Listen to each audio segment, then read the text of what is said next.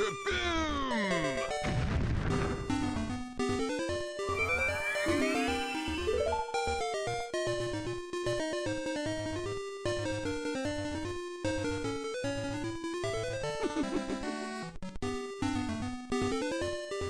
伝説、ムジュラの仮面。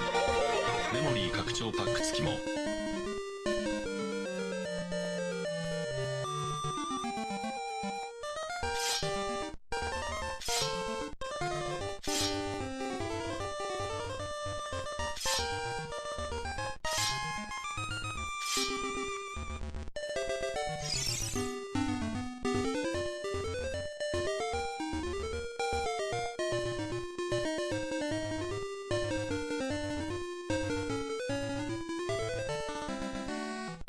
I'm pissed now!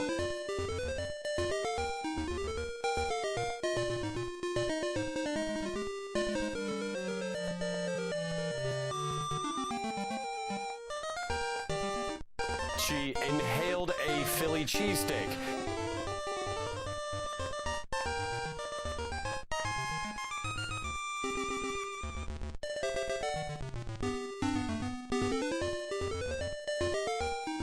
Oh my god!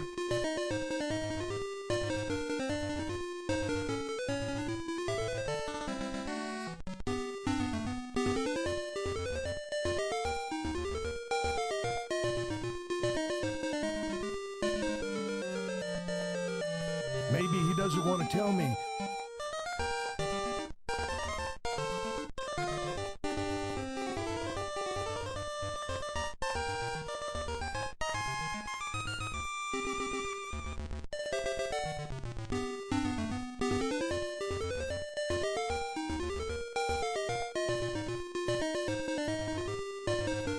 I don't like Mike Love at all. No. Because I don't like his attitude is too egotistical. Can't be around the guy. More 5 minutes around him, that's all I can take.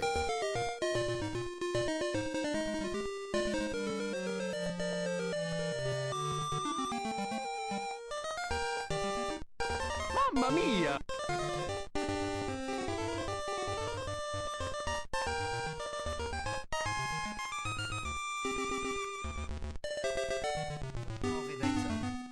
Hey guys, what is going on? Good to see you and happy Wednesday. Welcome to the Gaming Lifestyle Lounge. I'm your host, America's #1 online video game personality, Ben the Parvinator Parvin. Welcome guys, good to see you. How you doing? How's life treating you? How's this week going? Well, here we are, 9 days until Halloween. Howdy Dustin, good to see you man, welcome. Hope you're doing well and stacking up some wins on this Wednesday. Guys, we are here today. We're gathered here today to celebrate Legend of Zelda Oracle of Seasons, both by way of playing it, but first we're going to talk about it. I've got a segment for you guys, a good old days segment. I wonder if I should save it for a little bit. Maybe I should get into the game a little. We'll see how we're doing. Honestly, that's a good way to get folks around, you know. It's funny whenever I show the segments. You know, I think folks who are just like on Twitch and looking for a stream or something. It's like, what is this? What is this guy doing? Is he giving a PowerPoint right now? I don't understand. But yeah, what's up? We are going to be going into a good old days segment. I think we'll just knock it out here in just a bit. But yeah, we're going to talk a little bit about the release of this game, the hype beforehand, the development, the twisted tale of its development. This game went through a few major concepts before they really narrowed down what they wanted to do with it. Honestly, it's sweet that the game's turned out as good as they are, considering how sort of disjointed and how they had a couple of ways of, I don't know, they had basically a couple of scopes for this project that ended up just kind of getting totally redone. Yeah, we'll talk about that.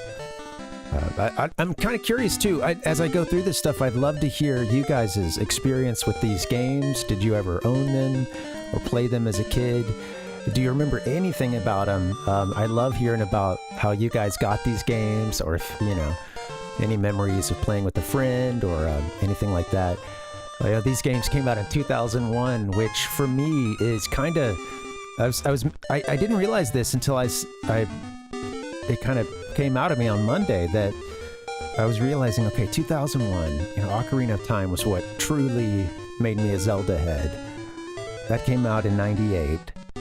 So we're 3 years past Ocarina at this point. I think Majora's Mask was 2000, I believe, so just a year after that. And this is, I think, for some of us, kind of peak Zelda excitement.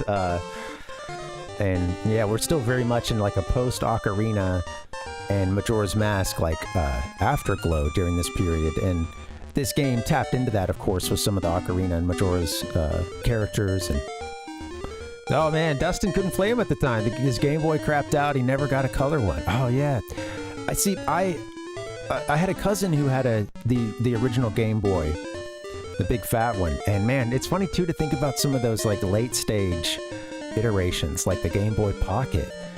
I remember this kid at church got a Game Boy Pocket and he brought it to school, and or rather he brought it to church one day, and I was like, oh man, I want one of these.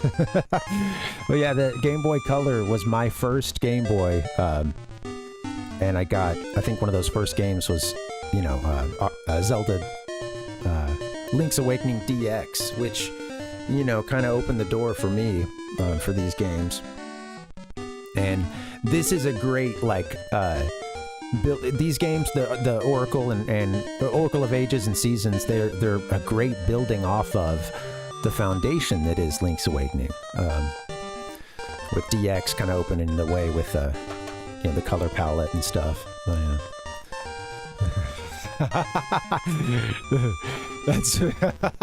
That's okay, Dustin.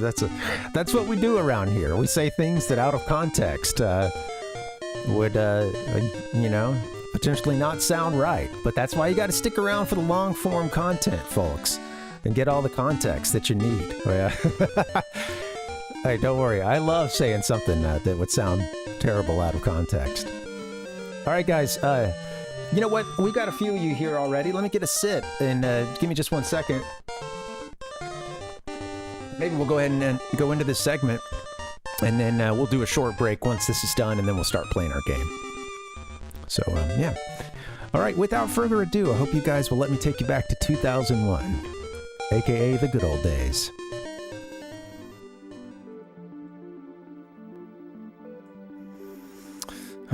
Okay, well, here we are, guys. All right. We're going to start with the release of these games in Japan, okay? We'll backtrack and talk a little hype as well, and sort of how these games came to be. It's a fascinating story. Honestly glad that this project got finished. Well, here it is. Here's some box art for the Japanese release. And again, this is a duology? Is that our word here? This was a kind of 2 games as part of one series released simultaneously. In Japan, they came out in February of 2001.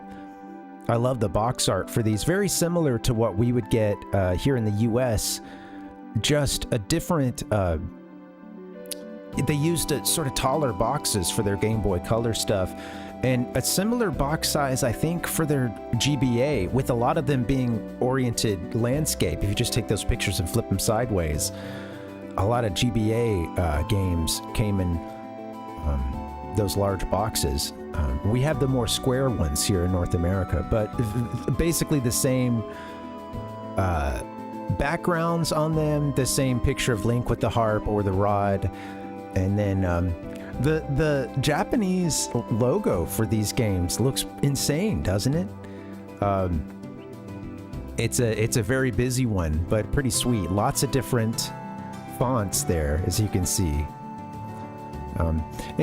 These games also, they really stood out on I don't know if anybody can back me up on this, but when you're looking at them on a retail shelf, just like the Pokemon games, seeing the 2 colors there really stood out.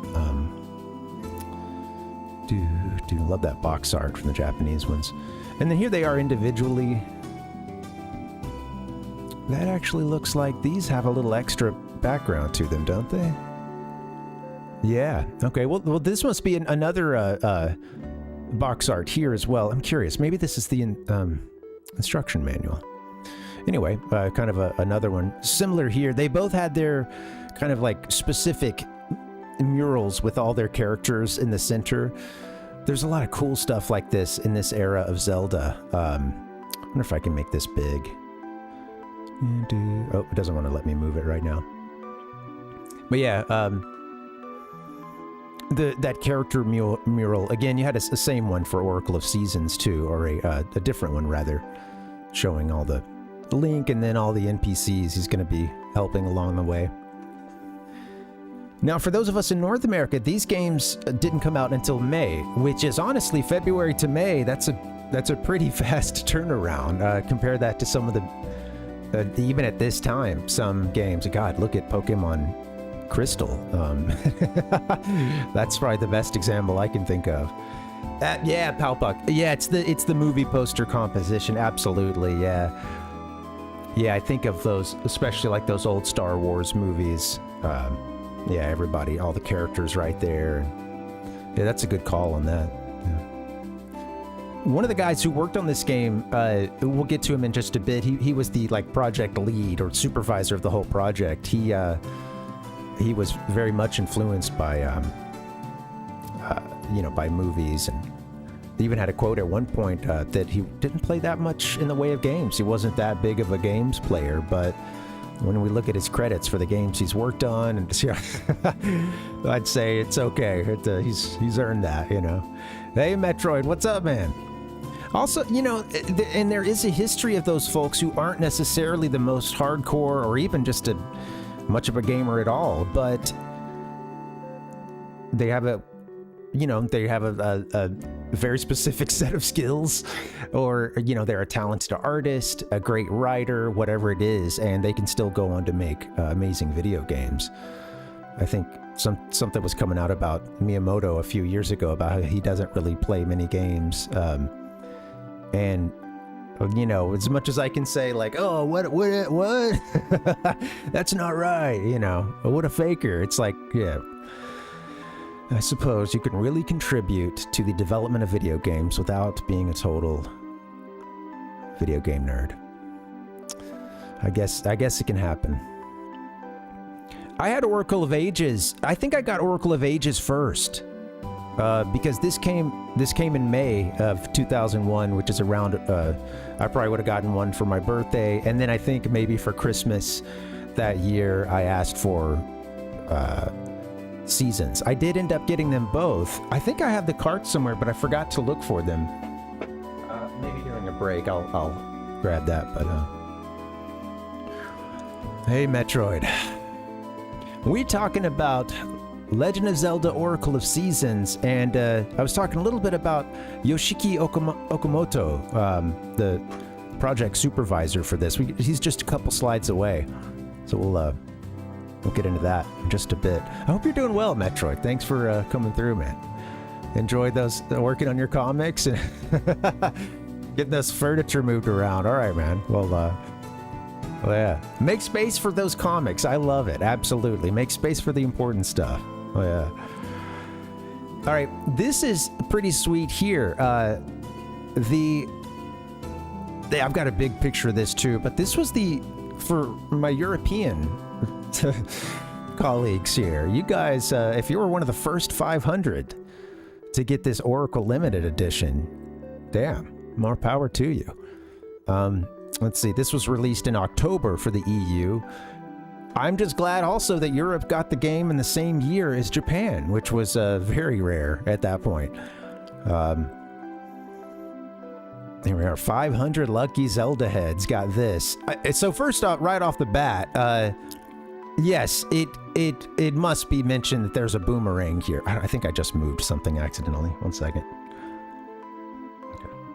I got like way too many elements on this page. Yeah, first off, I mean, you've got a boomerang. I think, oh yeah, that's just a little placard up there, I think. I don't think that's like the strategy guide, I don't believe. But yeah, you've got a boomerang. Oracle of Ages on one side, or, well, on one half, Seasons on the other. Hi, Francisco, welcome. You also had the 2 games. It goes without being said.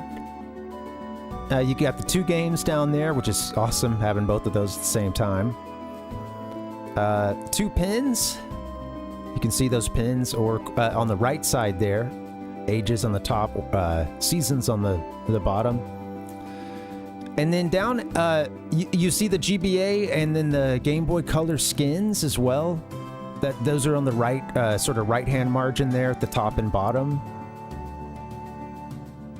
The skin. Any of you guys ever mess around with these? I don't know if I ever got like an official, or saw for myself an official skin for a GBA or Game Boy Color back then. That's pretty sweet.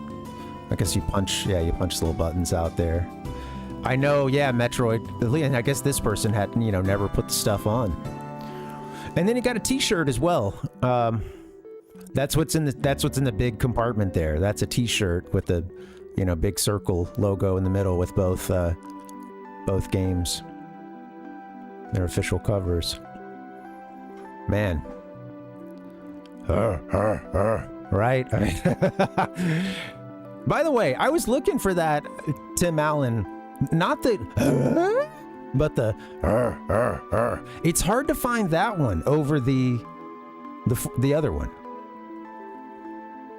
I want his, like, when he's holding a power tool and he's like, Anyway.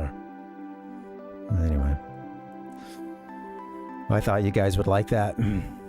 They do, Palpuck. Yeah, a little bit more about that. If maybe you can help me think of some of the features, because I remembered the Advanced Store, but I couldn't remember what else there was. What's next? He's a man of many grunts. Yes, Palpuck. Right. I'm curious what size the shirt was in. Yeah. Can I get that in a XXX? Well, this game was done by Capcom, which I remember at the time being surprised to both hear about this and then, I guess I'd forgotten about it and then fired the game up and bam, Capcom, right there. One of those first things you see when you first start up your Game Boy. Of course, as a kid, I was big into a lot of Capcom stuff, especially, I leaned the heaviest into the Mega Man, Rockman stuff, but as a kid, I remember being kind of surprised to see Capcom behind this. The project was supervised by Yoshiki Okamoto. He wasn't listed as the director, and I had the director's name. I don't think it made it into the presentation. I was working on something last minute and I had to just kind of move on, so I didn't get it done. But he was the project supervisor. And I wasn't familiar with his name, but I went to, see his credits here, and my God, I know that this goes kind of fast. I'll let it go a couple times, but I mean, Street Fighter 2, Mega Man 8, Street Fighter 3, more Mega Man games, Breath of Fire, Dino Crisis. We've only made it to the year 2001 now. There's the Oracle games, Devil May Cry, Time Pilot, early stuff, 1942, 43, which I loved. Yeah, the guy's got a lot of credits to his name. Many of these are as a producer, a supervisor. I think at a certain point, he's mostly doing this, executive producing and whatnot, but they had him to run this project. Now, at first, and this part is a bit murky. Some things said that the crew was first tasked just with doing a port of the original Zelda game. Other things said that they were told to do a port of the original Zelda and that they were going to be working on some original content. Either way, the first main thrust of this project was to make a port. Hey, Ichigo. Welcome, man. Yep. Welcome to the good old days. The first major thrust of this project, their goal was to make a port of the original Legend of Zelda game for the Famicom Disk System or NES. They were going to get that thing ported to the Game Boy Color. Now, I guess they quickly realized that this was going to be really problematic. apparently they start... one of the issues they ran into was a belief that modern gamers would find certain aspects of the original Zelda too hard or too obscure, you know, some of the secrets too obscure. Shut that window. We're talking gaming here, okay? Shut the fuck up. It's loud in my neighborhood. All right. Anyway. See, this is what we retro gamers have to go through, you know? Anytime we want to talk about our passion. Anyway, so yeah, they wanted to port this to the Game Boy Color, and yeah, Metroid, spoiler alert, yeah, they finally got it out for the GBA, but it seems like trying to put this thing on the Game Boy Color, they started to run into a bunch of problems. One of them, again, being that they thought that some of the design of the NES game and some of the secrets were a little too obscure and maybe too difficult for modern audiences, or wouldn't be as enjoyed by modern audiences. And then they also started to get into issues once they started to make changes to the map, because I'm gonna go to the top here.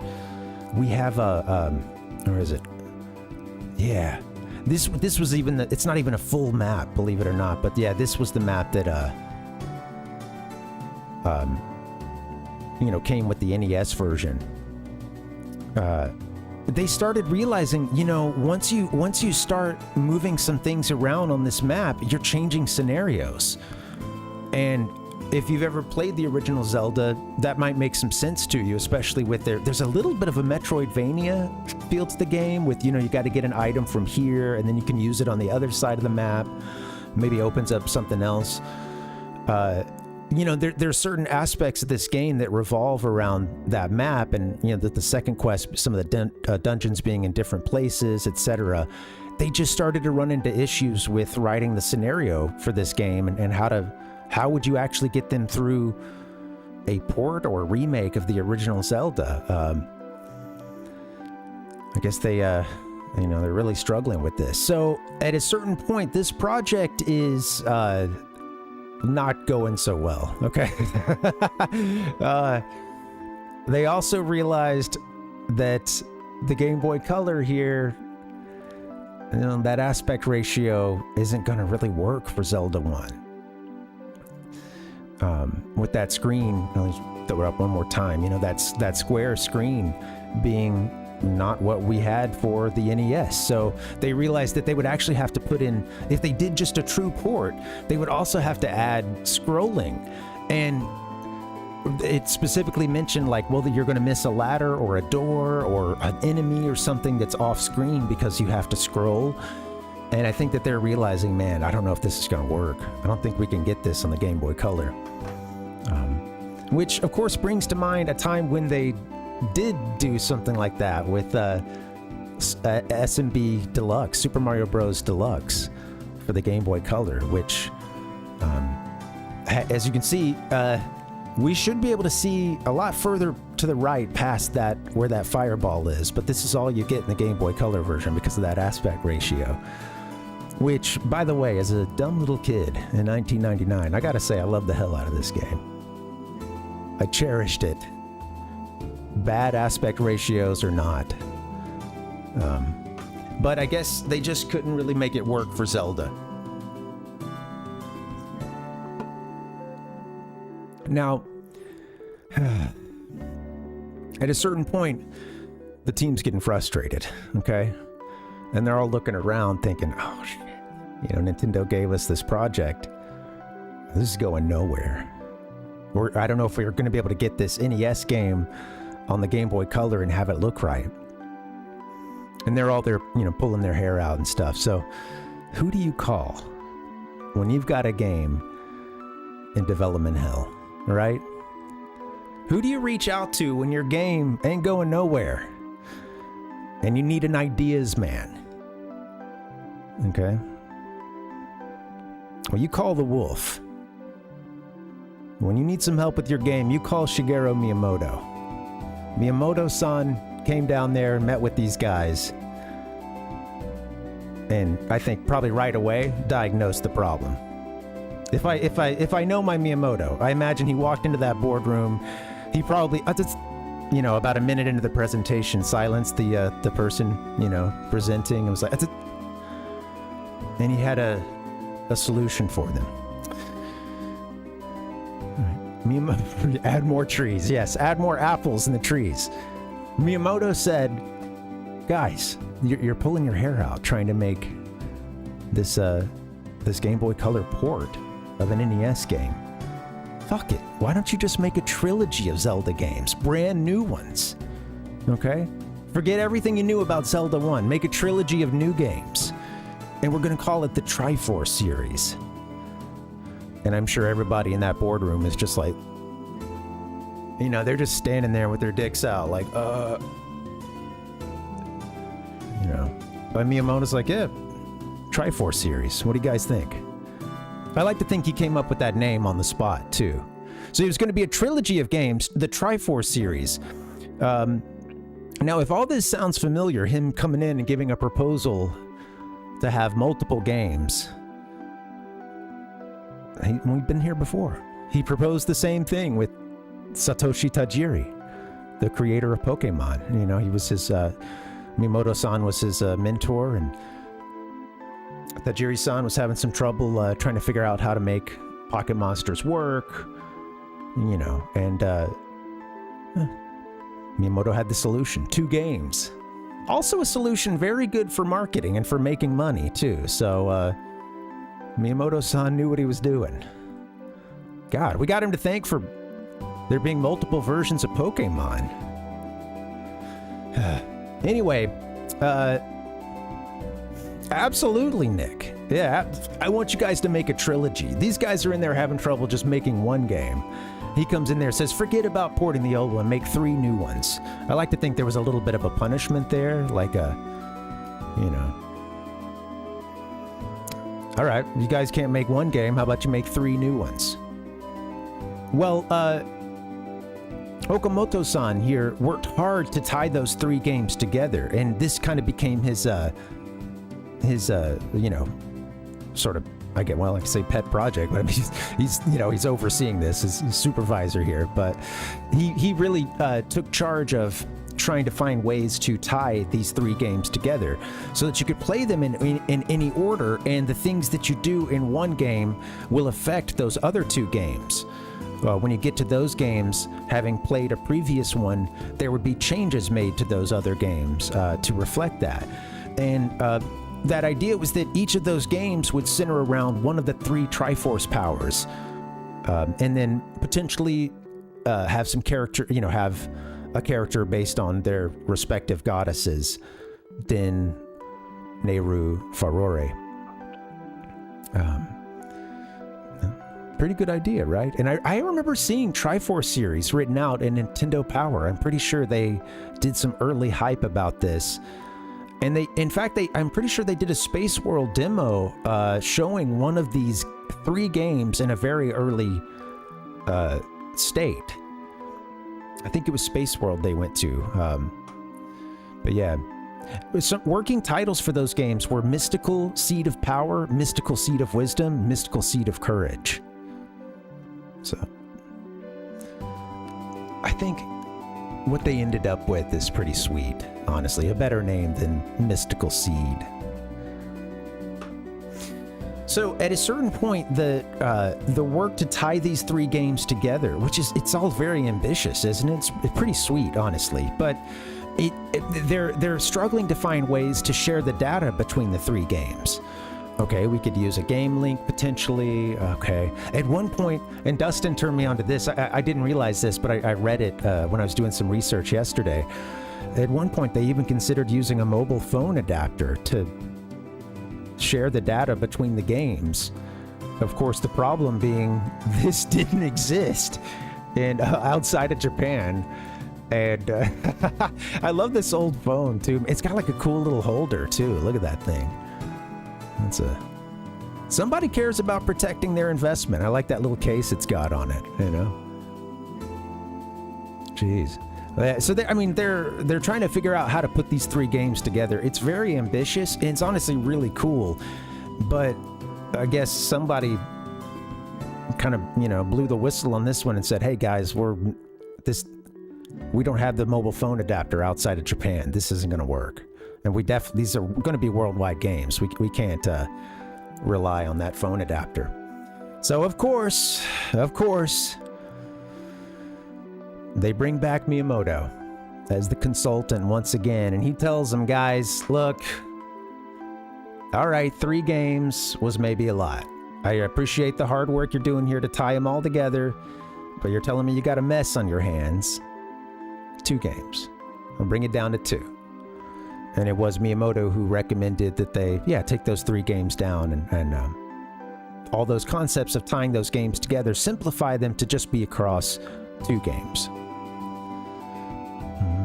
So you call in the wolf when you need some help, right? When you're out of ideas.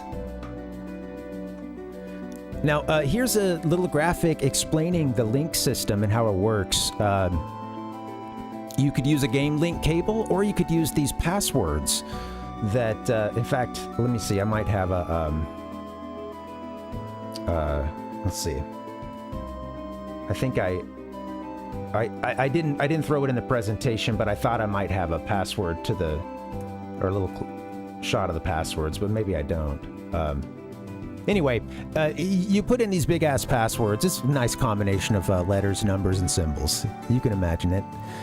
And you use that in order to continue your progress to the next game. All right, let me just give you an example. And this does a great job here. Like the little flow chart.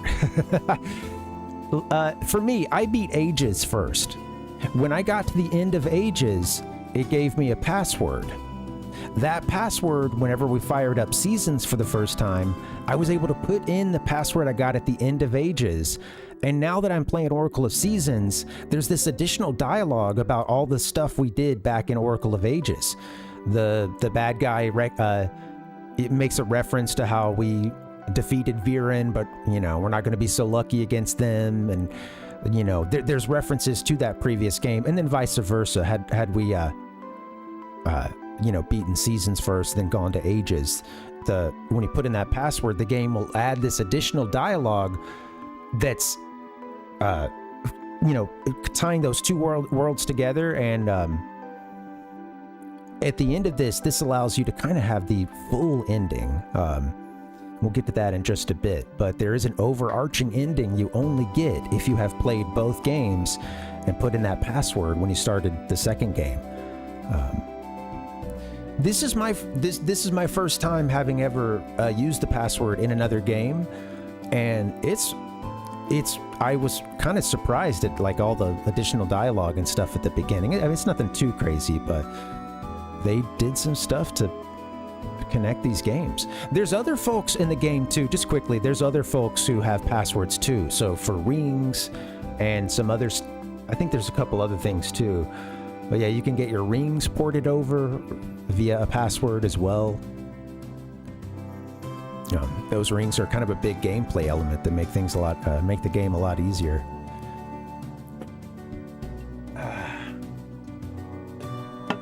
This art, huh? These are the 2 big baddies of the games here. So for as far as storyline goes, there's the 2 parallel narratives in these games. Again, each game is a full Zelda adventure. On the left, the one we're working on, it takes place in the world of Holodrum. This is Onyx. Onyx, the Iron Knuckle. Pretty sweet art there. And Onyx has basically put the seasons of Holodrum into total chaos. So you're in winter, you take 10 steps, bam, you're in spring. There's no rhyme or reason. Everything's messed up. On the right side, we've got Viren, the Sorceress of Shadows, which is, if anybody's looking, if you're still needing a, Halloween costume, I mean, shit, you've got 9 days to pull this one off, but damn. There's an example for you. That one would also probably look pretty good on Project Runway or something. RuPaul's Drag Race. But Viren, the Sorceress of Shadows, has possessed Nehru, the goddess, and wants her black tower built. this Black Tower. This one's kind of fun. I won't go too much into the storyline, but she goes back in the past and even defeats one of the Deku Tree analogs that are in these games. And yeah, there's an element of time travel there. Where she's going back in the past to enslave this whole population, to have them toiling away to build this Black Tower. And over the course of the game, you see that thing getting built. Oh yeah, right. Well, that's a good question, right? If we've got an iron knuckle, what do we have on the right? Yeah, maybe she is a bit of a wizrobe. I can't help but see almost the Sheikah eye on that lower part of her dress. Maybe there's more to Viren than meets the eye. Now, when you connect the two games, you get to the end of that second game. Well, it turns out there's a big baddie behind the whole thing. And I don't want to spoil this for anybody, so I've just given a silhouette of that big baddie. I know you probably can't guess, so just a little hint, but the name rhymes with cannon. And they are, in fact, the big baddie behind Viren and Onyx. But you only get to fight against them if you connect the two games and you make it to the end of that second one. Hey, by the way, I'm pretty sure in Nintendo Power, they even gave I was inspired by something I remembered as a kid, where they showed a silhouette of this guy whose name rhymes with cannon. And it's Clefairy. Who's that Pokemon? Come on. I'm pretty sure Nintendo Power did a similar gag here with the showing a silhouette. Like, who could it be? Oh, who's behind it? But yeah, we'll get to fight this guy when we get to the end of this game, since we've beaten the previous one. All right, moving on, guys. In the two games, gimmick is not the kindest word here, but every Zelda game tends to have a new gameplay element. If you want to say gimmick, sure. In this one, it's wielding these two mystical items here. The Rod of Seasons on the left, and then the Harp of Ages on the right. Rod of Seasons helps you control seasons. You'll see how that plays out in a bit. And then the Harp of Ages lets you transport through a few different time periods. I believe 3 or 4 3 time periods, I think. I can't remember. And then from the instruction booklet, we've got this just a little gameplay example for you. All right, Link walks up to an impassable lake, but if he swings the Rod of Seasons, which he can do by standing on a stump in the game, if he swings that Rod of Seasons and changes it to winter, then that impassable lake freezes over, and he can walk over and he can get that little treasure chest there. I know it's a little small for you, but this stuff makes sense. This tool, and as you can imagine, the Harp of Ages are used to open up all these different parts of the map. And each map, well, I should say the map is broken down. It looks different between those ages and between those seasons. Here's an example of that, right? Just one area, one little grid on one little square on the map grid between all 4 seasons. Pretty sweet. In this game, Oracle of Seasons, we're going to be collecting essences of nature. Got to get these 8 things here. In Link's Awakening, it was instruments. Now we're getting essences of nature. 8 of them hidden throughout Holodrum that possess special powers. Of course, 1 in each dungeon. Now, in terms of gameplay and graphics, this game pretty much picks up right where Link's Awakening DX left off. It looks and handles like that game, which of course was the color remake of Link's Awakening.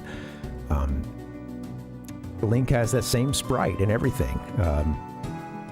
You're going to get a lot of visual deja vu if you've played Link's Awakening or Link's Awakening DX. But this game puts even an extra coat of polish on top of that.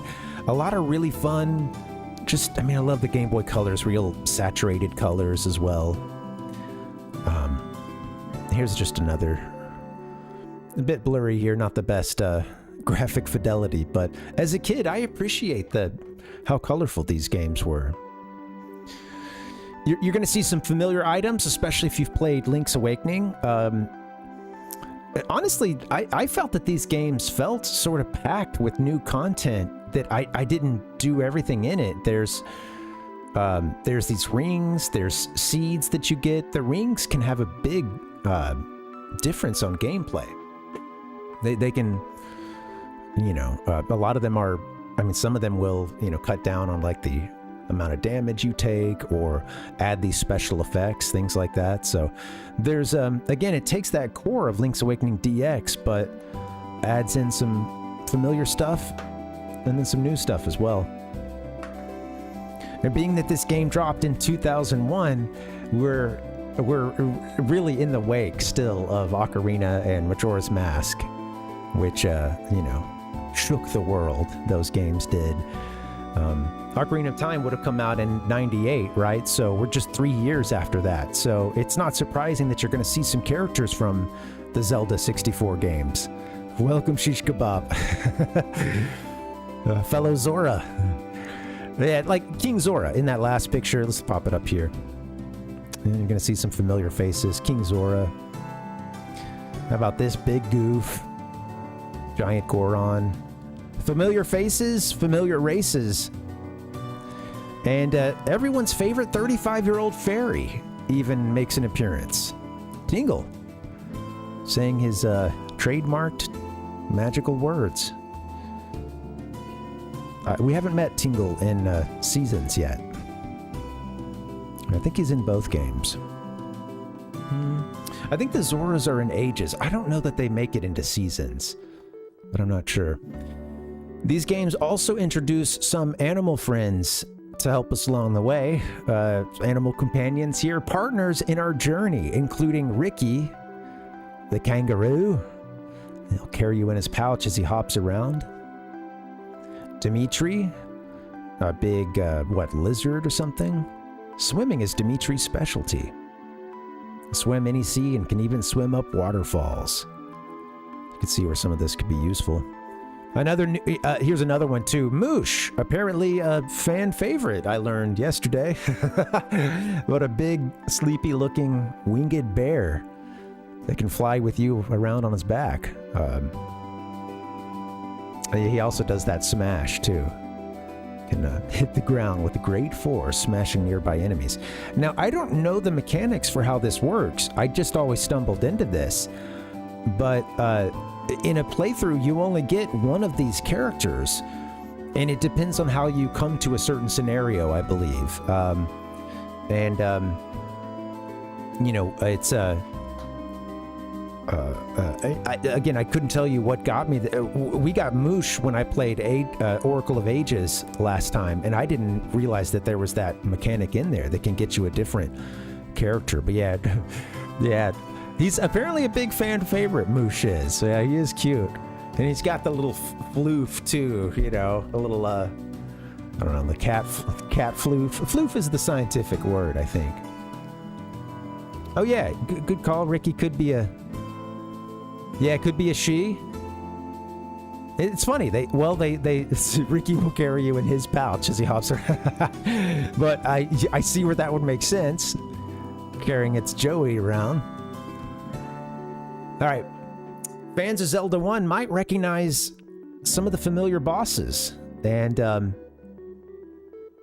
some of the dungeon layouts even. That first dungeon. Even like where it was on the map, and then its layout looking like the eagle that the first dungeon in the first Zelda game was. Look at this guy, right? Aqua Mentis. This is our fight from Monday.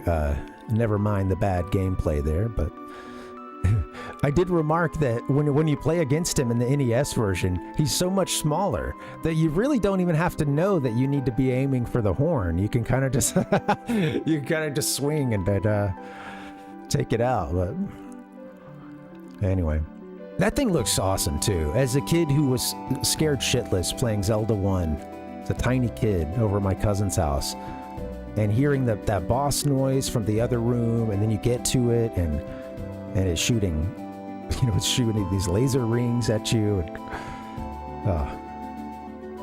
fun stuff. So why is that stuff from Zelda 1 in there? One more time, right? Pop that up one more time. Well, of course, this is because these games started as a port. It started as a port of the original Zelda game. And some of these elements were kept in here. Now I'm curious, they use the word port a time or two. I wonder if at some point they started, we would use the word remake for what they, what the project turned into at one point when they're realizing they're not going to be able to do just a direct port over. I'm kind of curious to what extent did they start working on a different boss model for this guy, for instance. Was that before or after they changed to being the, Zelda Triforce series or whatever? Either way, it's cool that some of those elements from Zelda 1 get put into Oracle of Seasons. Not many made it into Ages, but one other one that made it into Seasons. Remember the old men? Or old man? The sword. Did you get the sword? I mean, there were several of them. This is one old man telling you about another old man behind a waterfall. Well, the old man is in Oracle of Seasons. He shows up a bunch. Giving you hints. We found this guy towards the top part of the dungeon, I believe. Same place he would have been in the original Zelda game, or maybe that was over to the west. I can't remember, but they are Ichigo. I always thought that was cool. Yeah, hearing the boss like a room away, and Dragon Quest 3 did some of that when we played it the other day, and it gets you pumped, right? Well, so I'm curious if you guys remember any other. I didn't get a time to I didn't get the time to really look more into this, but there were some features that they worked on that were going to be available if you played this game on the Game Boy Advance. So at a certain point, they're worried about this game, that it's going to be bumping up against the GBAs. Let me back up just a bit. All right. First things first, they decide, hey, we want to add some enhancements for if you're playing this game through a Game Boy Advance, which is on the horizon. However, this project took so long that launch of the Game Boy Advance was really coming up. And at a certain point, they said, shit, we got to scrap all the enhancements for GBA. Take that stuff. We don't have time to finish it. We need to just make the Game Boy Color and then that's it. Well, GBA got delayed. So they decided, all right, let's do those GBA specific features. One of them was known as the Advance Shop. And I'm pretty sure I usually played this game. At this point, I'm playing a lot of these Oracle games on my Game Boy Advance. Once it came out, that was how I, once the GBA launched, I think that's the way I'm playing most of my Game Boy Color stuff. I'm curious if there were, what else was a GBA specific or GBA exclusive feature, but it's kind of sweet that they were able to add that, honestly. And I don't think you're really, those folks on Game Boy Color, I don't know how much you'd truly be missing if you had to play it just on Game Boy Color. Yeah, Ichigo, that's a good question, especially considering how much of this series plays with the hero's journey, Well, all right. Here it is, right? I'm glad that these games made it out of development. I like this mural here, too. I appreciate that these games made it out of development, especially considering that the scope of it changed a couple of times, and that it was Capcom doing it, and not Nintendo themselves. Quite a journey from that original idea of porting over Zelda 1 to the Game Boy Color. Now, you guys called it earlier. We did get a port of Zelda 1, the original Legend of Zelda game. We did get that, but for the Game Boy Advance. And that came out in 2004, a few years later. Anybody played this one? I read that it deals with some issues as well with, like, you know, aspect ratio, and I think it's all kind of crunched down a bit, and I think better than Game Boy Color since you've got a wider screen. But do you guys remember that they released a bunch of NES games? Man, it's funny because, like, Game Boy Color into Game Boy Advance was also like one of those first real hey Steve, welcome. It was one of those first real periods where Nintendo was marketing on Nintendo nostalgia. And Game Boy Color, you know, with Super Mario Brothers Deluxe and stuff, and then you get into the Game Boy Advance, and then they're porting over Mario 3, Super Mario World, stuff like that. And then this classic NES series here, where a bunch of old NES games got re-released as a GBA game. I think they were like $30 a pop or something. It was a little price. I think they were a little cheaper than like a regular GBA game, but were, you know, a little bit pricey considering you're getting an older game, but on the GBA. Yeah, there it is, right? I had one like this, and then I got the GBA SP too at a certain point. But yeah. Hey, by the way, look at this. This is the art for the Famicom Mini version. So in Japan, rather than calling it like the classic NES series, they had the Famicom Mini versions of these games, which this is kind of crazy. It was it 20, Palpuck? Okay, thank you. A regular game was regular GBA was usually 30. Sometimes more, sometimes $39.99, and then okay.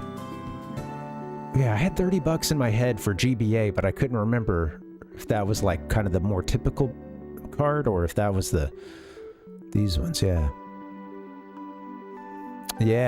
definitely, Nick, right.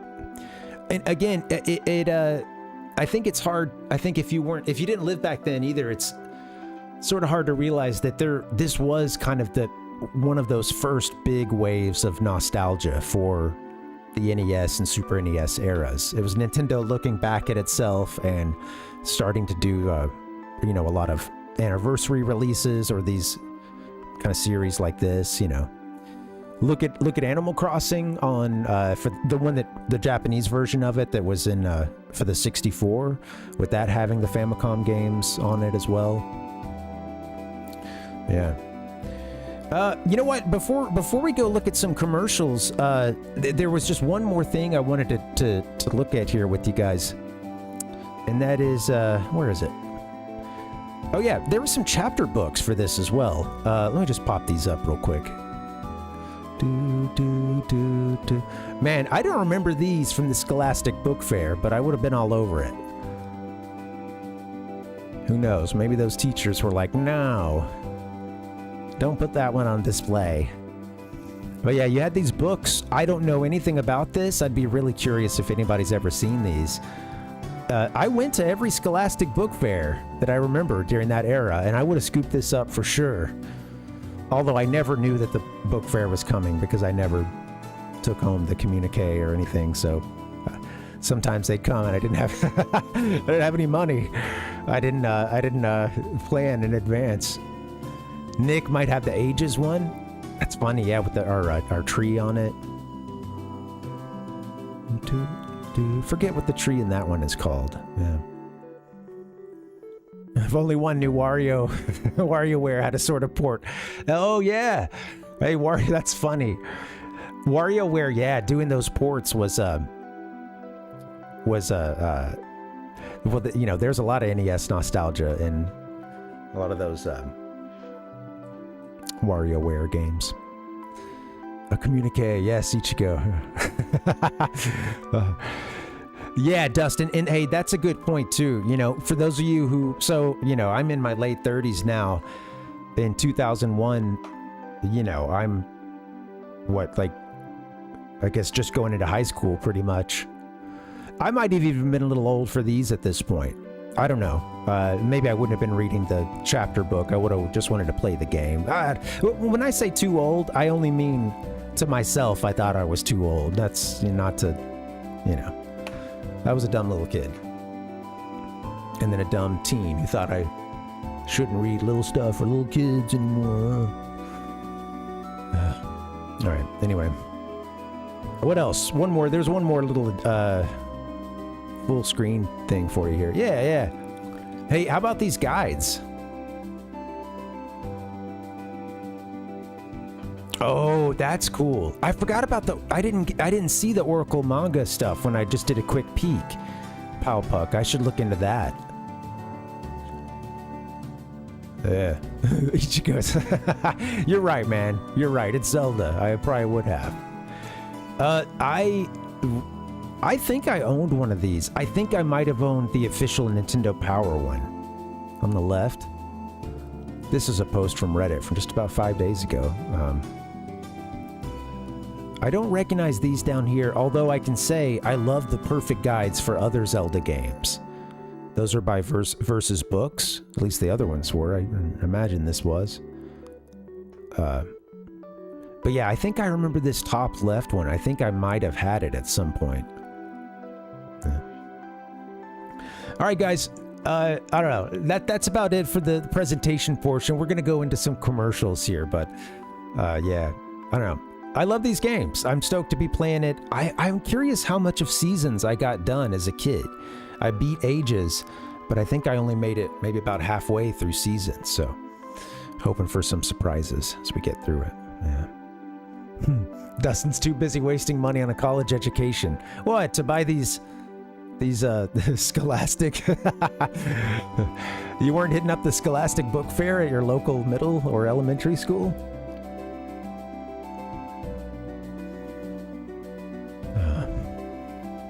Man. Something, I will say, going into these games has had me in a place of nostalgia that feels a little different than it does sometimes, just because I think I can remember some aspects of this era quite vividly, and the hype that I had for these games and reading about them on Nintendo Power, and it's 3 years after Ocarina of Time, which was the one that really fired me up, got me hugely into Zelda. And then at that point, it's going back and playing everything prior to that, and then having a huge appetite for any new Zelda for the next several years. And I think for some of us, this was kind of a peak excitement time, at least for me. Yeah. All right, let's take a look at some videos, shall we? I've got something for you. We're gonna be watching two videos. Quick credits for you here. First one is from Vinny64, compilation of commercials from both games from around the world, and then the second one, Japan commercials for you too. Ironically, these are actually a couple of great North American commercials that weren't in that first compilation.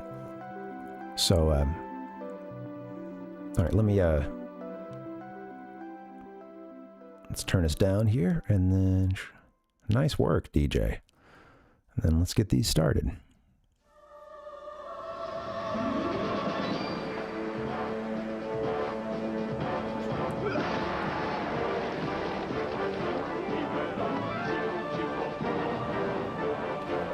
You'll see some of this 3D animation a couple times across a couple of ads. Pretty sweet, honestly, for 2001, is it not? I mean, Game Boy Color in an adventure too big for just one game. Rated E for everyone. Get into it. adventure too big for one game. Puppet Link.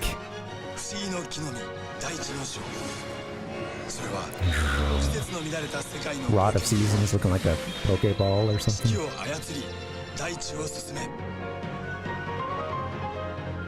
Showing the Aquamentus fight.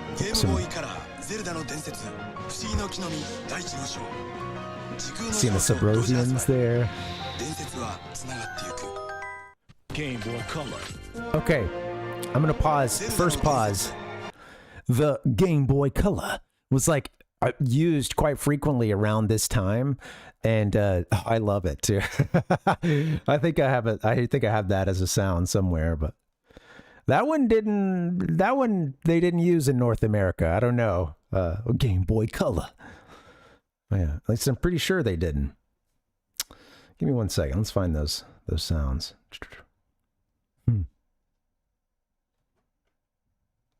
Oh. Oh. Play. I want the guy saying Game Boy Color. Again, more puppet link action. This music's great. This version of.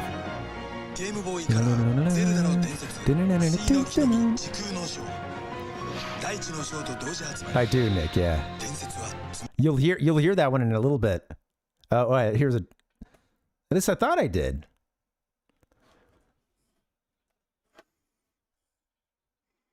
I'm gonna add it in right now. You know what? Let me just play this for you guys while I work on that. Game Boy Color.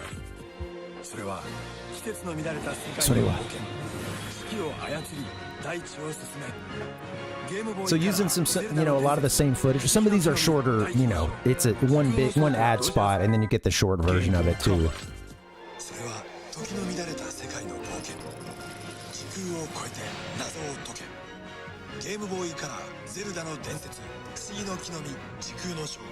Yeah, I got it now.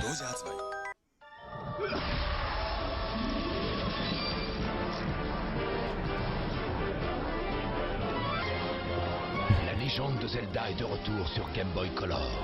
Dans une aventure tellement énorme. Oh yeah, there's our French one. Sur 2 jeux.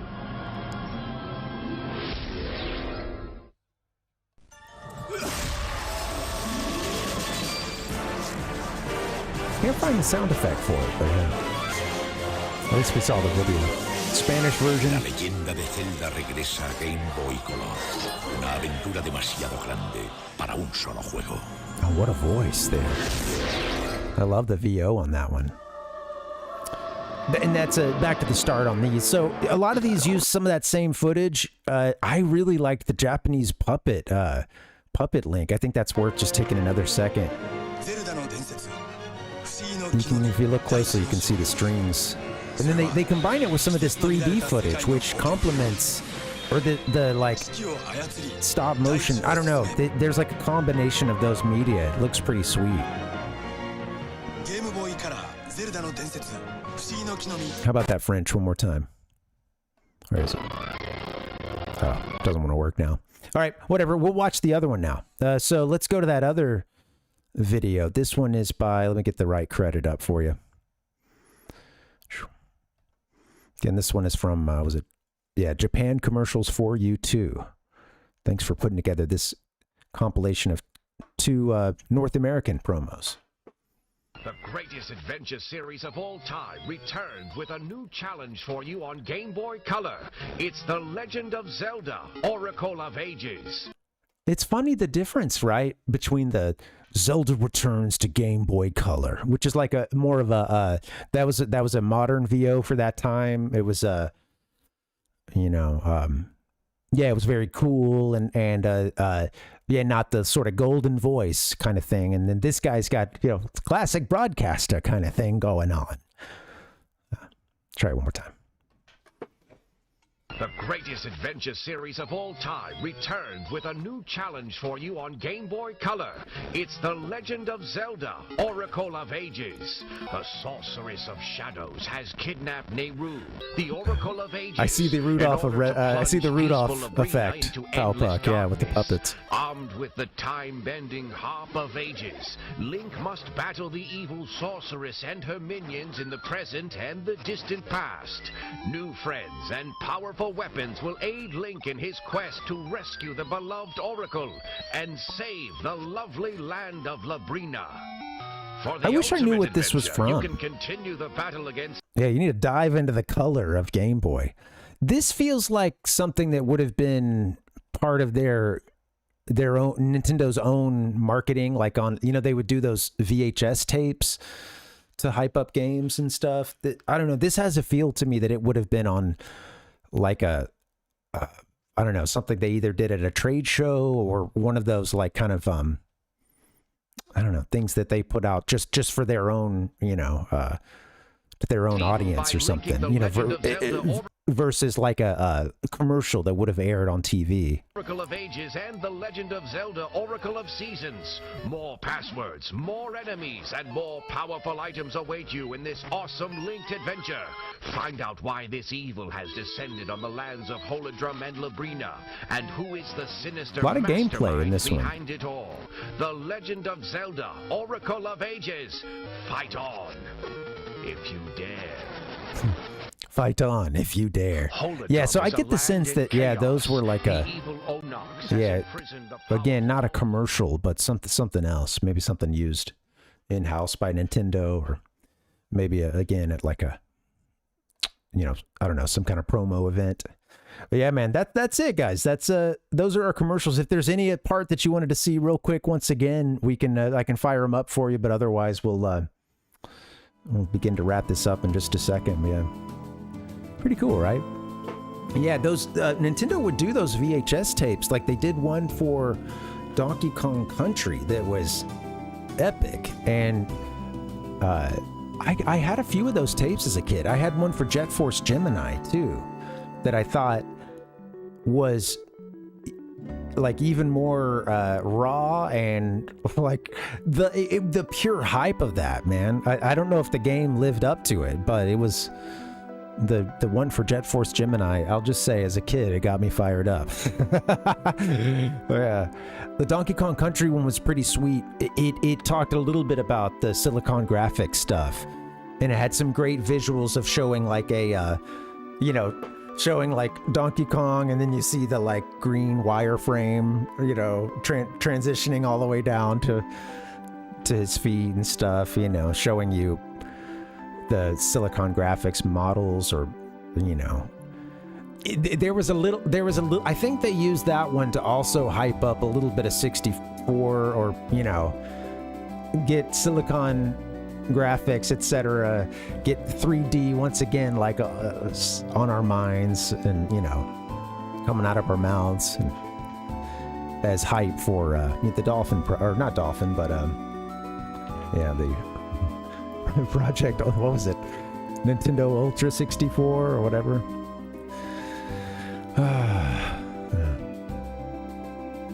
Anyway, I appreciate you guys. Thanks for hanging out here in the good old days. I'll go back to this one real quick.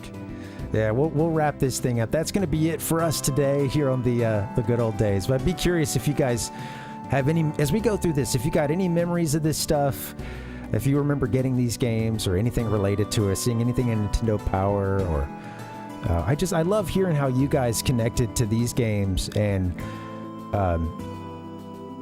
for me it is about the games, and then it's fucking cool how by thinking about these old games and considering our experiences with them, it's like you open the floodgates to just all the context of your life, your friends, and this is the Gaming Lifestyle Lounge, all right? It's about games and all things game adjacent, which is the entire universe. All right.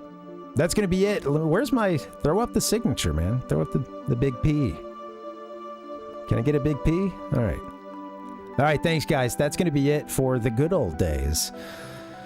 I think we could use a little break after that. Ryzone, how you doing, man? Welcome. I hope you're good, buddy. Welcome. Happy Wednesday. Guys, when we get back, we are going to play the Oracle of Seasons. Yeah. Again, we don't just talk about the games here, although we like to do that a lot. We're going to play them, too. I took these Polaroids myself. Came out nicely. All right. Yes, let's get a little break in, then we'll play the game. All right, guys. Man. All right, I need a transition. I'm going to get out of here. I'm going to take a few minutes. When we get back, we'll play some Oracle of Ages. We're only one dungeon in, so if you haven't seen the beginning, you haven't missed too much. Yeah. BRB, guys. See you soon.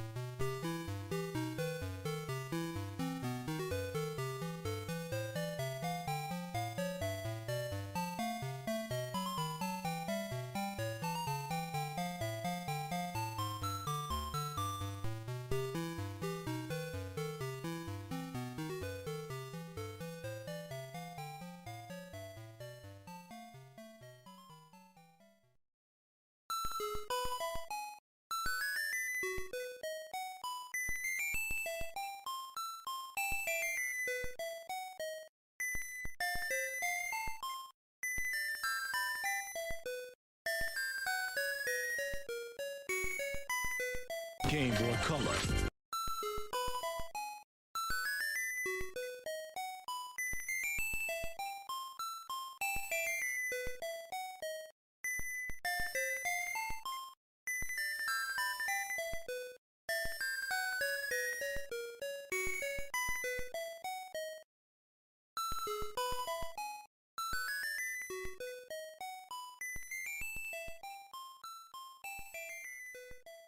Strong men also cry.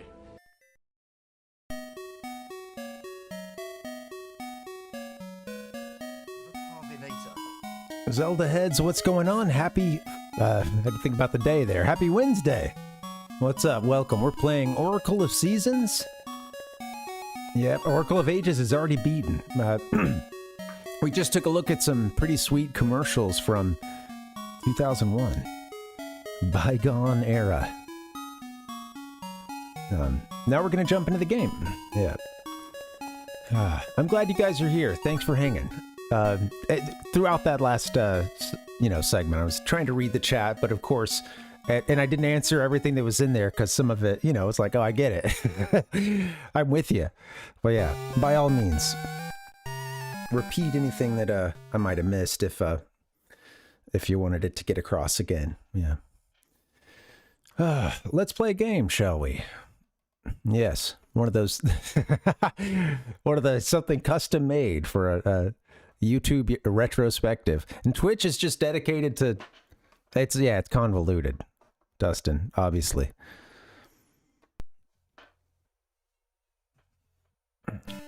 My arm is cut off.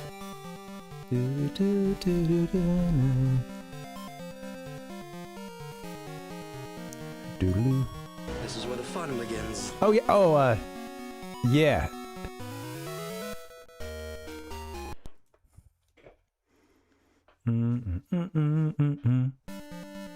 Or the intro to the whole stream. What did you guys think about this animation? And what do you still think? I will tell you what I thought in 2001. And I did not like this part right here. Again, I kind of wish they would have just maybe given us a still frame there of Link on the horse. We didn't need the that particular animation.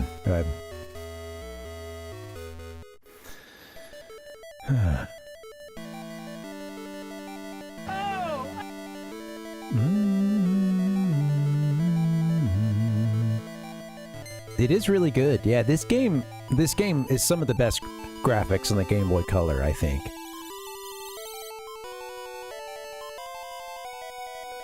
And cool that it's all, that it's built off of that base from Link's Awakening. And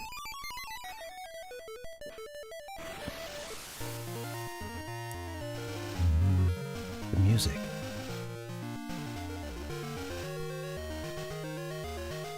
Oh, I clicked on Ages, didn't I? Whoops. No, I clicked Seasons. I guess I was expecting a red sky. I think maybe Ages has sort of a reddish sky, so that you get the blue pop of the Oracle of Ages logo. Okay. Oh my god. Man. Alright, let's play. Is this controller gonna work or what?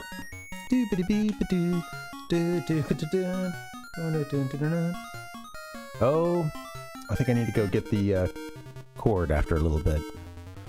Well, let's get a few minutes of gaming in.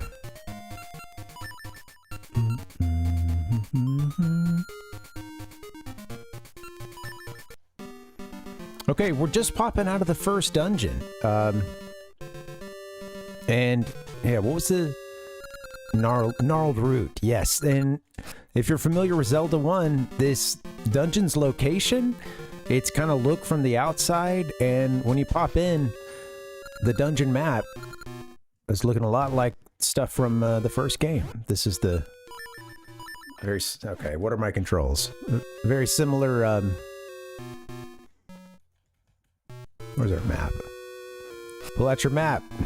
Maybe select. Yeah, the eagle, right? Wasn't that like the first level in Zelda 1, I believe?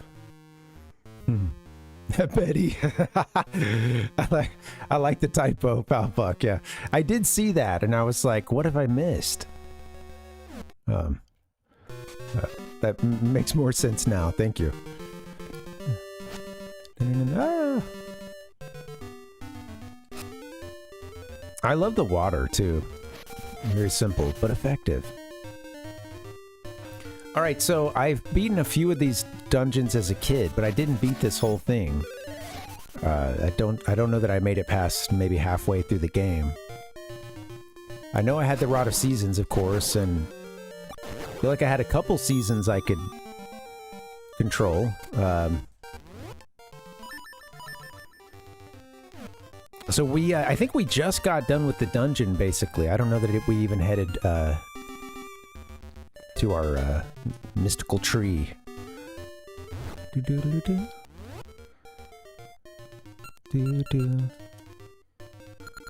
Talon and Melon's house. Okay, still don't know where everything is. All right, we're gonna go south.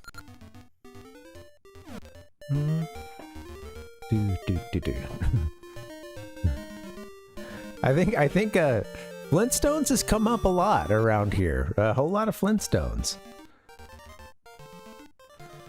I don't think I have any Flintstone sound effects, so, you know. Dang!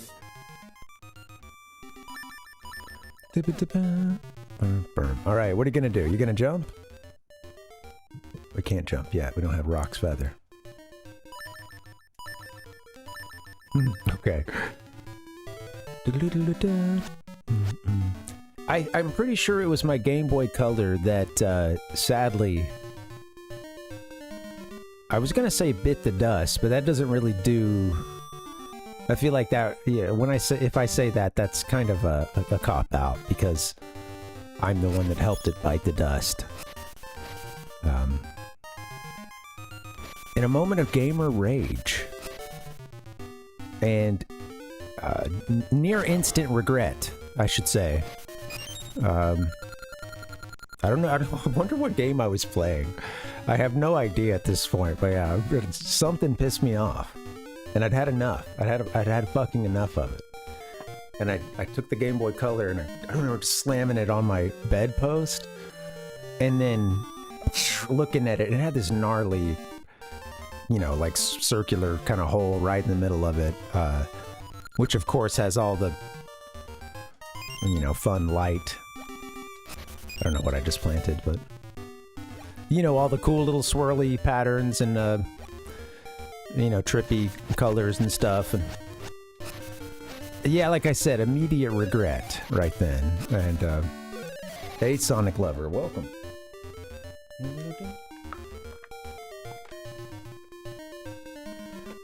R.I.P. to the Game Boy Color. Oh, yeah. I don't know, collector... Oh, the, Oh! Could that be what that...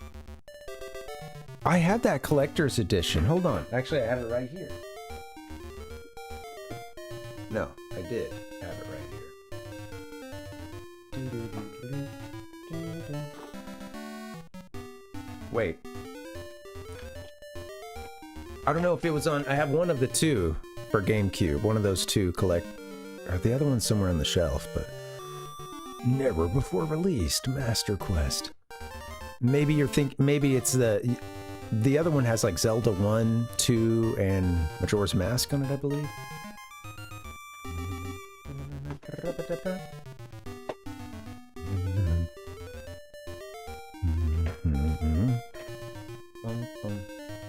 Gary, I don't think you're... Or maybe it's a site-wide ban on Twitch. Yeah. Ancient Echoes also had a moment of rage too, yeah. Donkey Kong Country 2. Oh yeah. I bet. Yeah, I never played those ports that were on Game Boy Advance. Were they any good? Poggers! They did straight ports of them, right? But then there was also like there were Game Boy and Game Boy Color versions of the games. There's one that like followed I don't know, it's weird. I also remember like some Game Boy Color games that they weren't a total port of you know, those Donkey Kong Country games, but yeah, it was, I don't know, it was a play off of them, and they had you know, kind of a downgraded version of those visuals. I had one of those. I had a yellow one, Donkey Kong Land.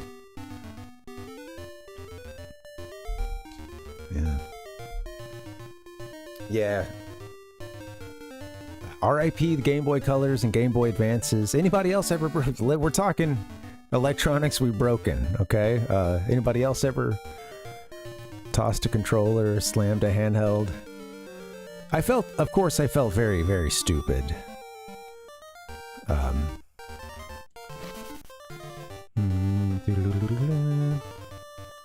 And I think, I don't know that I ever let the parents know about that one. I think I might have gone to dispose of that Game Boy Color myself. I'm not sure. In fact, to try to hide it. I don't know. I remember some stuff about that time better than others, and I think I've tried to block this from memory.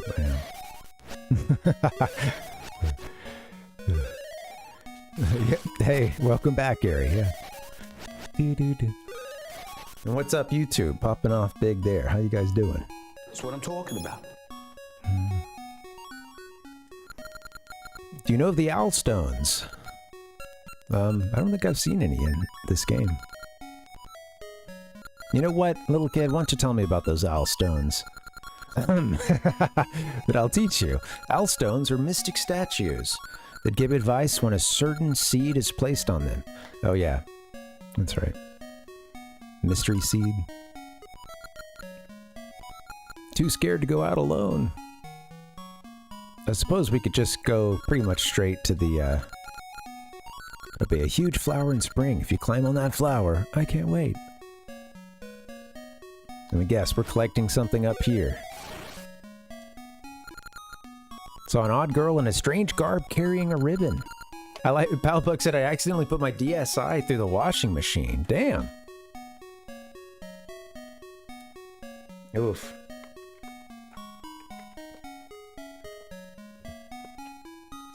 You know, I don't have to ask this, I don't think, but I'm guessing it didn't make it. Yeah.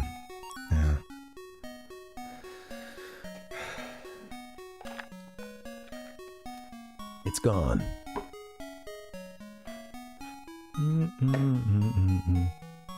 Rhizone accidentally stepped on a Kirby's Adventure cart in the dark. So one, that's an ouch in two ways, right? It just probably broke a game, and then two, you stepped on something in the dark, you know? God. Dun, dun. Oh man, that sucks. I almost, in situations like that, Rhizone, I almost wish it just would like be, you know, entirely broken, and even structurally broken. You can just see it, you know it's gone or something, versus the tease of it. You know, maybe it could work. Go see the jeweler, Vasu the jeweler, and he's in both of these games. Oh yeah, we've got our bird tutorial here. I gotta admit, as a kid, although I read the instruction booklets, I was gonna mention this earlier, with these games, I had a sense that there was a lot to it, like, and that it was a little over my head. I don't know if I had a strategy guide, or if I just borrowed one, but one of them looked familiar when we looked at them earlier. But I don't think I'm like 100%ing Ages, the one that I beat. And some of this stuff in terms of rings and etc. I think, you know, still a mystery to me to this day. Or I think at the time it was like playing Pokemon Gold for the first time and just being like, oh damn, there's like a lot of stuff I can do. I don't know. A lot of like stuff outside of just the main storyline. If you want to put a lot of time into breeding Pokemon, if you want to... If berries are your thing, sure, go for it. So on and so forth. And I remember at a certain point just being like, I don't want to find another berry. I want to continue the story. But I was an impatient, Pokemon trainer back then, so.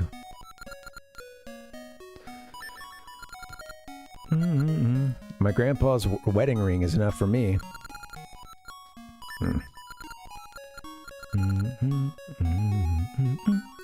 Yeah, well, Ancient, it is really cool what they pull off with this game. Honestly, Link's Awakening, the sort of base platform for this is kind of insane when you think that game is on an original Game Boy. And I first played it through Link's Awakening DX when I got my Game Boy Color, which was like, I guess, my first Game Boy. But a great way to play that game too, and really kind of like set the aesthetic foundation for this game. Yeah, and it looks really good. Like both these games and Link's Awakening, I think it's some of the best looking stuff on the Game Boy and Game Boy Color, honestly.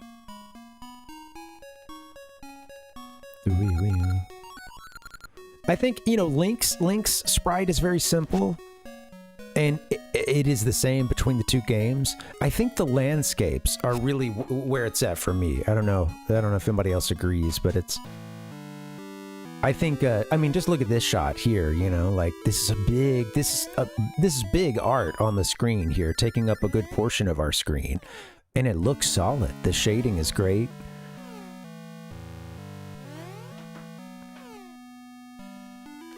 It seemed like the games were pretty well received for the time. They sold well and, generally well reviewed. The Wikipedia article mentioned some reviews mentioning some of the sound design being great, and then some of it being very Game Boy basic, or, I think they even mentioned something about beeps or something, or boops. One or the other.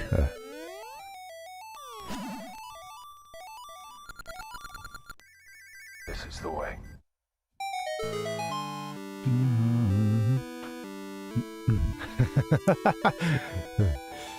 Go see the you gotta see my buddy, he's a jeweler. Rizo, he'll cut you a deal. Go see Vasu. What, Gary?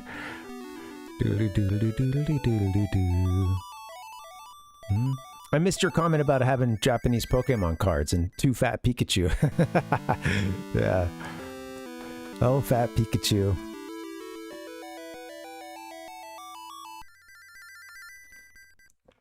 Just a big, round, chubby mouse.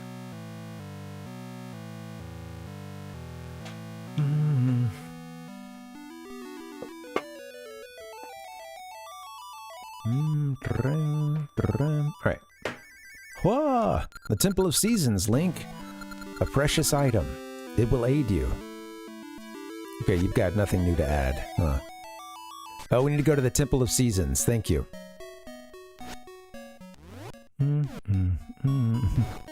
Nothing new to add because you've already told it to me.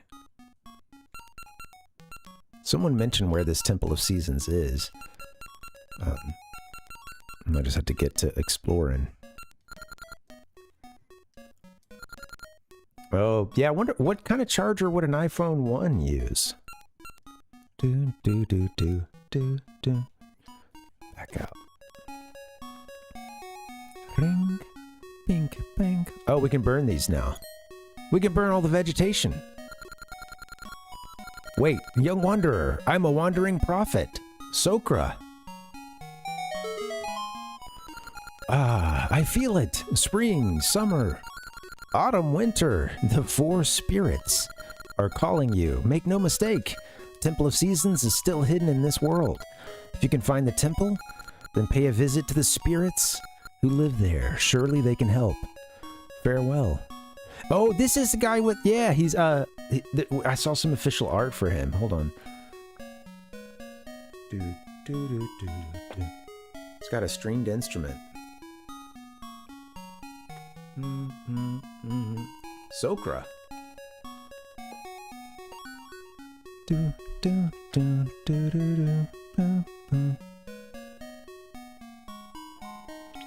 was special. Here you go, Gary. There's just a few. It's on. Oh, right. It's only for the currently only for the Twitch side. I'm trying to figure out how to work it with both, but you know what? Give that guy a nice fade out. Come on. How many strings he's got? 5?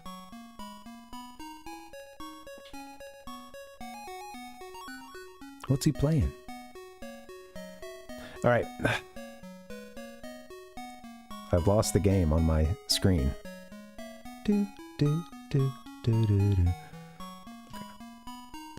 Ah! Burn all the vegetation. You can burn small saplings. Just be careful with the flame. I like that little kid right there. Oh, he does look... Has he got a Moby vibe to him? Let's see. Oh! I wonder if he sings any like Mikau, you know? What is it? There's one like, yay! Or something. Oh, God.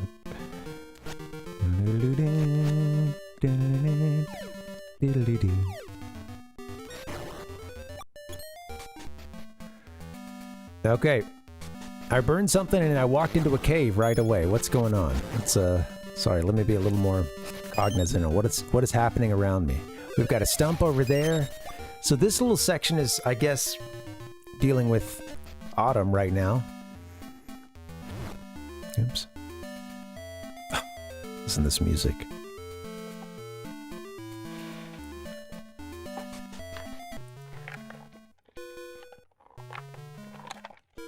I'm trying to get all this coffee down immediately before it's too late to drink coffee.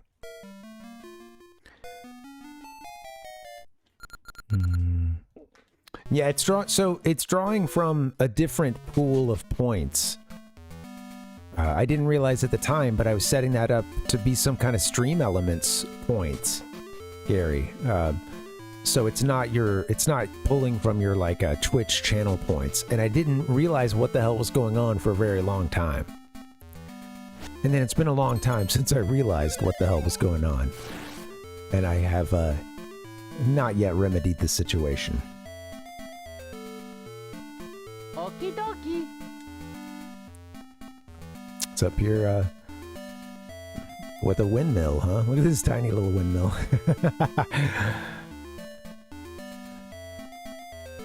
Talk to me, baby. Go around, go around. If I could just oil it, it would go around more quickly.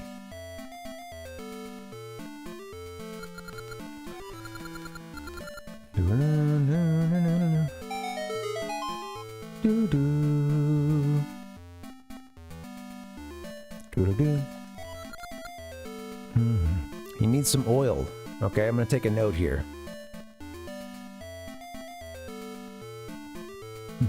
Windmill.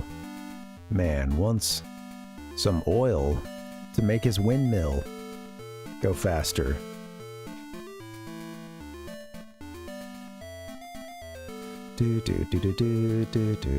I mean, you know, I suppose it makes sense. I love that, you know, I love that. I like the prospect of just like, I can't, you know, I can't get it myself. I mean, Link does have to acquire some basic items for people throughout these games. I guess it makes sense. He's essentially having to like run, you know, like,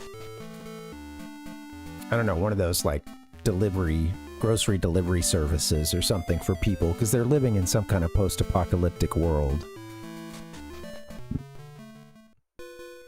And he goes around to do all the shopping for basics, like this guy, he, you know, needs some oil.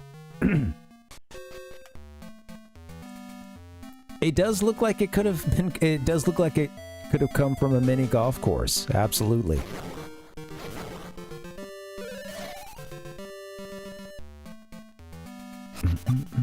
Maybe that was a, you know, like we smashed our Game Boy Colors or whatever. He got so pissed off at some mini golf, he just came over and just uprooted the windmill and walked off.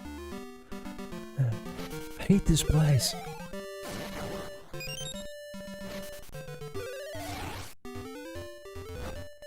I like the autumn colors we've got kicking off here. Take that, P-Hat. Everything else.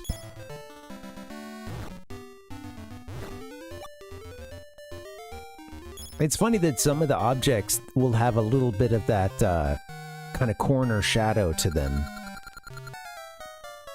It's horrible. A temple. Like, fell into Subrosia. What's a temple? Yeah, back to basics here. What is a temple? They've got a key. Subrosia is a secret place. I must return in secret without being seen. Okay. NANI?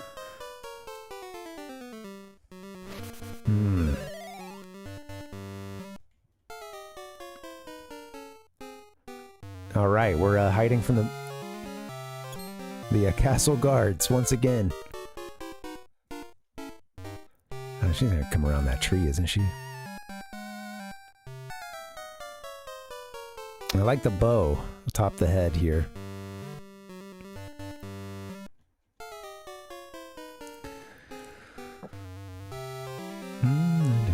You're gonna do something tricksy too. You're gonna come down and see me. Like, so look at that tree that's in the water right now. It's got the, you know, you can see that that's part of its graphic is having those corners that are that sort of beige color. And when it's when it's set down on a background that is beige, of course it looks perfect. And then it's interesting to see. It's still so cool what they pull off with the Game Boy Color, honestly. Oh, go. Stealth mission. Snake. Infiltrate the Subrosian headquarters. Wait, that was like somewhere between the Colonel and Snake. Colonel, what's a Subrosian doing with a key on its hip?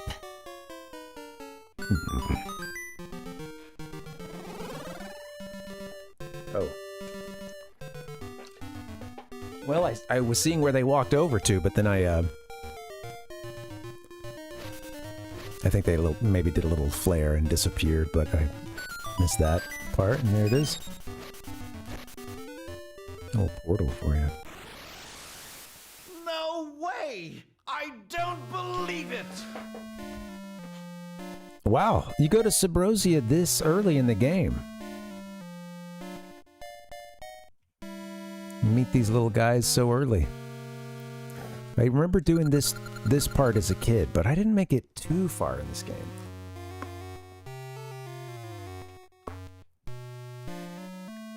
All right, jaw popping. We're good to go now. Okie dokie. Whoa, a temple. Fell into the East Plaza. Oh, okay. Yeah, we saw the temple being collapsing down into the ground earlier. I guess that's like one of those first things you see in the game once Din is captured. My, what strange clothes. Where did you find them? Oh, I like your color.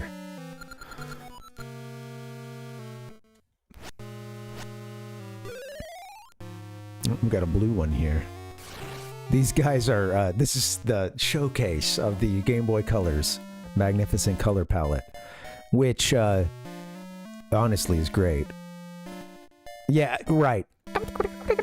Totally not Jawas, you know. The volcanoes have been acting up because of the temple. We've got a hot springs here. Subrosian hot springs. Subrosian dance hall. Guessing we're gonna lose a heart for this, but yeah, okay. Lava waterfall.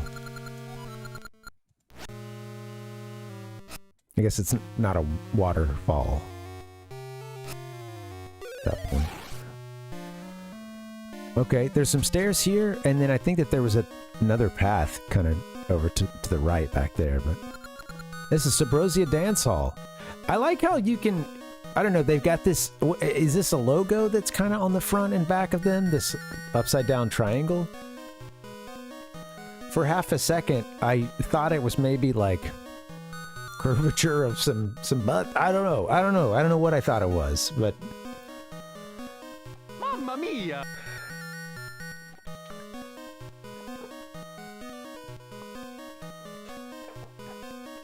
Then I saw that... No more about that. This is Subrosia Dance Hall. Good dancers get a prize. We're about to practice. Would you like to dance with us? I don't know that I'm ready for this right now. The one from Ages was kind of tough. You do a musical timing game in Oracle of Ages with the Gorons, I think? It's been a year, but I think it was, yeah. And I remember it, you know, took a few tries. I'm gonna say yes, but then I have a feeling I'll be playing this and not needing instructions. I'm having to play it over and over again and say no.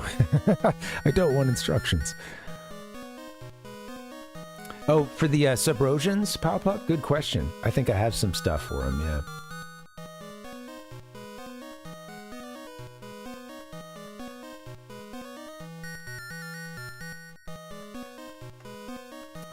Yeah, maybe it's just like shadows in their clothes. You know. Got a bucket of red paint? Question mark? Lava? Enhance.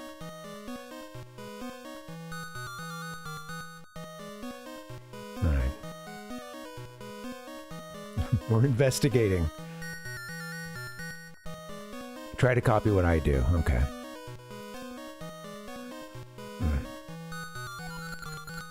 Undo, step right. Oh, this will be fun. I'm sure there's a bit of a delay, too, with this emulator here. Undo, step right. Oh, come on. Do is right. I said, that sounded very dramatic. Oh, come on. Okay, so right. Do is right. I'm writing this down. Da is left.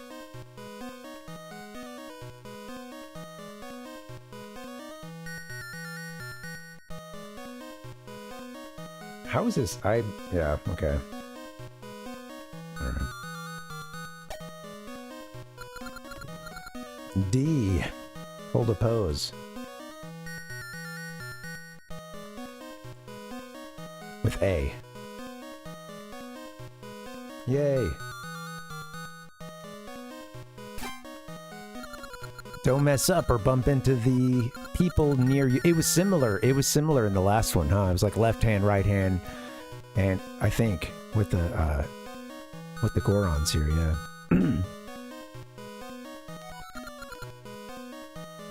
What was that last part? Okay, anyway. Do is right, da is left. Do, da, D. That was a pose. Yes. Instantly out. I'm hitting a button that doesn't exist on the Game Boy controller. Or at least doesn't correspond to one in this emulator, so...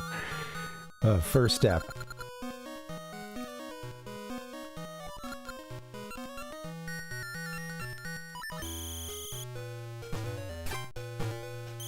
Oh, you son of a... That was a couple things, huh? I guess they're gonna do a series or something. Maybe we'll come back and do this one later.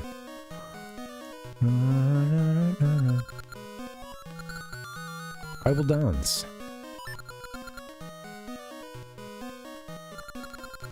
I like how he does a little as soon as it gets up there. Okay, well, and officially the controller died. Let me go, Cord's in the other room. So, I'll go grab that. BRB. Thank you so much for playing my game.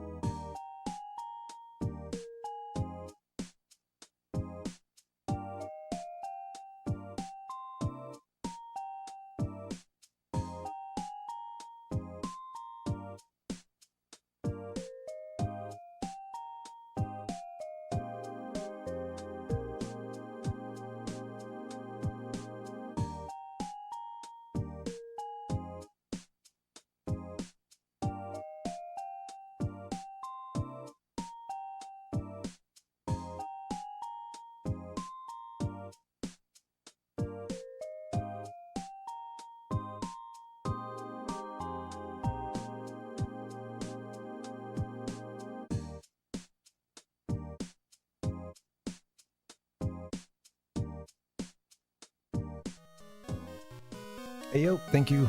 Sorry about that.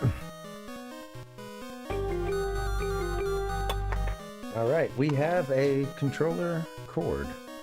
I'm playing with, this is not ideal. I should get it something else, but I'm playing with an old PS4 controller that sadly is a POS.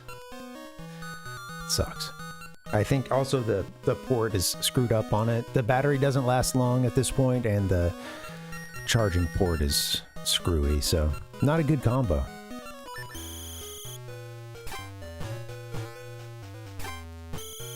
I keep hitting the wrong button. Okay, so yeah, he's gonna do a series. They're gonna do a series of things, and I'll...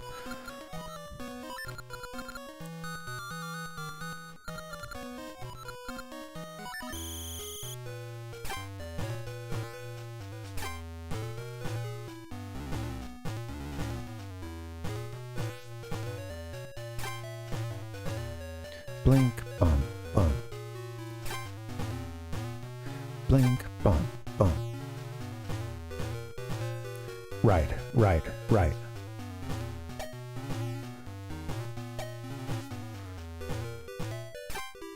Right, left. Oh, just a little slow, huh? Okay. Wow, there's some tempo changes, kind of like the other one. It starts really picking up. All right, let's try it again. It was good going from 0 to that.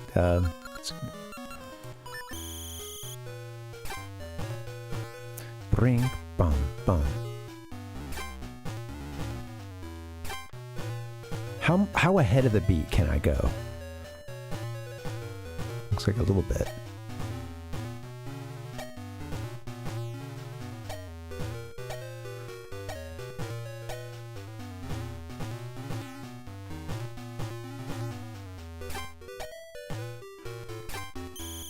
Oh, what? He went left, A, left, right on that. Oh, shit. Not doing anything, and the computer's... Ah, man. Come on. It's freaking controller.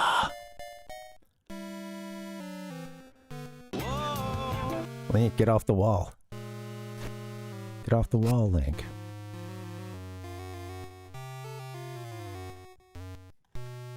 You're gonna see me smash a PS4 controller today. In honor of the Game Boy Color, smashed many years ago. I can't get him off of this wall.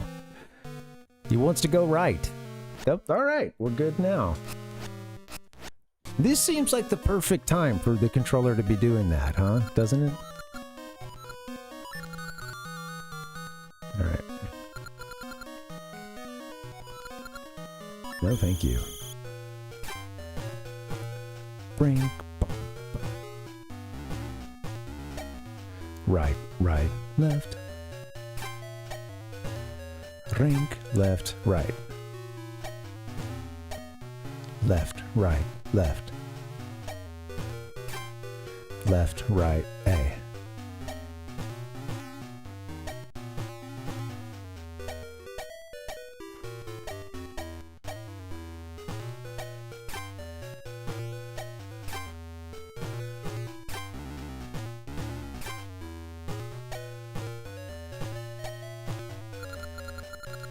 All right, one round. Best answer today, here's your prize. Got the boomerang. Oh, nice. Use it to stop enemies in their tracks. Oh, cool. I imagine we find ourselves there again. but because that seems not that difficult, but I don't know. I'm about to start practice. Will you dance with us? What if I do it one more time?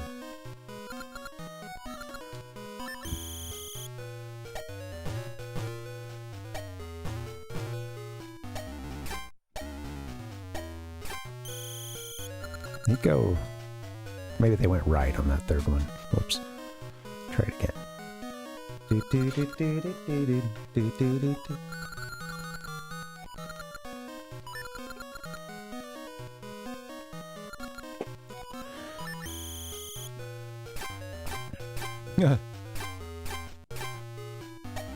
Three poses. Left, right, left. Shink, right, right. Right, right, right.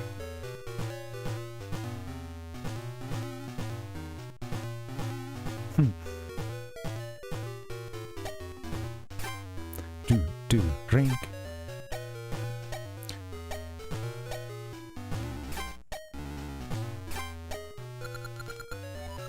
Best answer today. Still our best answer today. 50 ore chunks. Okay. Interesting. Oh, I see. Pal Puck. Yeah. Okay. Right. So I'll get, I guess maybe I'll get Dimitri with this, huh? For having done this game. 50 ore chunks. I don't know if there's anything else after that. It's easy enough to where I could just say, we'll try it again. Just one more time. Alright. Just gotta get through it one more time at least. Oh, yeah, again. Wrong starting button.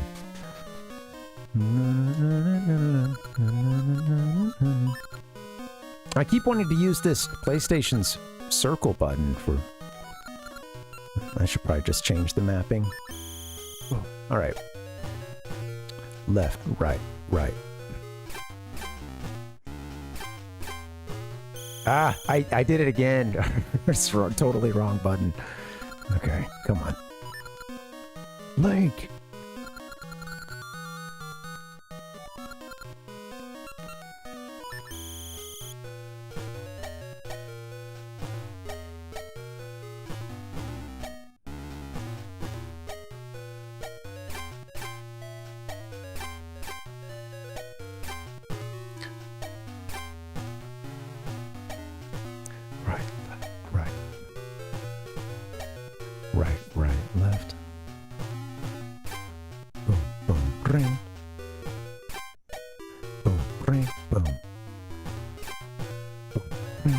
Shit, it was right. Okay, whoops. Yeah, I knew as soon as I hit that one. Alright guys, how about a couple more tries, then we'll move on. I think we've probably gotten the max reward for at least this point. But, hey Steve. Oh! Come on, Link, what are you doing? Oh! Oh my god. Oh! Alright. 3 hours later, he's still doing the dance game. Before there was Dance Dance Revolution, there was the Zelda Oracle series. And then before that, there were a million others. Yeah, I know.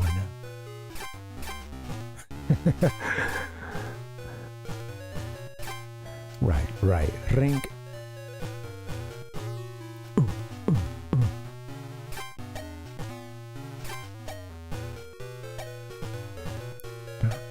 Boom. Left, right.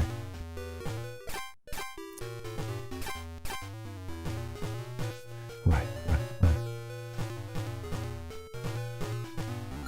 There it is. Alright, and another 50 ore chunks. That is great. We'll be able to move on. Alright, cool. Had a feeling when we got the first 50 ore chunks that that might be as good as it gets. I could use a little hot springs.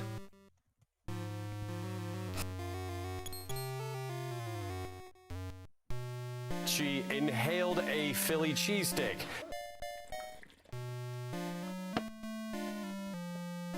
All right, where to go? We can go south here. Looks like it's blocked to the right. Do we get anything when we hit select? Anything in the way of a map? Oh yeah, Subroja's got its own full map, huh? That's pretty sweet. Oh, I've got a boomerang too. Get that thing out and practice it. These guys are like, yeah, you probably don't know about the dance game. This is where I got this sweet boomerang. Oh, shoot. Oh. Oh, that's right, Palpuck. I am. We will be. And I used a password I found online because I couldn't find our, you know, I don't think I had saved that stream. And I couldn't find the footage and stuff. And I thought I had written it down somewhere, but I think that notebook is gone. Uh-oh, I'm really fucked now. So yeah, I had to go find a password from online, and I think it didn't bring over all the rings because I didn't want it to do that. Like some of the passwords would have you like even just be able to get every ring that's available in the game and stuff, and I wasn't looking for a hookup like that. I'm not looking for a handout. It would be nice to have brought over the rings we earned, but I think that I think it's just lost. Shoot, he's this controller is screwing up again. Oh, don't kill me.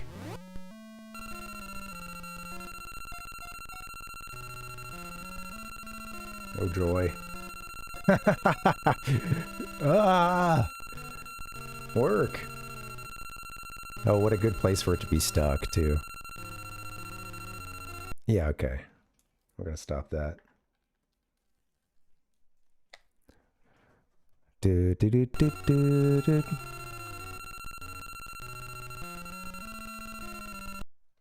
I need a new controller.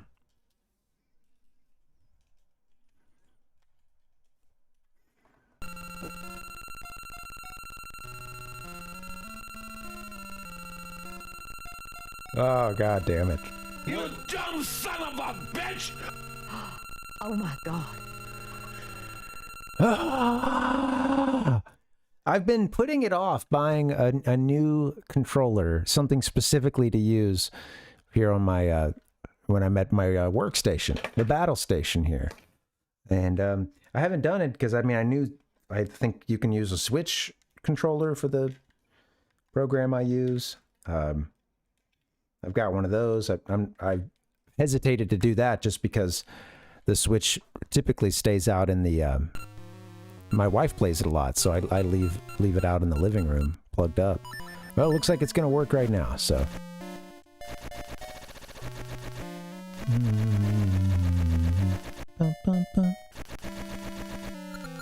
Grab items, hit switches, stun beasts from far away.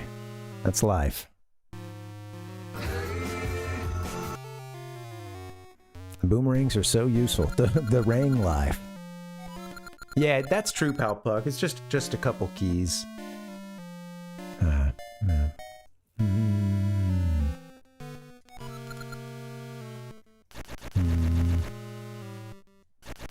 I think part of it is that I'll just get lackadaisical. I've just got the controller kind of down at my knees, and you know, I'll sometimes if the where it's plugged in, if I hit it sometimes against my leg, it just again the port's kind of screwed up, so I think it stops charging and then it starts going haywire. I got my ring. Let's ring it up, fellas. Where you at, Red? Where's yours? I'm quite busy. There's lots of good ore chunks at the temple in the east. You know what? One of the things I read about when I was doing a little bit of research about these games was that when they were still at the 3-game concept, doing the Triforce series, one of the games they had, I don't know, at one of those early stages, color was going to be a big focus of one of the games.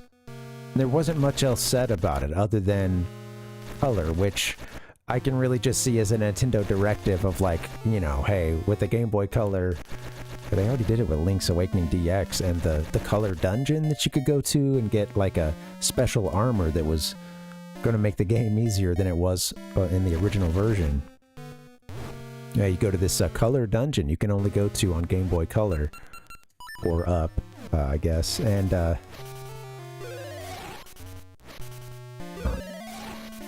in that Color Dungeon you get a blue or red tunic. Having rupees doesn't do you any good. But yeah, anyway, that Color Dungeon, that dungeon you could tell it was a showcase for the GBC and you know, it was a lot of, yeah, primary colors and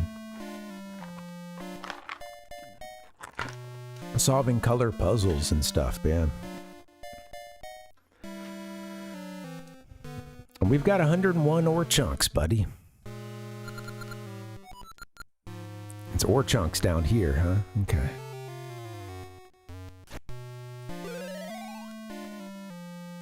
I like this one, carrying the water. Digging around for ore chunks. Digging down for more chunks.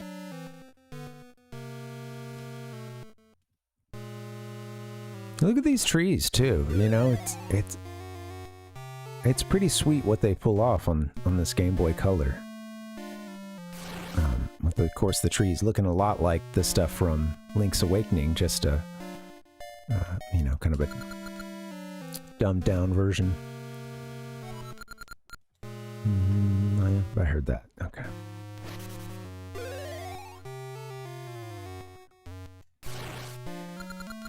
You can get a lot of good ore chunks around here. Okay, we got a connecting path. This just connects, I think, just... I was seeing this road here. Yeah, I was seeing this guy earlier. Now we can go further east. This definitely looks like a temple, huh? Is this the temple that is sunken down?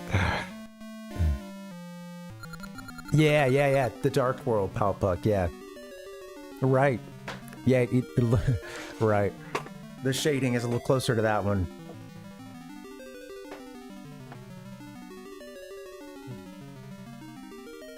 Their eyes and their...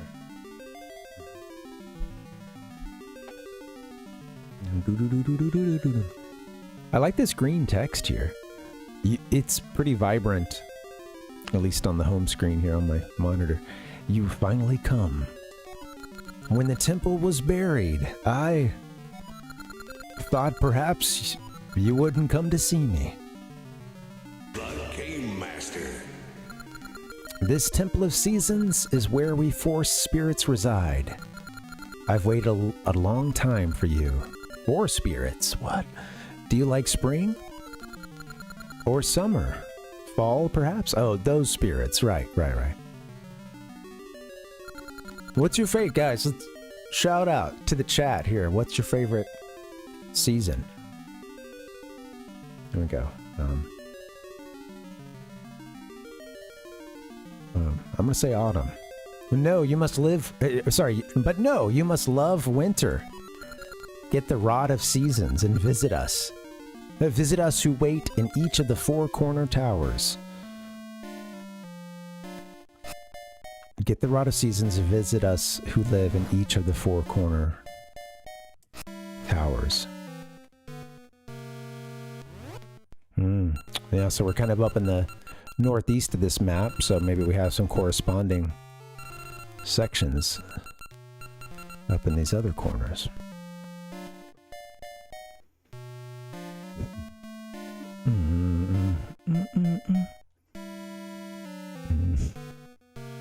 Yeah, you know, I'm the McRib season. You know, whenever the McRib is back, that's my season, baby. Got to get me some of that fake rib meat.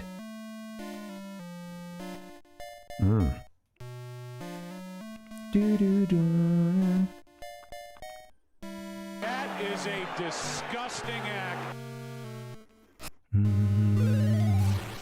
So at some point, we'll probably be able to maneuver through some of this, I guess. Maybe. Favorite seasoning salt. Yeah.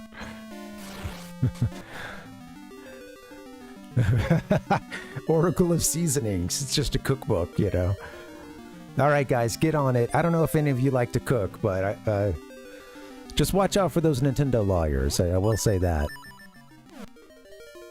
We have a boomerang. Yeah, one of the Oracle of Seasonings cookbook.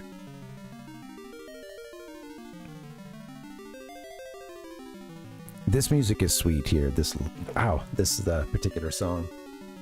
My knee popped.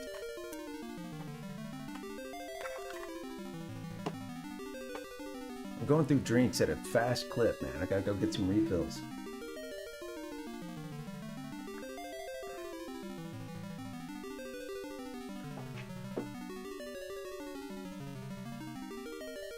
Grabs the rebound. Why is that, Dustin? The McRib.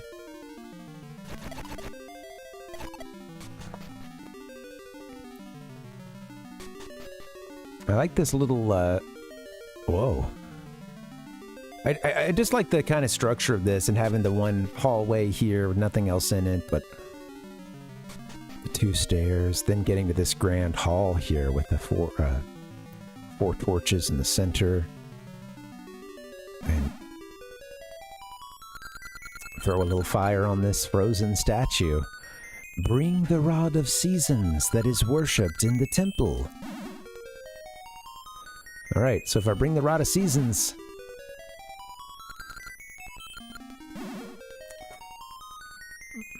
Except we need to come back with something, huh? Kaboom! Bloop, bloop, bloop, bloop, bloop, bloop, bloop, bloop, bloop, bloop, bloop, bloop, bloop. Boom, boom, boom. This music here, it even just lends its... We had to do that sneak mission earlier. It's too bad we weren't hearing this music at that point, I guess. Because this, yeah, just sounds like a troublemaker, you know.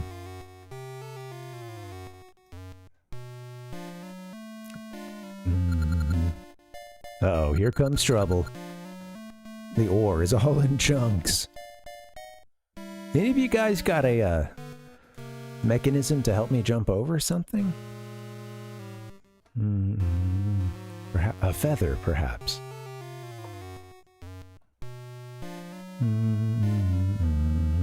Beep, beep, beep. Swish! Sorry. Totally.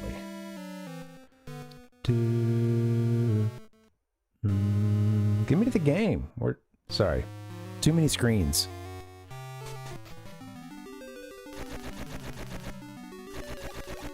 Spam means you're famous, right? When you start getting all the spam.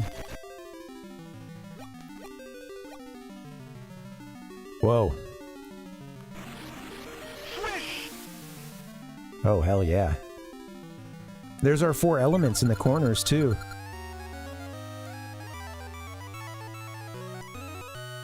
What a fanfare. Alright, I gotta get to some Zelda sounds. Where are they? Come on. Get the Zelda going.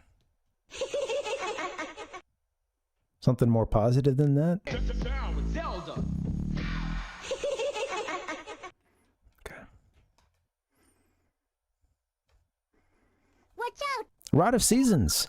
With the powers of the season spirits, it can change the seasons. Lots of seasons in there. Now bring the Rod of Seasons to us season spirits in the 4 towers.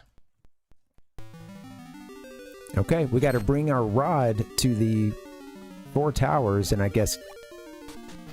Oh, hello. Don't you just love a secret behind a waterfall? To the point where occasionally you even get a little... You're like, oh yeah, I guess it's something like, you know, I guess it's just a regular waterfall. Yeah.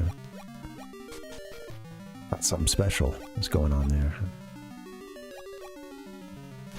Nice! It's a new follower. Thanks for the follow. I'll let you, other than how it came up there, I'll let you stay anonymous if you wish. You don't have to answer, but yeah. Or stay lurking if you wish, man. Happy Wednesday. I'm looking for like a nice sound effect. I'm looking down at like Majora's Mask laugh and the mask salesman laugh. We got our Rod of Seasons. Now we just need to go gather some seasons. Ed, what did I say Wednesday? I frequently get the day wrong, so forgive me if I did.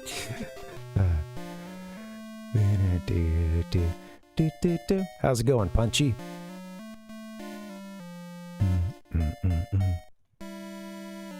It is Wednesday. We've made it to the halfway point. And we're going to collect ourselves at least one season. Thanks here. for the sub. Hey, thank you for the sub. Yeah, thank you for that. Appreciate that. That's what I'm talking about. All right, we're getting this rolling. Yeah, thanks again for supporting the stream. I appreciate that. Yeah, welcome.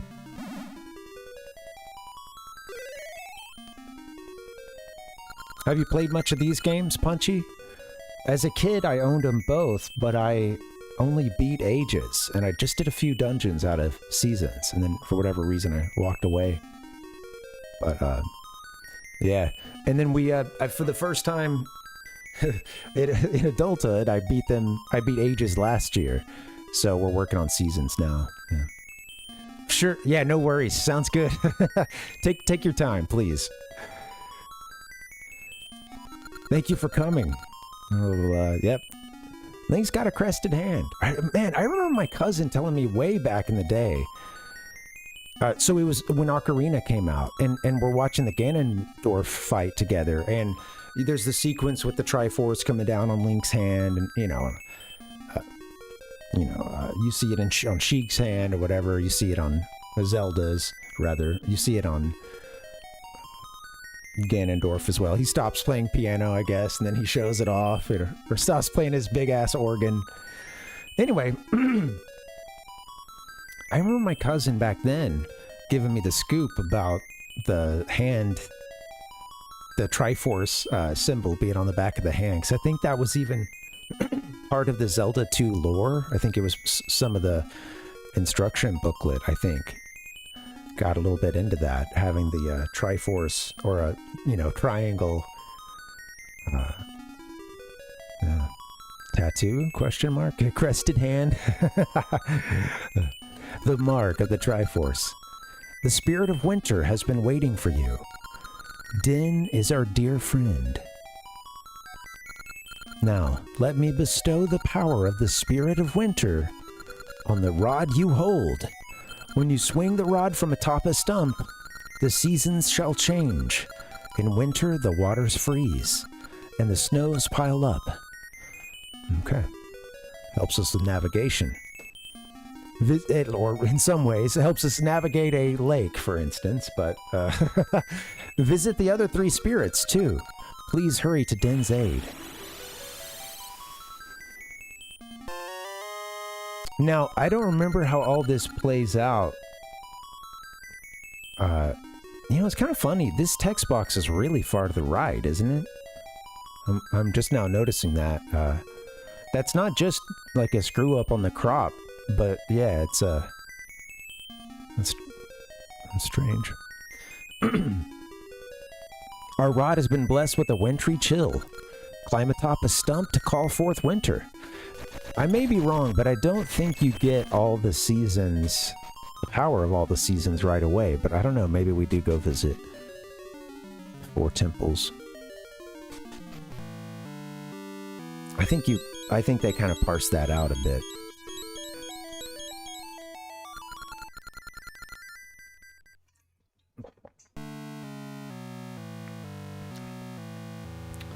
My eyes are hurting. I'm sensitive.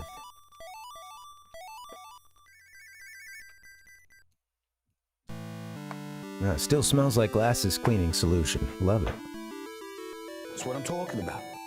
So the item was actually the Rod of Seasons. New roads will surely open with its power. I dreamt of woods in the east. There may be an essence there. Link, can you go for me? Okay. I dreamed of woods in the east. Link, can you go for me? Taking a note here. All right. Our tree guardian wants us to, yeah, wants us to go to the, woods in the east. So to speak, says Dustin. All right. Yeah, so we've already got a communique from our tree guardian spirit here, and I think that if I remember correctly, we're going to be making more trips to Subrosia and getting more powers for this rod. I don't think we have access to most of the area right now. So we basically take our rod back to our above ground world because there's nothing else for us to do here. I don't think we can turn this place into... But I don't think there's seasons down here, so... Does that do any damage? Yes, it does.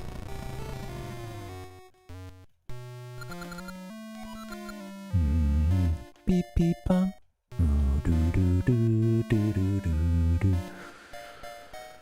Hey, thank you guys for hanging. Again, happy Wednesday. If you're on YouTube as well, it's kind of blowing up more than it usually does. And if you're enjoying it, please give a like if you can. That helps me a lot. I appreciate it. Thanks for hanging.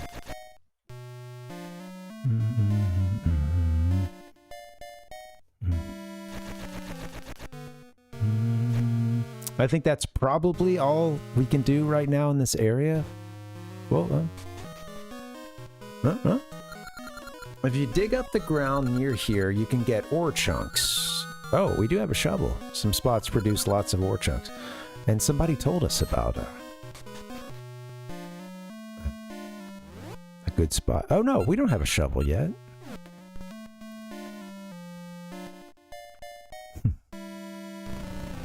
Looking at the instruction book yesterday, the instruction booklet kind of has me... There's a few things I'm like, oh, we've got that, or we've already done this thing. It's just because I was seeing screenshots from further in the game. Subrosian Smithy. We do the finest work in the land. I saw a bunch of shovels on the shelf. But we take on only jobs that interest us.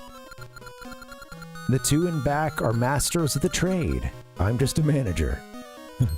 The people person. Beep beep beep boom.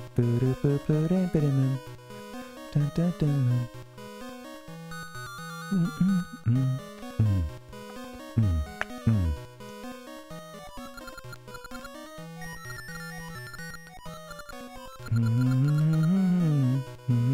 Well, might I have one of your shovelware? Wares? May I purchase your shovel wares?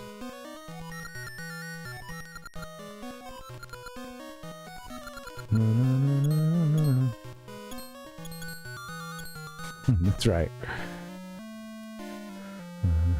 Very specific line of work, but honestly, it seems like... I mean, I assume that they're doing pretty well. What's the economy of Subrosia like? I mean, I know that they use these ore chunks, which, you know, whatever currency they use, truly, it doesn't really matter, I guess, you know? Yeah. Exactly, Dustin. The engineers, they're not people. I don't know. Trying to explain that, yeah, you can't have the engineers going straight to the client. It helps to have an intermediate.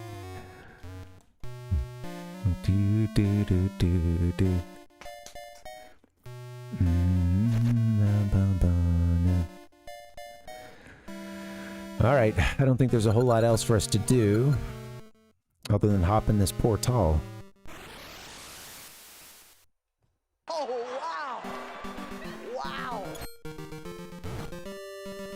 I don't have a sword out. There we go. All right, guys, we're back in the above ground now. Pardon me. I'm gonna get a break here in a second. Oh, hey, it's our buddy Sokra? S-O-K-R-A? Okra? Hey, you got the Rod of Seasons, man. If that Rod of Seasons held the powers of the season spirits, yeah, you could change the seasons. I see it only has the power of winter. Bummer, man.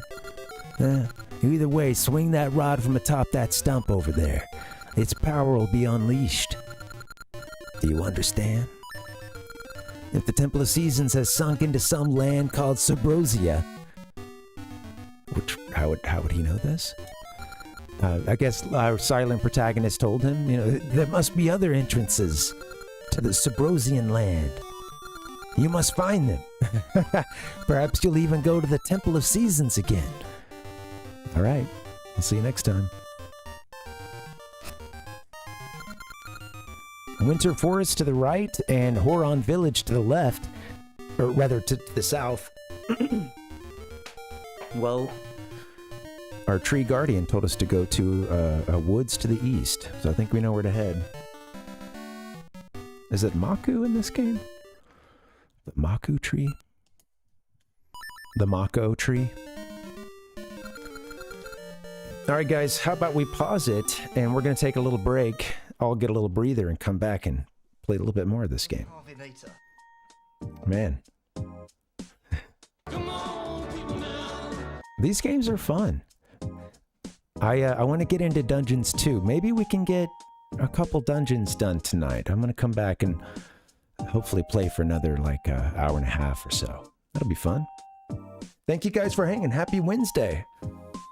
We watched a few commercials, some pretty sweet stuff from 2001.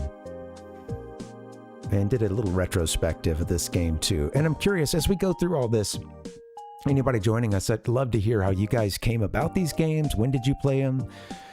It doesn't have to be back then.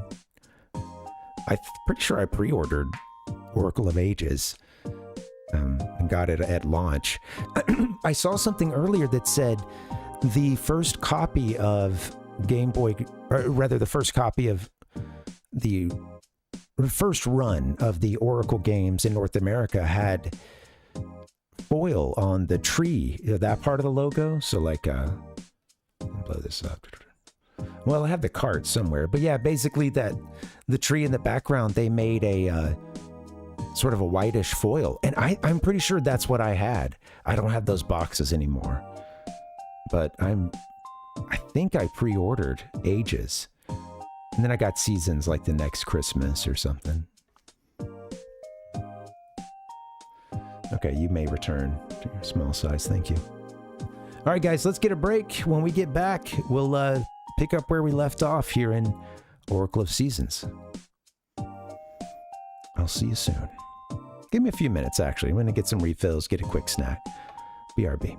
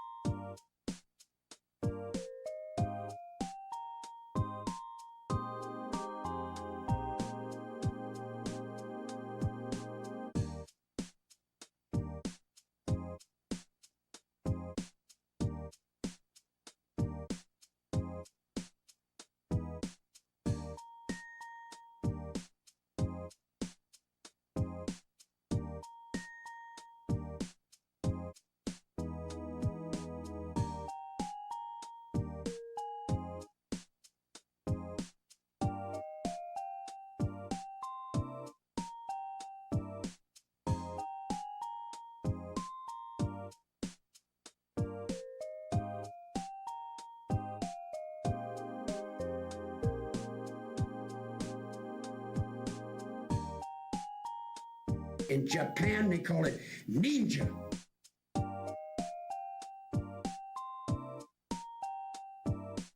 Was hab euch? Don't think so.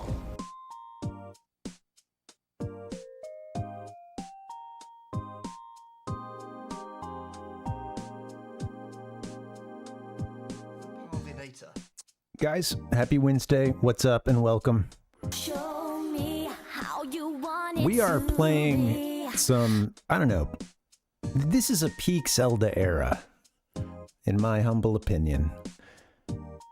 At least for me it was. And yeah, it feels good. It feels good to go back to this time. Earlier I was going to talk about how good it felt, and then I think I accidentally only told the story of me slamming the Game Boy Color and, you know, breaking it on my bedpost. So I was gonna say, but other than that, like, that era really brings me back, and oh, it's, you know. Anyway. A golden age. Sometimes you broke some Game Boy Colors along the way, but yeah. Honestly, I think one thing about these games too is, you know, and you guys are welcome to do this from time to time as well. I'm, you know, again, I'm interested in how, in the games, and then also how it intersects with this thing called life. Pretty sure I know what we got to do here. Saw this in the instruction booklet. But yeah, like, this was a tough time for me. This is like around the time or shortly after my parents' divorce, and I'm starting high school at a new school, and it's a very confusing time overall. And it was pretty sweet to be able to dive into these games, honestly. I think, yeah. So Game Boy Color, I'd already broken a Game Boy Color, I think, and replaced it, I do believe, at this point. Not that this matters, but...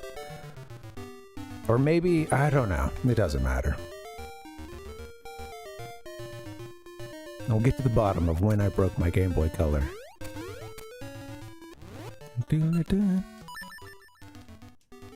I think that I had a replacement Game Boy Color, although maybe I just got the GBA, you know, once it came out, which was, you know, after the release of these.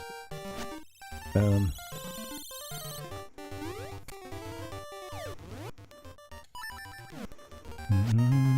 believe. It was like May 2001 was the release of this game in North America. There we go. Frozen Lake.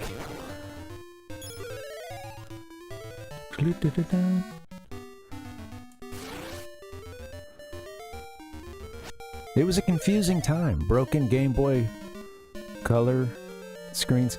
That happened sooner than that. That's what part of it was like, okay, that was in the old house. So that was a couple years prior that it could have been Super Mario Bros. Deluxe, you know.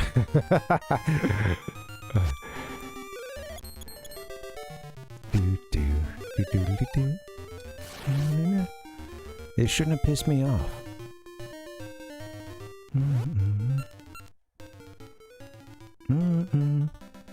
I've seen some videos, but I mean, you never know, because sometimes some of them, of course, are genuine, and then others, someone just wanted to get rid of a TV and decided to, or just wanted a viral moment.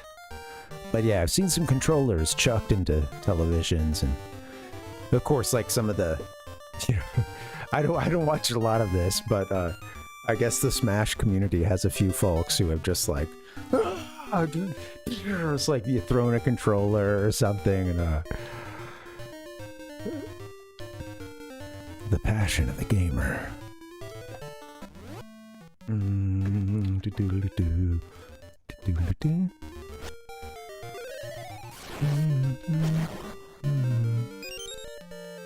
Where? Okay, got a giant iceberg to my right. We can't swim yet, so can't get that heart. No! Speaking of classic. Ugh. The stream died. What? Yes, it appears maybe things have started over. I'm gonna say, tell folks you might have to refresh.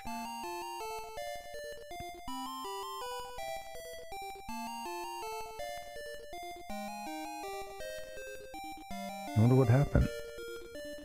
Oh my God! What happened? So this is from the first game too, although was it a human or a moblin that wanted you to pay to fix the door? It might have been a human, huh? Old man. Probably old man. There was a moblin that would say, keep it a secret. Or keep this a secret to everyone. There's some funny, I watched a video on that and like the different variations, different versions throughout time and across languages. And sorry, old man. Can I pay you in iron ore? Ore chunks?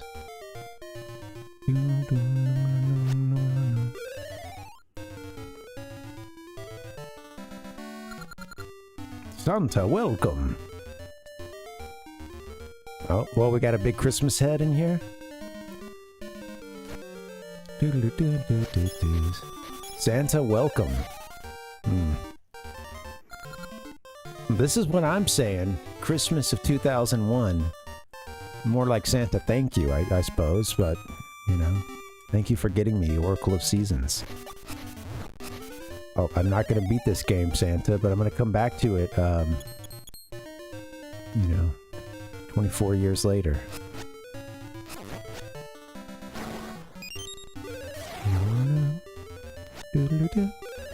Alright, let's give this guy Santa. Oh. I just want to face the audience.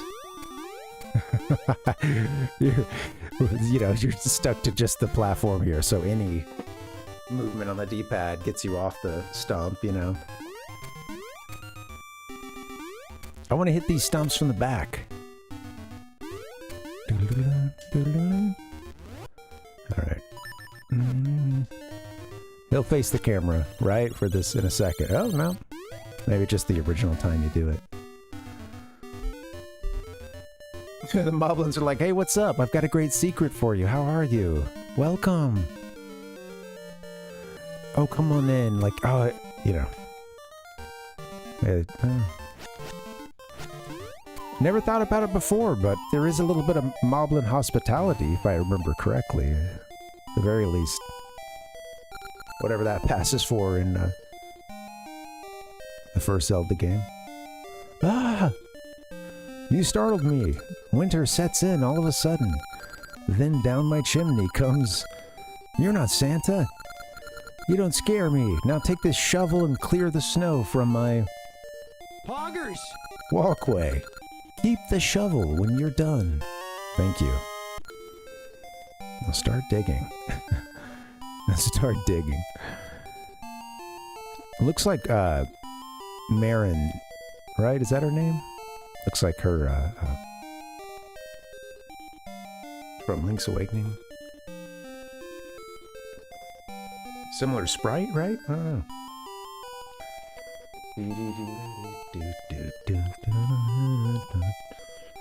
Alright, the stream elements is letting me know that the stream is live. Thank you. That's always good to know.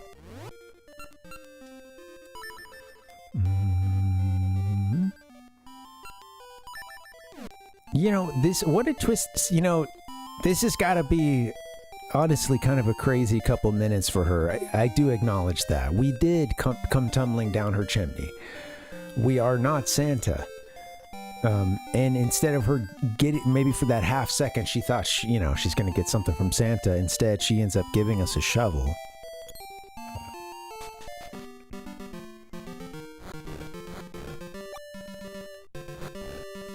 That's funny, man. So far, you kind of move through this stuff at a kind of a clip, you know. They, obviously, you're limited as to where you can go at this portion of the game. And more of the area opens up as you play. But yeah, I appreciate the pace of it so far. When I'm not sitting here, you know, really taking my time. Wait, no, we did clear the snow. We cleared the snow. We'll go back and do it again, in fact. Which, you know, one would hope it wasn't there. Oh, that's snow. Oh. Wait. Maybe we just cleared what we needed to get out of the... Yeah, no, that's not gonna... You're gonna need to wait for another season. If only I had some way to do that.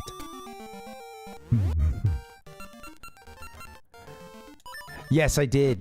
Well, you, yeah. I will say a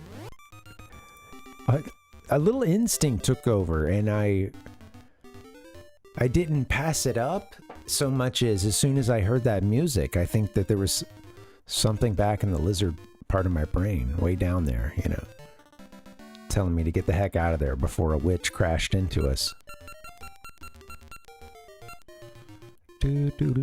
But we have not yet encountered Mabel, so we just ran on the first time we would have seen her. Yeah, I wield this great shovel now. The rod of shovels. Shovel of Seasons? They could have gone Shovel of Seasons.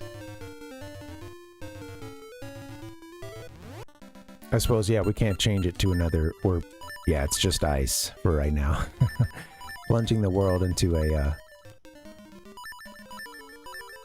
icy state. That's all we can do.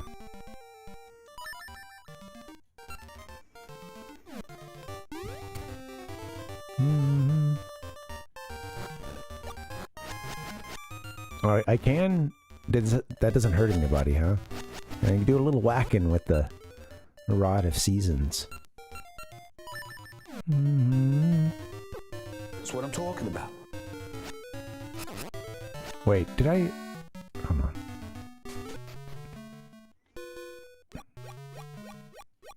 Yeah, right now currently can't swim. And you can't just use this, like, in interiors. Sunken Falls.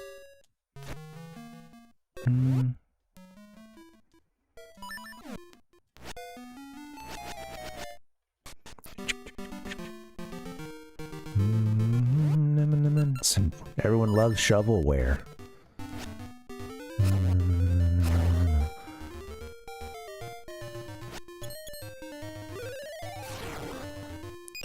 You know, can I be totally honest with you guys and say I don't know what shovelware is?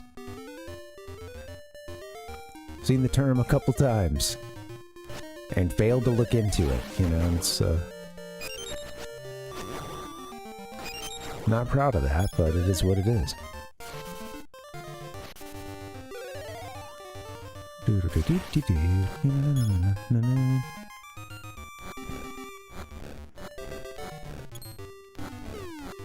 We're gonna have to do this on every square of the map.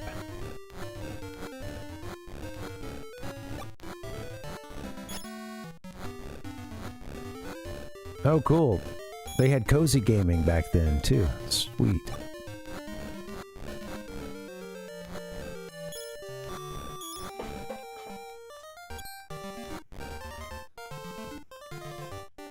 This looks like some kind of puzzle game at this point.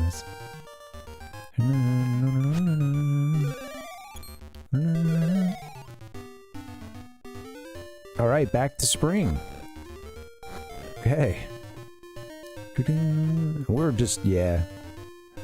Every little quadrant's a little screwed up.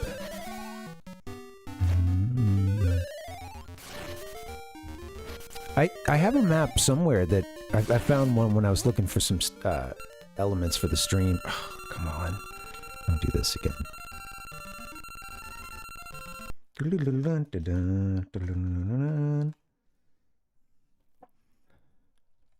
Okay.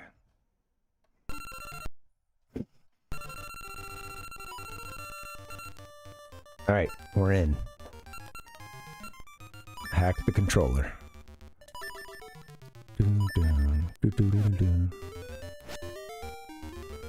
Okay, yes. Sure, Palpuck. Yeah, alright. That makes sense.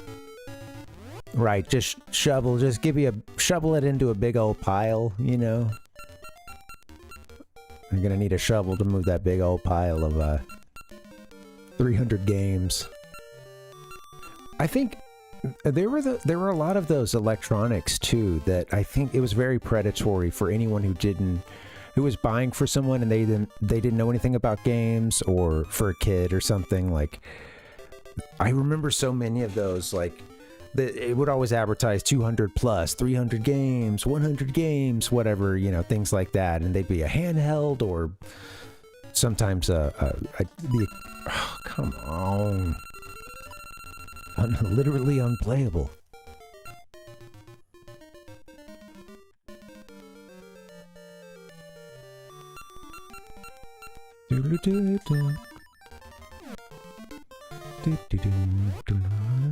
It does. Oh, well, you know, Dustin, actually, what's funny is it does, and then I also like to lean into it during those moments, or I think in my head there will always be a couple of just, like, you know, southern archetype, like, you know, voices or folks that are kind of in my head. It comes out in when I'm watching an Alabama game, and or when I get pissed and there's a desire to. But yeah, maybe that's when you go deep, you know, deep into the recesses of your your psyche in those moments.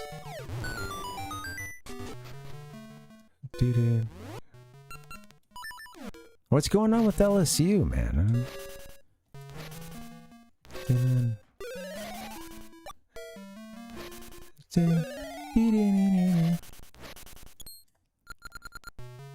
We have been in here.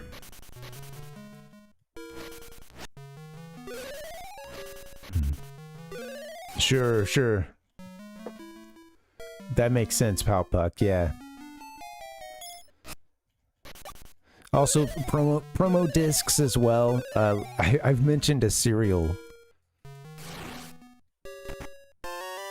No, I forget what it's funny because sometimes I'll misread that. Yeah, you're just looking for no lid. Open. Yeah, that's funny. All right. I've misread the treasure chest a time or two. I've got to get my Game Boy Zelda wits about me. Start reading these sprites.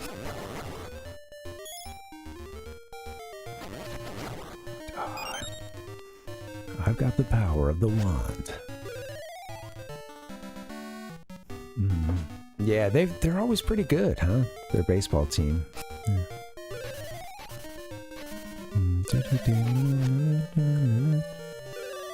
Well, I haven't watched a whole lot of them this year for obvious reasons, but lately the Raiders have taught me how to lose. I won't say with dignity, but I just had to, like, I guess maybe just get used to, you know, long streaks of losing and just being terrible.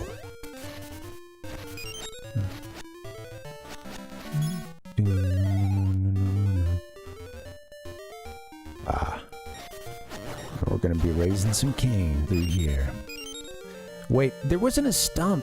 Hold on, I just want to double check something. All the way to the left, I don't think we had a stump at our You have this one, but it's... I think if we go left a couple of paces, we're in a different phase. Or like a, you know, this section is by some different rules. I don't think... That's how we ended up changing from winter. Anyway, you know, changing out of it.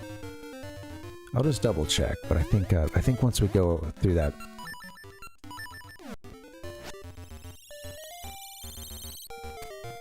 Winter once more.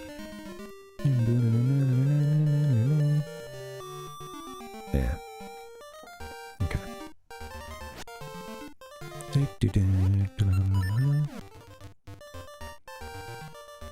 Slash. All right, we'll go south. Huh. Let's see what we want to do. Yeah. Ah!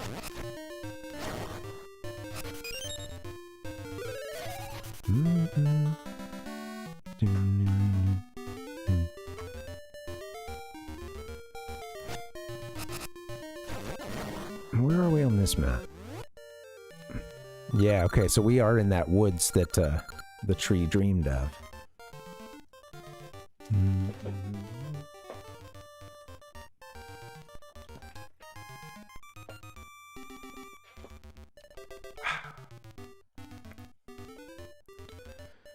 Why? Some ladies! Right.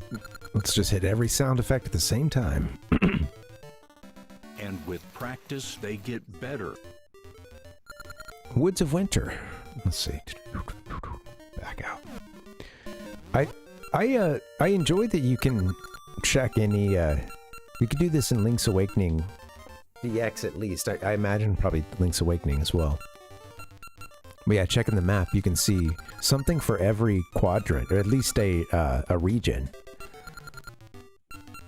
And then there's lots of special spots as well. A lot of charm to it.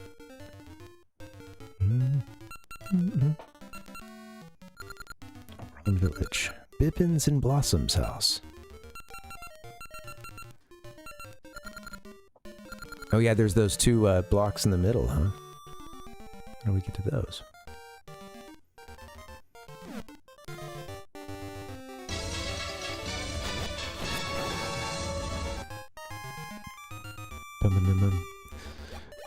I guess stump right here. Okay, cool.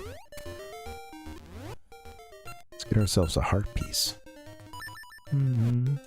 Hey Clippy, what's up? Yeah, I really loved these games as a kid, although I didn't finish this one.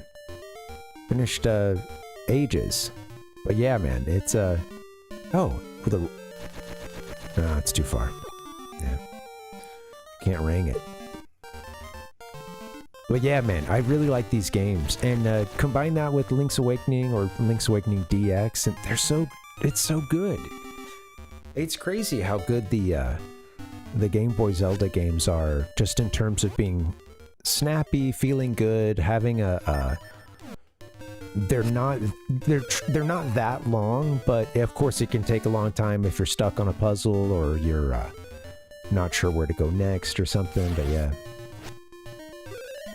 Yeah, I think we just winterized it. Just to turn this spot to winter, so.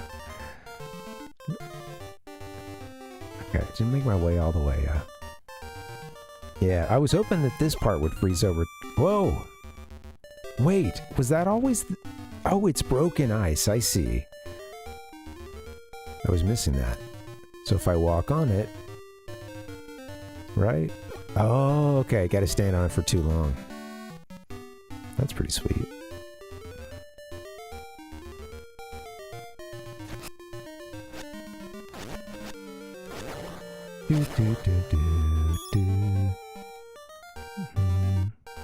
I've got a shovel.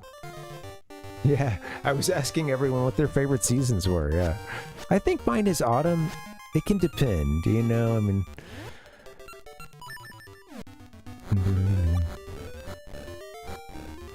Ah! Get a sword. I need a shovel and a sword, okay? My two weapons of choice. Oh my god, Link. We're not gonna die here, okay, buddy?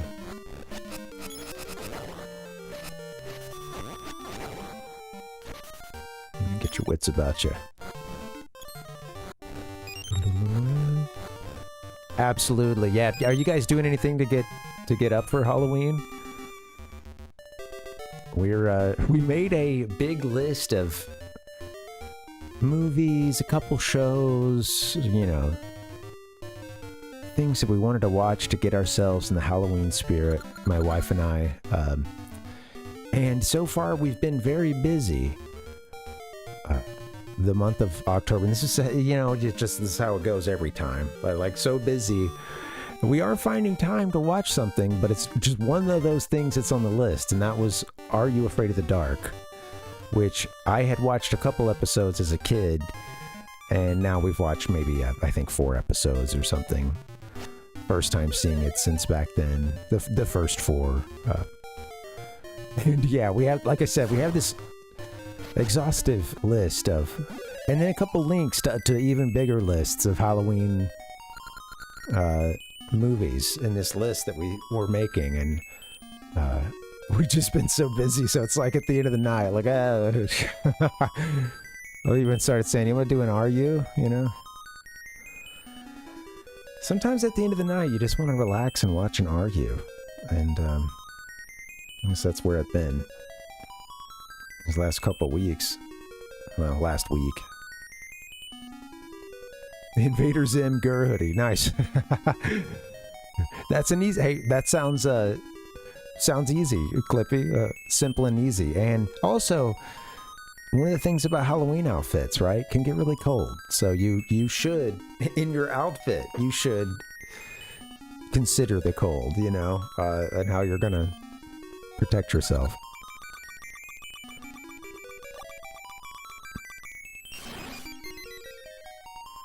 I've gone in just like a kind of a thin shepherd's, shepherd's looking robe, or, you know,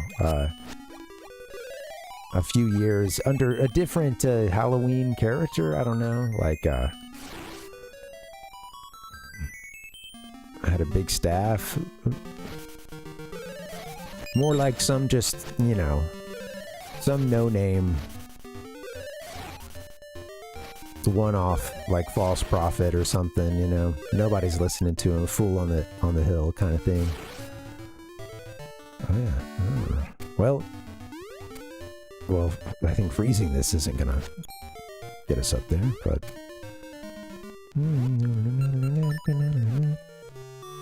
No, not that one, Dustin.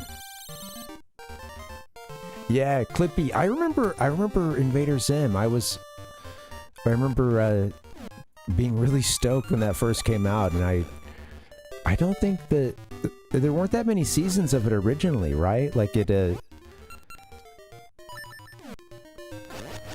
I definitely caught a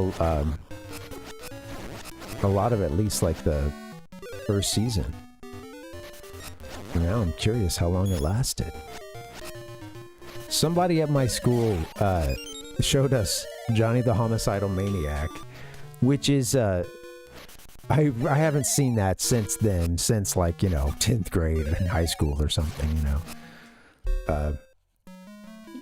I'm sure it's well, I'm sure it's aged great. But for the time, you know, hey, I wasn't getting a hold of a lot of alternative comics, so yeah, when Invader Zim was about to come out, I was really excited.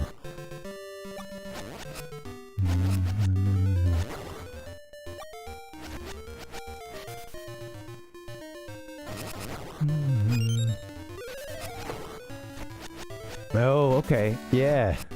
I do remember that. I remember that show, but I don't think I ever caught it. Well, and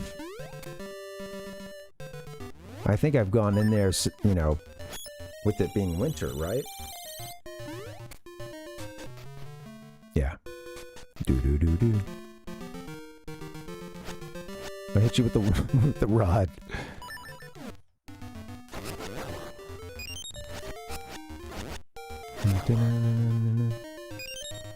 Oh yeah, I think I remember the title, and I feel like I'm seeing the art style in my head, but I'm not sure. Yeah.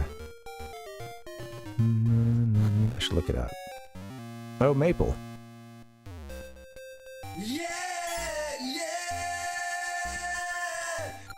Ow, ow, ow. Watch where you're going. You just hit Maple, the Great Witch with the Great Witch Syrup's apprentice. Maple and under the tutelage of Syrup. Thanks to you, all the stuff fell out of my bag. The Great Witch will be mad. I can't find any Lon eggs. And now this. I'll just take the stuff you dropped too. Finders keepers. What else is there? No.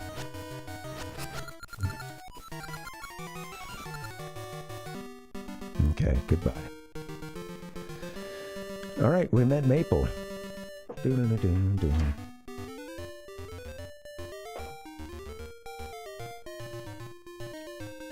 It's very dry. Very dry. If you really want to know, you're going to have to pick up the controller and play the game.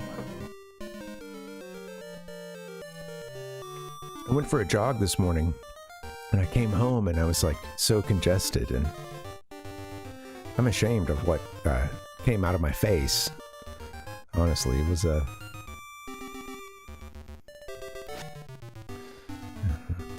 I'm still a little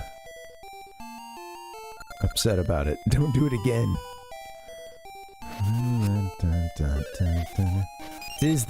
It's allergy season year round. I also did just have some a round of what is it, Afrin? The one I can only have every now and then. And sometimes that will do a number on the nose. I think we are supposed to go further south. I kind of keep getting hung up.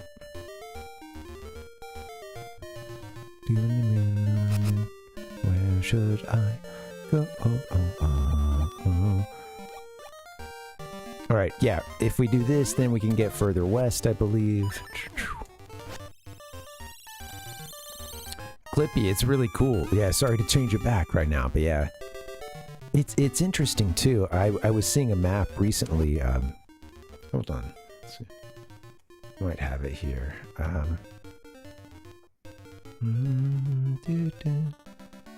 Bing bong. All seasons, yeah. This is pretty sweet. I think I found this on Reddit. I don't remember. But yeah, all seasons, full map. I guess all, representing, yeah. Uh-oh. I shouldn't look too, whatever, I'm not really, some games I'm a little more worried about a gameplay spoiler than others, but that's just I just wanted to have that, and like when I, just as an element for the stream to pop up as something cool, but.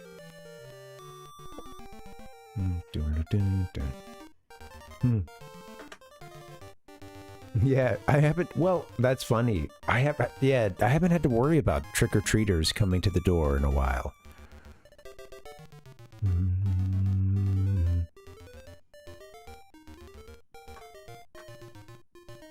I haven't had to buy Halloween candy for anybody except myself. So, of course, that gets out of hand, Well, me and my wife, I guess. Sitting around eating candy.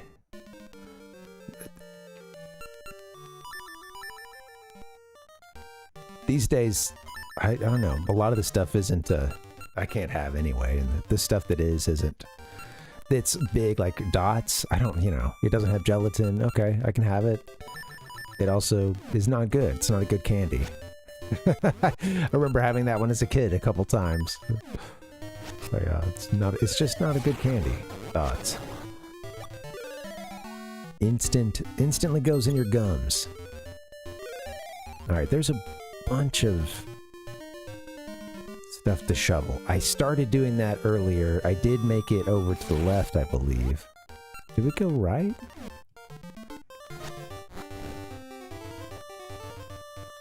No.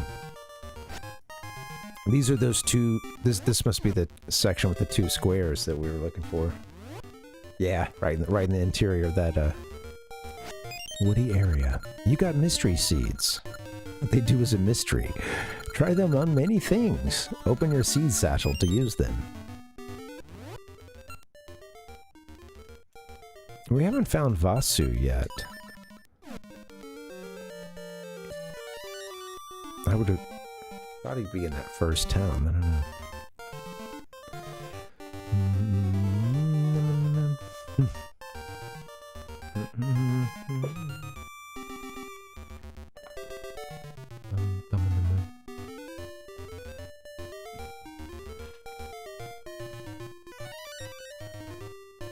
Now, I guess, when it comes to trick or treat, yeah. How does, for you guys, do you ever have anyone come to the door? Or I think a lot of families go to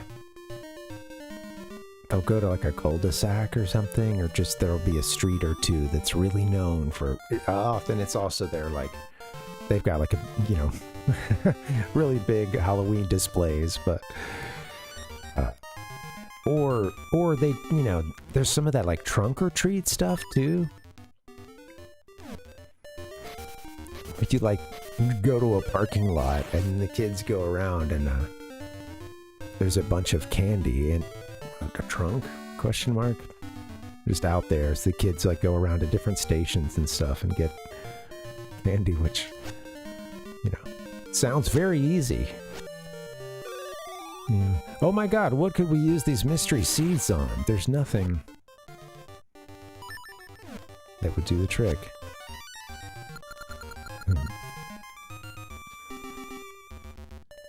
Yeah, trunk or treat.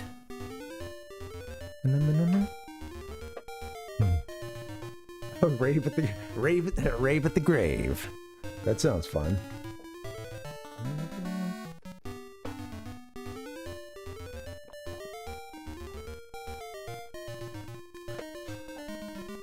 Well, I remember I watched some, short Vice special or something on, I think it might have been from Vice, but it was on so-called gravers, who are folks who are, they're gonna keep dancing, keep going to raves, keep partying until they're, put in the grave. Known as gravers. And it was basically, a lot of them are aging Gen Xers who are, some of them at the older end of that, or, that sort of Gen X and younger or older sort of cusp as well.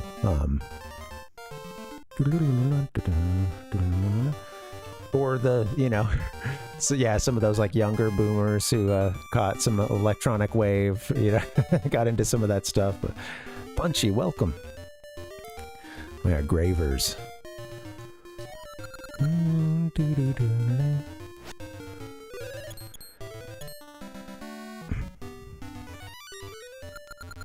Do not forget to give me mystery seeds.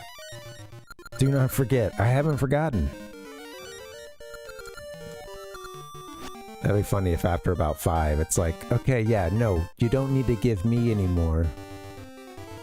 Please, go find my... I couldn't attack, of course, when I'm on the vines.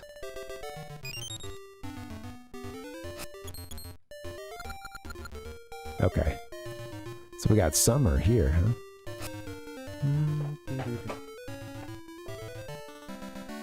Yeah. I want to find something to do. Yeah, I should find something for Halloween. Outside of the house. That is to say. Let's go I bet we can go inside that cave.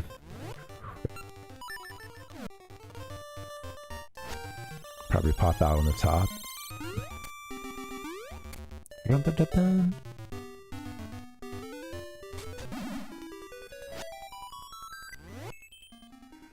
Gotta remember to get rid of the rod every time. Donkey. Oh, that's funny, Clippy. Yeah, what do you put on the trunk or treat, playlist, right?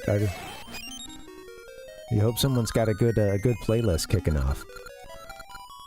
Can I ask a favor of you? Yes. There's a man named Tingle on the edge of Lena Village. Oh. We've got a fairy who wants a favor.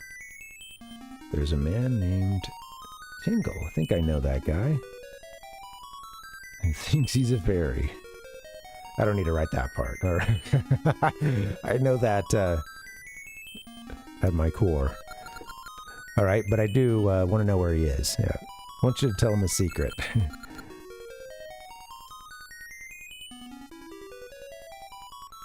And she mentioned Lena Falls. Something like that. Understand? Edge of Lena Village, yeah.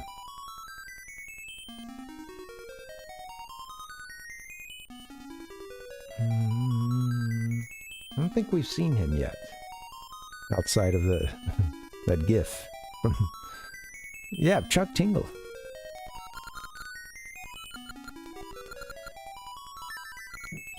This is it. N7. Oh, this is one of the passwords. I didn't realize that. He really does want us to tell a secret to him, okay?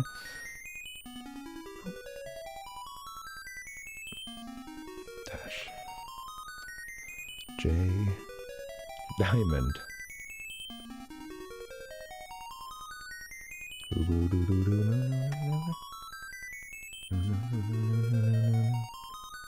Okay, I will tell Tingle that. Don't forget.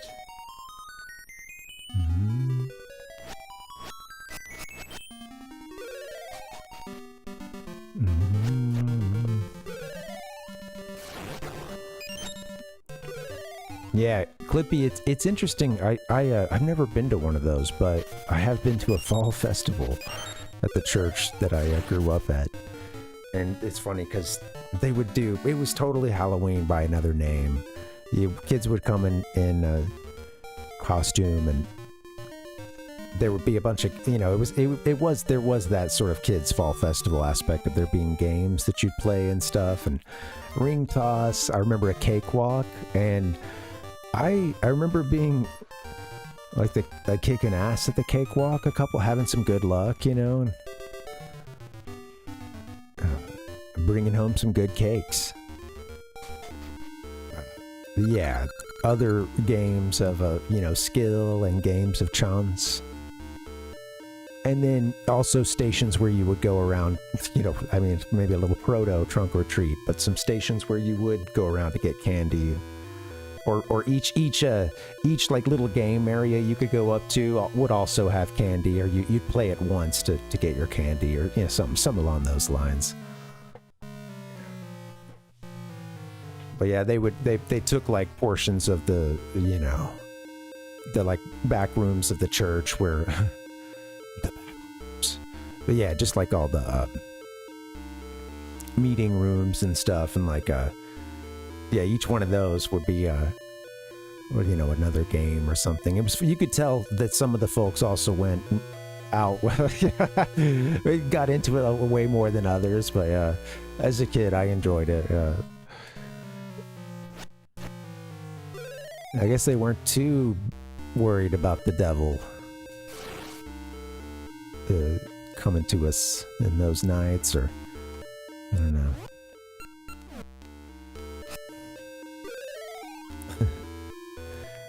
First the kids dress up in Halloween costumes. Next thing you know, they're summoning Satan himself.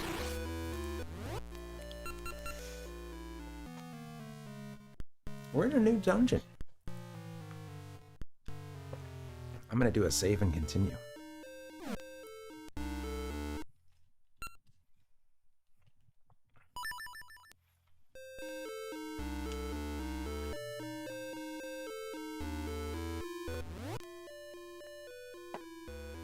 I might get like a bio break or something in, and then come back and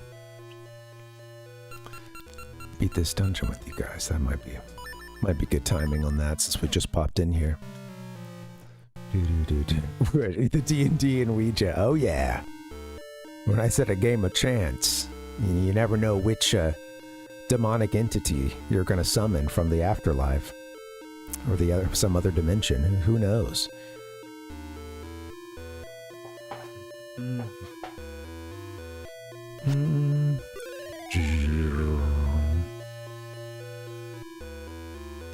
I wonder what I'm dressing up going to the church fall festival in. I don't remember those costumes. I mean, there's a couple of assumptions. I know I went as Mario a couple years, just in general. Where we ended up, I don't know. Yeah, a couple years of Mario. A couple years as a Ninja Turtle. Maybe even a couple different Ninja Turtles, mixing it up. As a kid, I felt like I identified with Raph, or, at times I'd think I was a Raph, but really, over time, I kind of learned I'm not even a Leo. Sorry, not a Leo. I'm not even a Donatello. Like it's.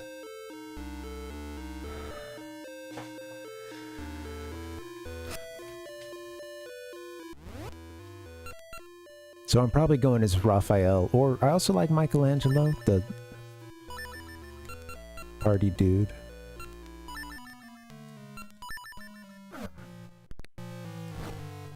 Do. Oh, nice. Groups doing the group costume, Clippy, is always if you got a crew you can go with, that can be really fun, or couples or more. I remember when I was a long time ago, I remember when I was still dating my wife, she and a few of her friends, actually like her roommates at college, they all went as different. And it was very of the time, you got to do sexy everything, right? So they went as sexy Pokemon. And, I mean, hey, they were good costumes. And I liked the touches to make a sexy Pokemon costume, but it's like not, it's not a mascot outfit. It's more clothing of those colors. And then they did add I think each person had some kind of headband where they had crafted some. I know for sure my wife had Pikachu ears because I accidentally destroyed them earlier this year. I'd like to apologize once again for that. But yeah, it was a little hairband, and they had done, I don't know, they had made some little Pikachu ears, and then I think that there was a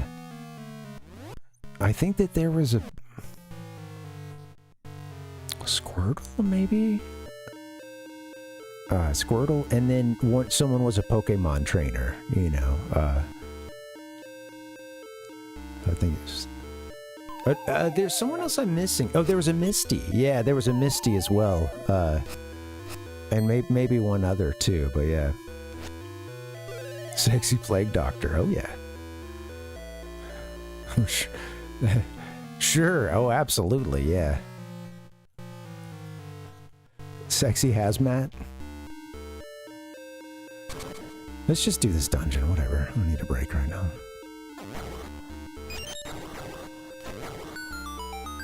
I don't know, maybe I should have taken the break, who knows.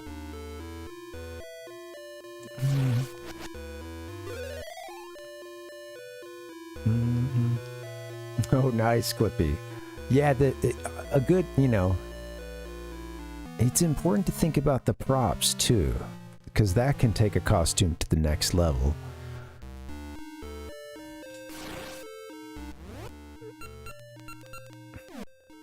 I suppose we're going to be getting something to lift these. Oops. Our,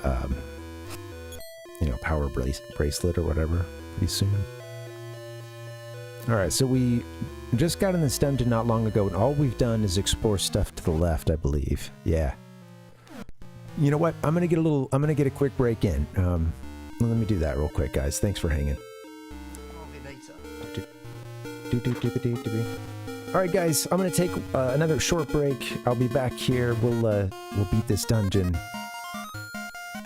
What a game already, man. Loving it. I also want to see Puppet Link again. How giant are we talking about, Clippy? I guess in my head, I really just was kind of seeing that, you know, sort of one that's just a little bit bigger than someone's hand, or, you know. I remember there being just this one plastic one that a few friends had it. And, you know, speaking of, this wasn't electronics, I suppose, but a couple of those got chucked. I do remember actually taking one. Took a Pokeball to the face. Hanging out with some friends. You know how that goes.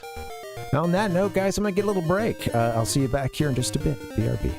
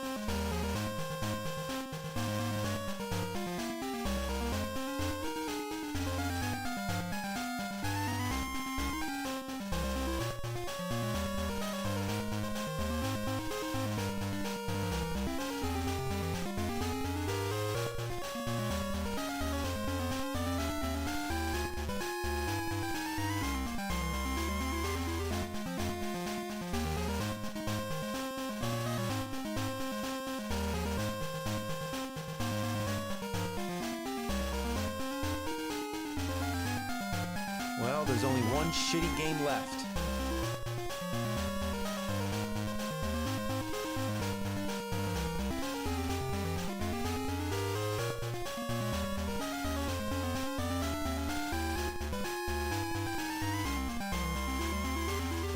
now running down a dream.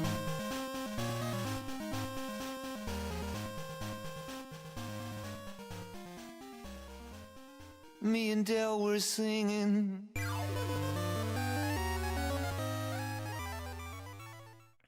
Hey, yo, what's up, guys? Happy Wednesday. See if we can beat this dungeon.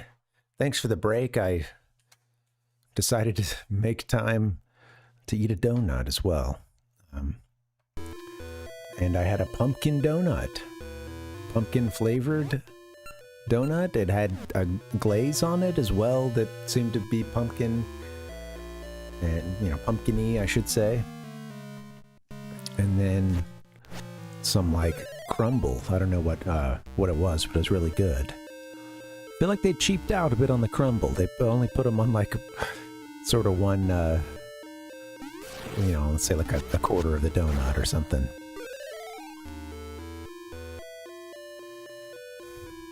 Shrinkflation with my donut crumble.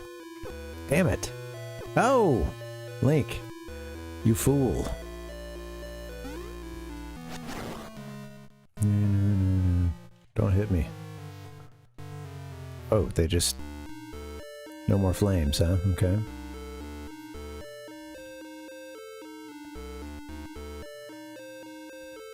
I did kill whatever was wandering around.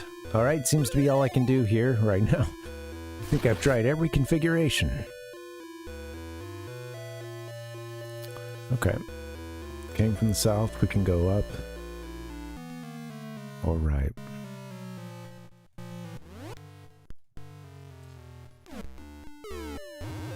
Snakes, or what are they called? Ropes, I think?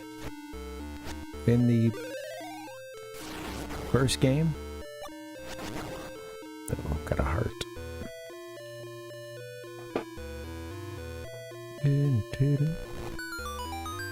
These puzzles are impossible.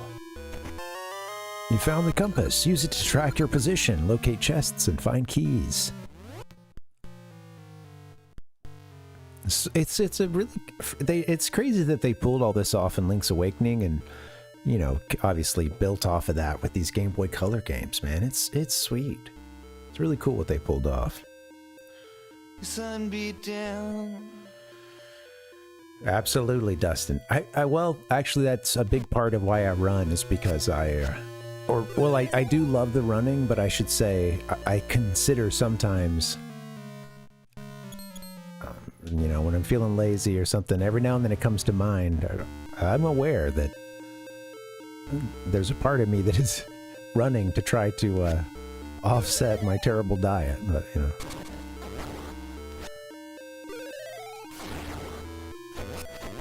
I have a good diet, but I can really, I'm, especially at night, I can have a sweet tooth. So it crumbles. I have a good diet for most of the time that I'm awake, except for maybe that last hour or two before I go to bed. And then the plan just goes to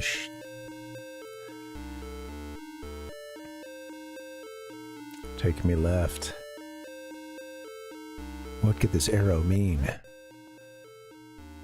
Looks like we could get there from like heading north first and then go right for a bit. Ah, turn around. Jeez. Couldn't stop swinging my sword to turn around. Ropes. Yeah. The nope ropes.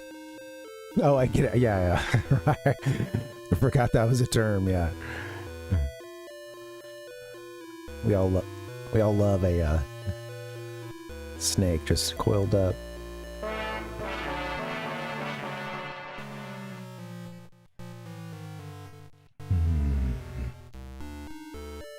Link will never figure it out.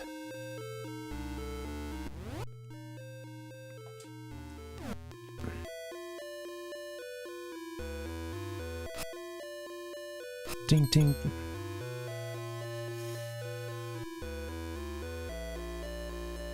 Might need to open up that window again. I don't know. Get the fan rolling. It's hot. Yeah, I got a question for you.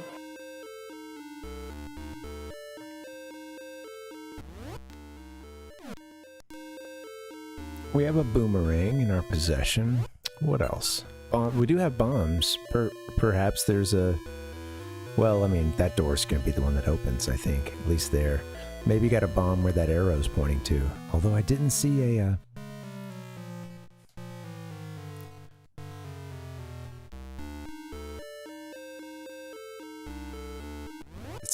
It's not letting me, oh. Oops. Heyo! There you go.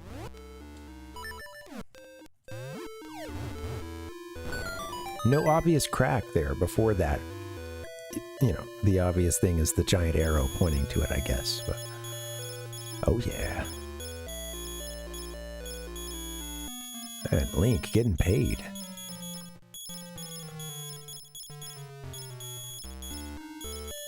That was the easiest money I've ever made in my life.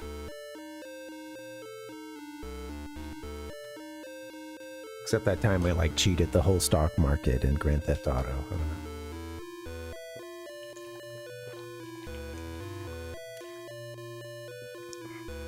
Some people just have a knack for timing the market, you know? Limp Bizkit!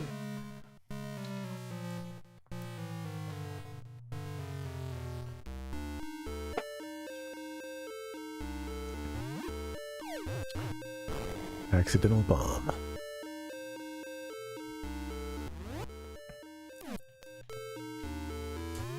Oh, I should have checked for structural weaknesses.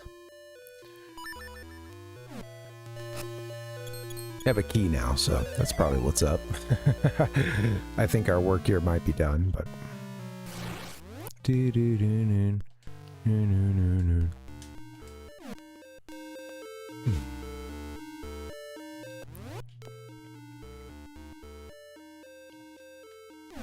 Head north.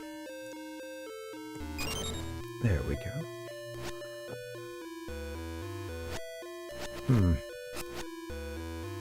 Wonder if I should have bought a shield at this point. If I'm gonna be finding one. Obviously, we're gonna find a power bracelet here. But... Ah! I didn't spend a whole lot of time in town, and I remember seeing a shop, but I skipped it kind of fast. Okay, well, I can kill these guys without being able to jump over there. Let's see. Oh, come on.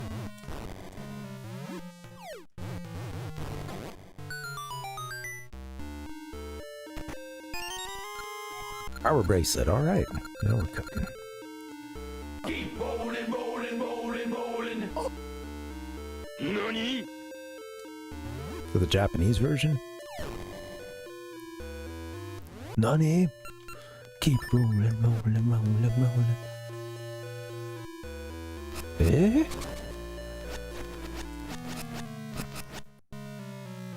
Alright. Okay, let's lift. Time to lift.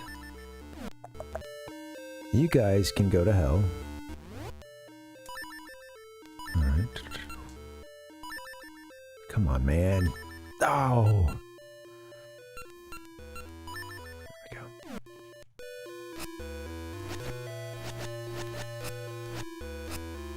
Into the abyss. There you go. Okay.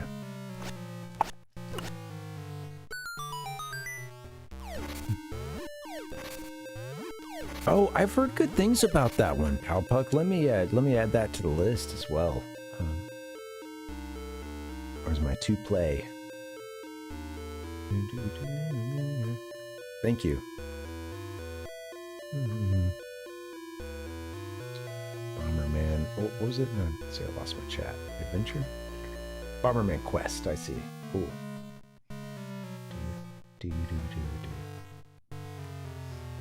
Okay.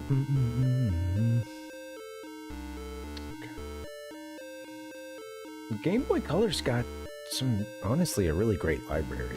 I appreciate this system. I loved Mario Golf for the Game Boy Color. Much more than the 64 version. Okay, now I'm seeing the game again. Yay! A dungeon map.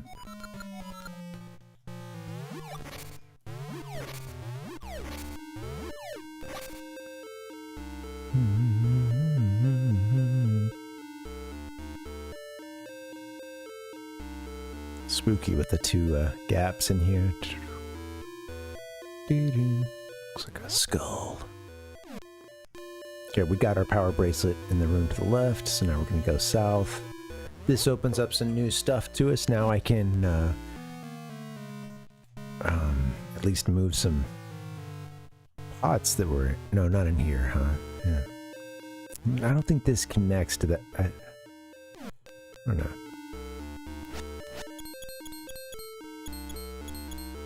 I don't think this room connects to the room on the left.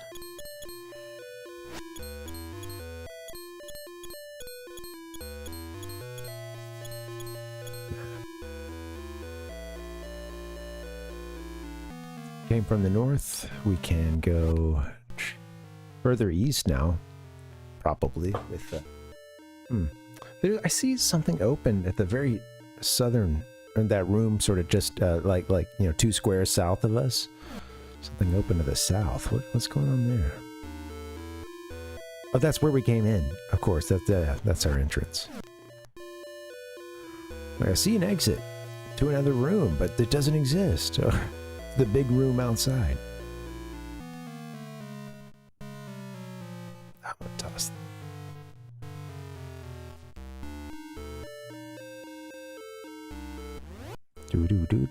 Do. What is one to do now? I have this power bracelet, and I have... Something else must need to be done.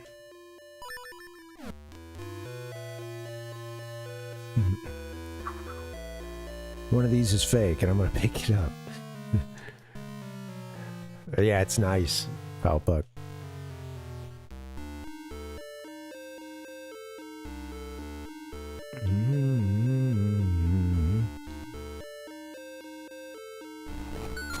Yeah, let's make it symmetrical. I saw it. Yeah, thank you.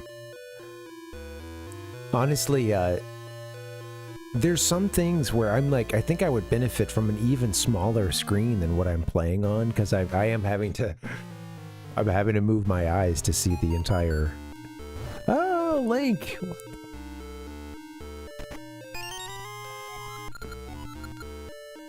Small key. Yippee.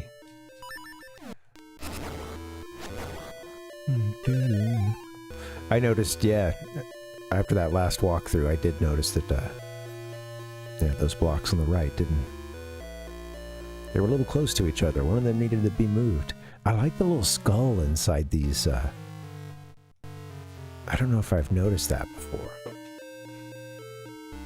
I'm more trying to dodge these things with every ounce of my being.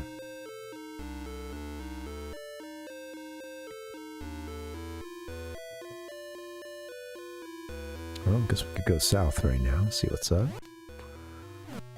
Oh. I think we need our, are we gonna get the Rock's Feather here, too? No.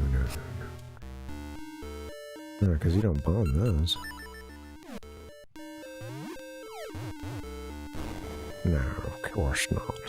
Although, maybe you, guess I didn't try everything. Yeah, they were gonna come back with a feather, I believe.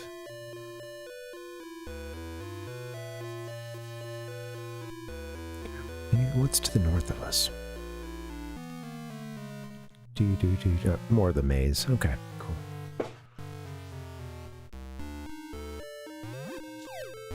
Can I get a twofer? There we go.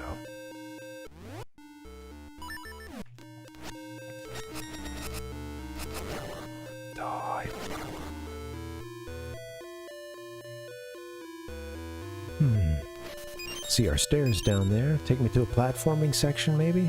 Oh, oh, controller's screwed up. Come on.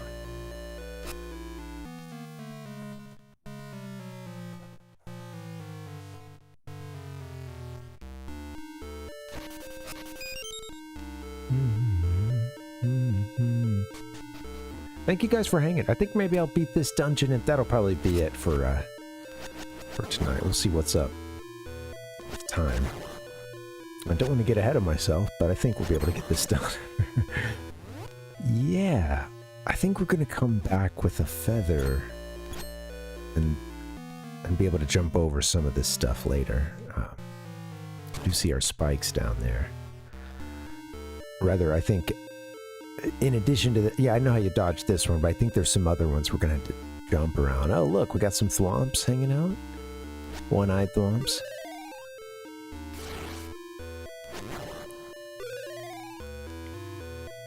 A wise old man told me to beware of the one-eyed thwomp.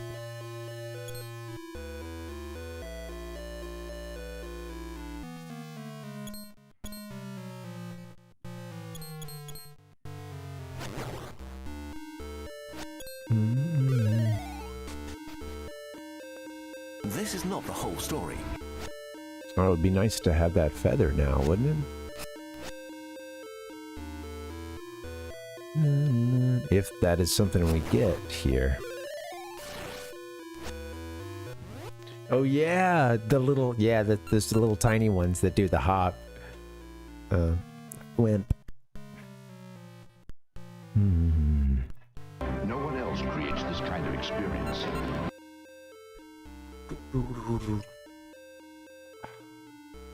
I need some sunglasses that fit me.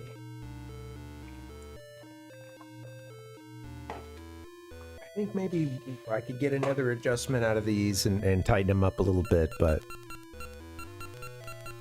I don't know.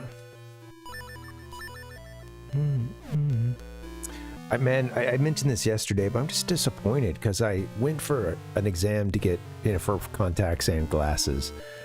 And I've been wearing glasses since I was, in elementary school. And for several years I did wear contacts, like high school into, a little bit of like my early 20s, but then it's just been all glasses since then. And I tried contacts for the first time in many years. And I hate it. And I think some of it is too that my prescription has changed a bit, or my astigmatism is a little worse. But I don't know, man. It's just, they were telling me that they were, with the contacts, they were at one point going to try to go like, it was either they were going to go, 0.25 like higher or lower, I can't remember, to try to offset the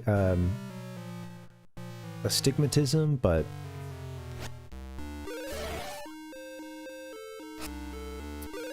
when I was in, like, during the eye exam, it's one thing when you've got the thing like, right in front of you, and I never loved the way it felt during the exam, but there was a lot of, I remember it taking a while for your eyes to adjust. But yeah, man, when I put these in now, I tried yesterday to get some work done. I put them in, and when I'm walking around the apartment, it was actually okay. But then as soon as I sat down, I couldn't see what's on the computer screen. And it's like, everything was that sort of just blurry of like high contrast where, letters are kind of looking a bit together, like they're close together, or, and I was just like, I went and I tried this because I've been given like 2 close prescriptions, like 2 ones to try out of the samplers, and tried the other one again, and it sucked just as bad, so I go and I put the glasses back on, and I'm like, well, there it is. I can perfectly see what I'm doing. Well, not perfectly, but it's there's no headache, and there's no,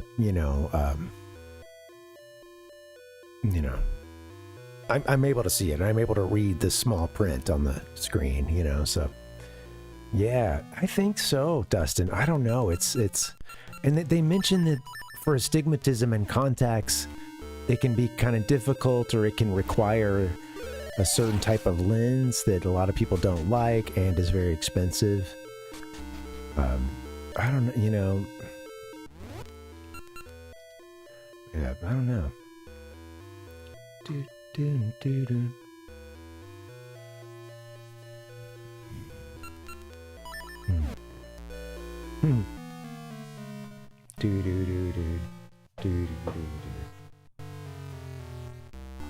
Roats, what's up, man? Welcome.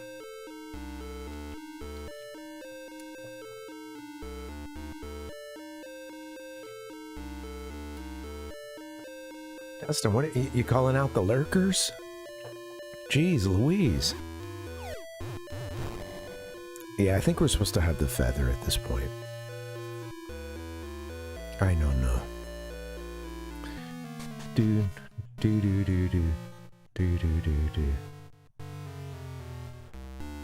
Did I miss him when he came in? Oh, okay. Oh, I see. Alright.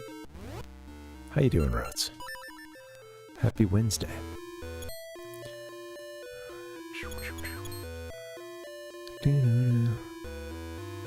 This is better platforming than Super Mario Bros. You heard it here. Where's the feather?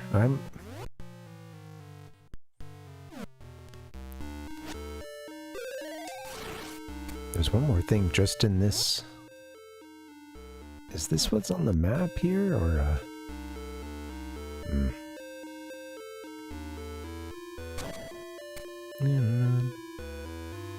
Take me all the way.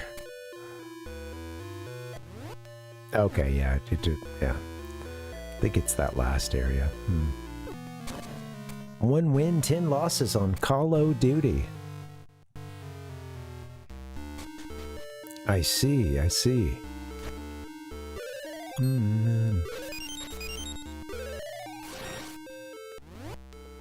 Well, welcome, Roats. Yeah, I wasn't sure because for a second I was like, did I miss a message from you? Because I was surprised to see Dustin call you, mention you in chat. So yeah, how did this happen? What is this sorcery?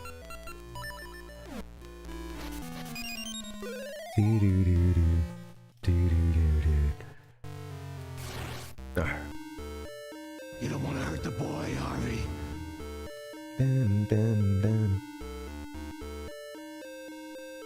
I don't know. I think I don't feel very satisfactory about that last area. I think it's something I'm missing.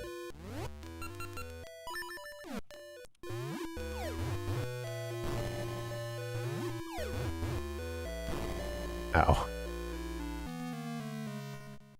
Well, hold on. Let me go back to that last room, and maybe there's something we can blow up, actually, now that I'm... Oh, come on. Now that I'm tossing bombs around.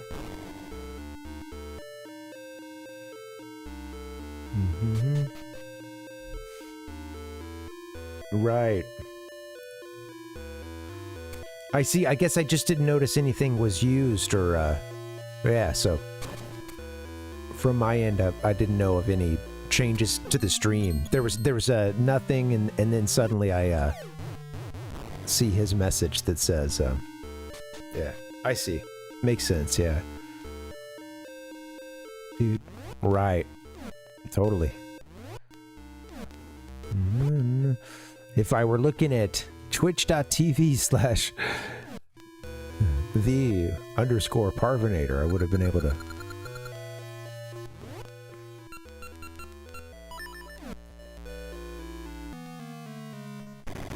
Oh, okay, well, with our power bracelet, I guess we can move these things. We just gotta hold the button. Wait. Use the button. And push. Okay, well, alright, well, that's figured out. Let's get a sword. 1 second. What do I want to do? Sword here. We'll go bomb. No. Power bracelet there. Absolutely, yeah. Hey, it's a lot to keep track of, you know? So many windows. Also, yeah, I don't, you know, since it's like I'm in OBS already, it's like I do get some knowledge. I can see a new Prime sub earlier. Thank you for that, Punchy.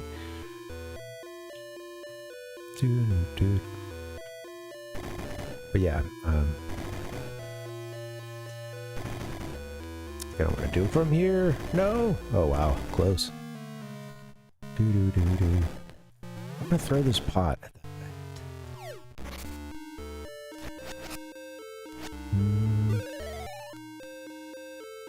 Okay. Yeah, that works, Rotes. I'll if you'd like, I'll keep it here and you know, I won't open it.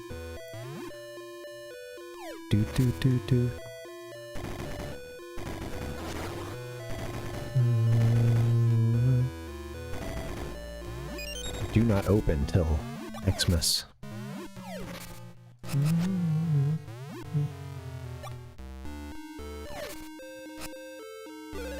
Okay, yeah, well, that sounds good. We'll do Christmas in October.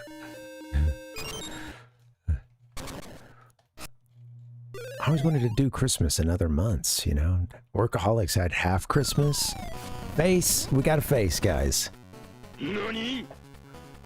Evil face. Oh.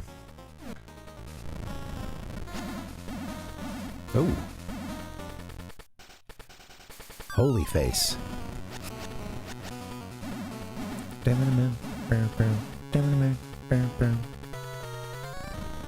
You like bombs?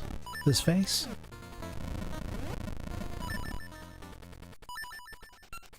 Let's have bombs and a sword at the ready. Shall we? Chad goes dead. Oh, it's a Dustin said every time with you.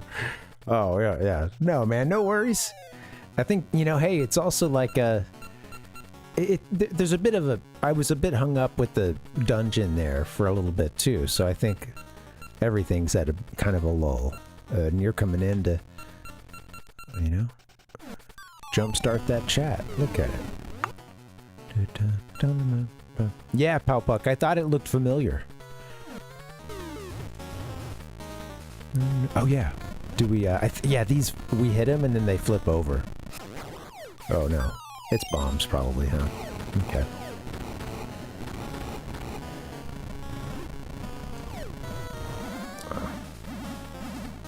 It'll be right in the center every time, I think, so. Better, no! Oh no! Okay, thankfully that doesn't take us somewhere else. Okay.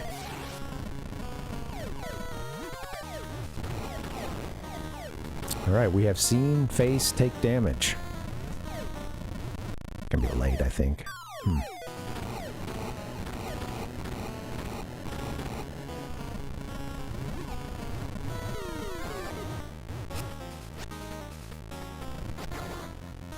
We'll get him next time. I like the first hole opening up right there. Alright, oh! Get in! Damn.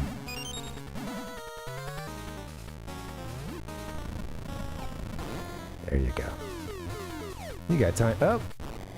Better timing, and we'll hit him a couple times.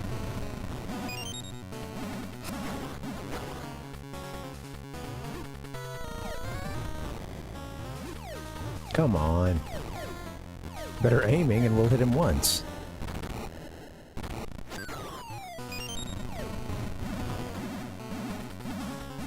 I like how it mixes up the, you know, how long it stays on the screen too.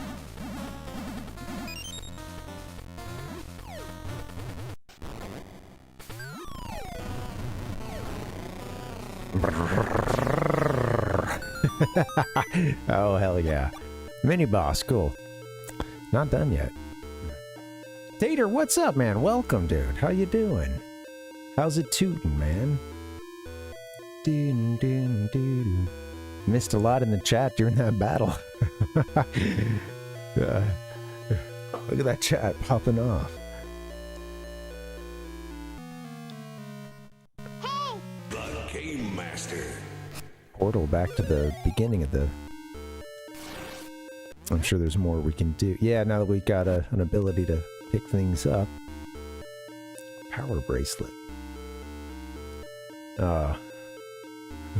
Tater said you can't stink foot forever. There. That was that's right, it is a Wednesday, huh? Ichigo's over there streaming. Do. Hey, I like that lava lamp, you know? Come on.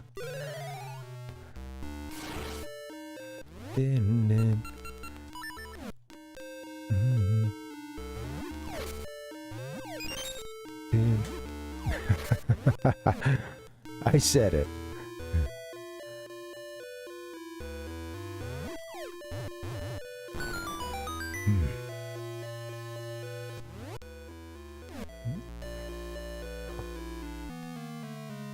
Do. You know, making friends on the internet. You learn a lot about a man if spend time in his chat room.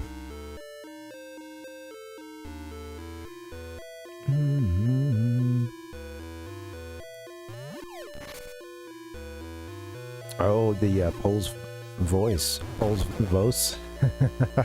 Whatever. Might blow into the microphone. Do.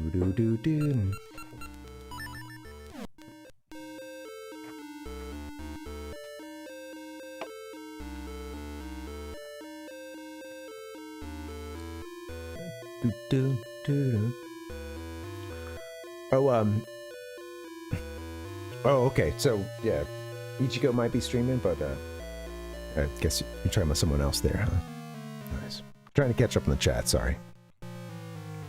Hey! You know, it's hard coming out of the Zelda, you know, I'm over here just like, you know, full-on Zelda freak. Running through the dungeon, loving every minute of it. I also need to look at the chat, and they're also. I should be able to do that without it being a total throwing my brain in reverse, you know. Thanks for coming out, guys. This rocks. A Wednesday, huh? Yeah. None of you motherfuckers have responsibilities, I'm guessing. Dude.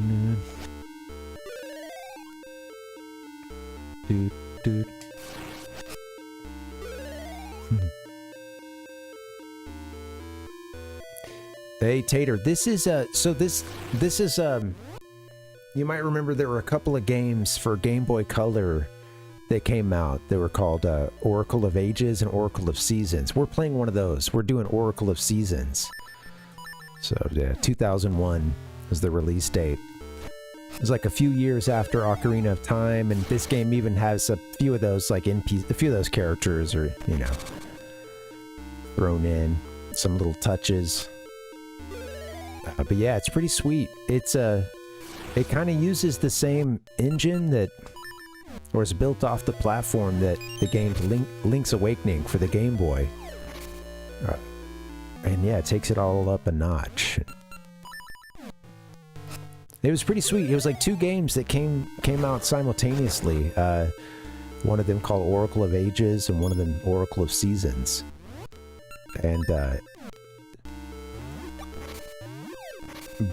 although there's some overlapping characters in them, it's like a full-on, you know, different game in terms of like 8 unique dungeons in each game. And when you play one of the games, you get a code then that you can use when you play the other game. So once you beat one of those games, we beat Oracle of Ages first, played it last year on stream. You get a code at the end of that, and you put that code in when you start whatever the other game is that you haven't played yet. And some of the dialogue in that game will adjust itself to start talking about some of the things you did in the previous game, and like, oh, I know you took out the boss from the last game, but I won't be foiled so easily, you know, and they'll make references to it and stuff, and you can actually get some of your items brought over as well. Some of the like special rings that you get in this game. I don't know if I have a boss key, do I? No. I think we go back to the beginning now. I should probably hit that portal. Oh no, we've got this little thing to work with. Gotta find a switch for that. Or a way to come from the north, rather. Yeah. Yeah. It's a big code. It is a big code. I gotta put in a nice... Not as long as some... Yeah. I feel like Metroid had a pretty long code you had to put in if you're playing the North American version. Okay, I wonder how we get to that item in the...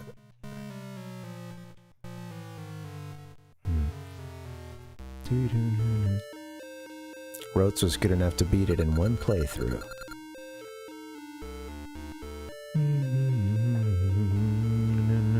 Oh no, they're talking about less important things that I still want to be talked about, you know? Just joking. Just joshing. I don't know what's going on. Do we have some employee abuse or something?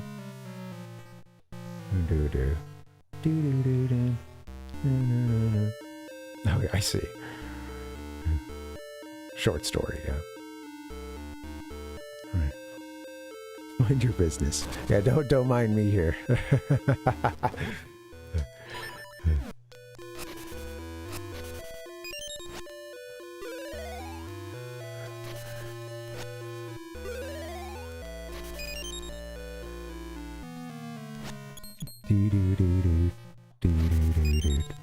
Killed all the things in this room.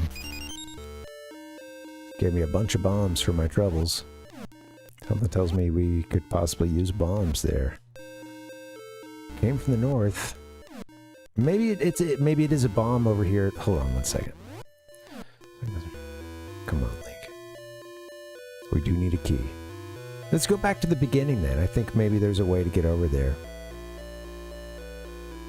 If we hit that portal.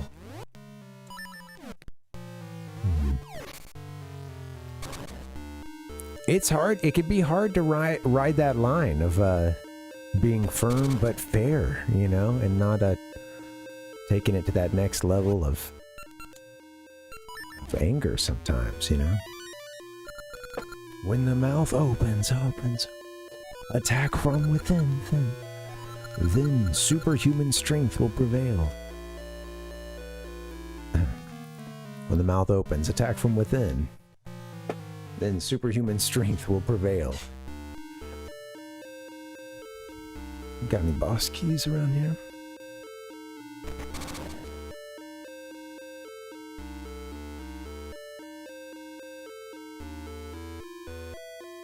Oh, it's coming on Friday. Cool. You know, we got some cool spot on the way. Friday and next stream. Cool Spot and NBA Jam. Those two games.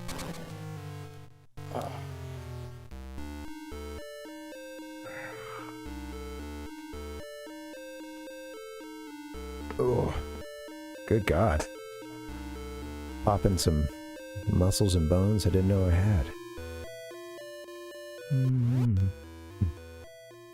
Okay. No, Rhodes, don't go. Don't skip Friday, please. Do.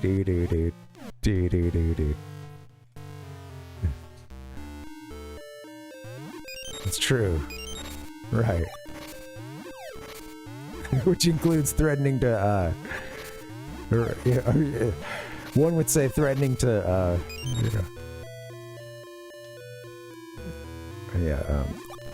one's time or you know, yeah, to withhold one's time. Others would say setting boundaries, you know.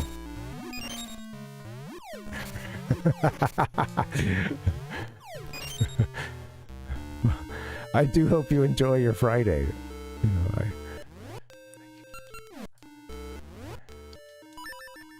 I understand, Rhodes. I need to be taught a lesson, honestly.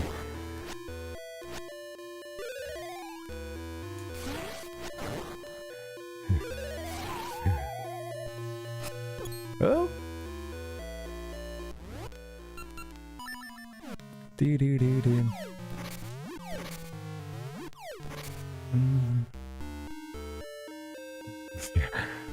Dustin, you stay out of this.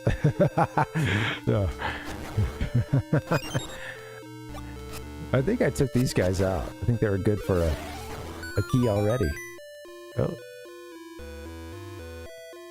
Something.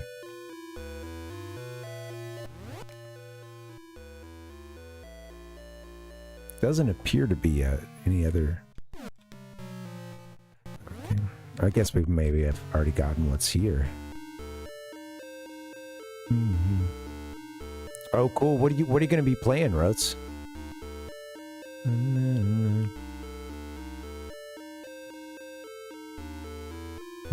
We're playing it all.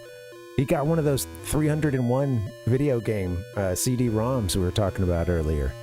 It's gonna be like 200 versions of Snake.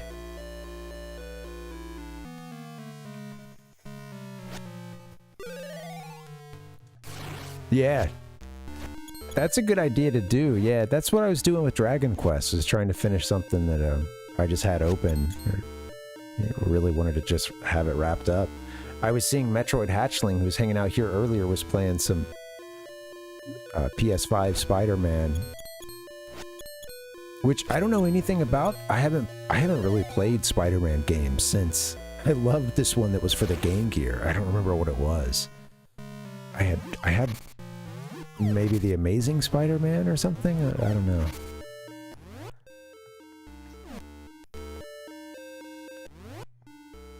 I didn't have the ability to toss stuff around last time I was here. How do we get to that? Ooh. Ah, jaw is sore.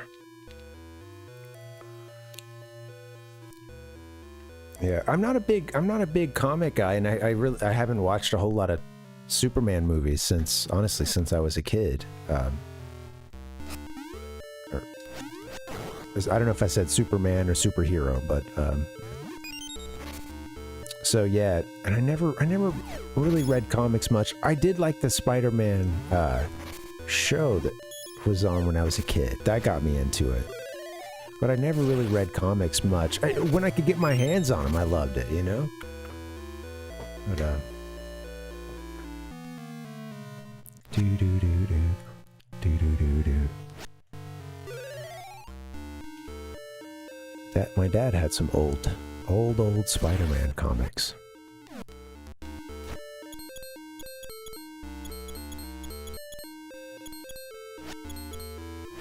I hear a thing. Yeah, I'm missing something.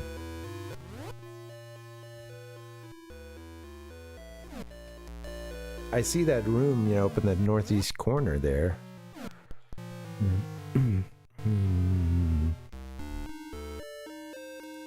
Yeah, like Batman and right. Sure. Is there? Did the second Joker came out earlier this year, didn't it, or something, or has that? I don't know if that actually ever has come out yet. I don't know. I'm bad about this. Oh, okay. Any good? Yeah, I guess so. I remember hearing a little bit of hype for it, but like many things, I was hearing hype more about like a kind of casting and stuff, so it was still sort of way out, and then I just didn't hear anything really much at all.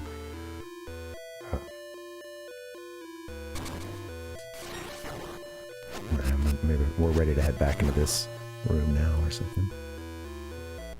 Oh, there was. Yeah, Palpuck. I gotta get back to that one. Yeah. Thank you. I remember that now.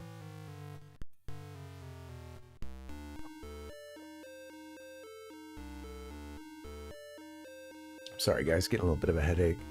Hello.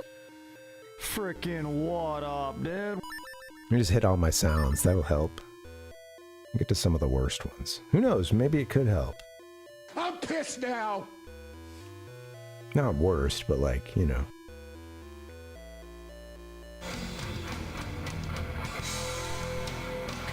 to your home in 1995. Only on Nintendo Ultra 64. This is Sonic the Hedgehog from Sega Genesis. Hey, guy, you're the first serious gamer I've seen all morning. What about a commercial where Shadow the Hedgehog plays basketball? Shadow basketball. Or Knuckles plays baseball? Rogue and Amy tennis. Well, that was Rogue and Amy tennis, sorry. Knuckles baseball. Knuckles baseball. And, Sonic skateboard. playing all the sports. Okay. Well, good luck, Rhodes.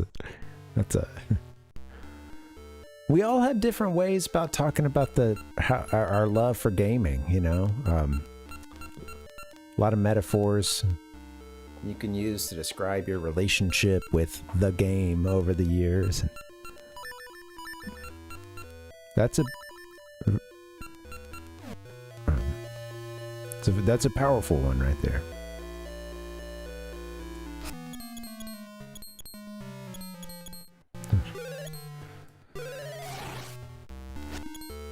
Didn't some other game that's totally not Call of Duty come out somewhat recently too? Another big, was it the Battlefield, I don't know, remake, question mark? I guess I don't, so my, I only know like from an outsider's perspective that there was the one, Battlefield 6, yeah, BF6, okay. I think I've been seeing those abbreviations. I was gonna say, all I know is that on like every now and then I'll go to just see what's on the like popular tab on Reddit, you know, just to see what's going on out there. And a lot of people have been complaining about, I guess, some of the new skins or new like uniforms available or whatever. I don't know. About them being like I guess they were told that I guess there was some promise that for a while they were going to keep the uniforms, the skins, and whatever, etc. pretty realistic, and then at a certain point they would open it up to be goofier and you know. And I guess everybody's complaining because there's like at least one or more of like, you know, sort of goofy looking like blue, like sort of no, you know, would never be able to be usable as camouflage or be a military uniform in any universe. Very stylistic kind of, you know, thing. And everybody, I've just seen a few posts on Reddit. Oh my God, that didn't last long, you know.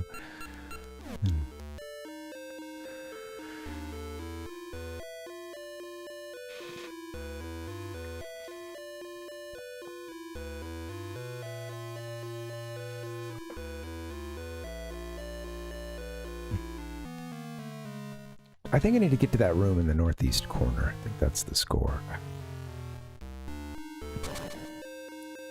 My head hurts. And this hat won't stay on straight.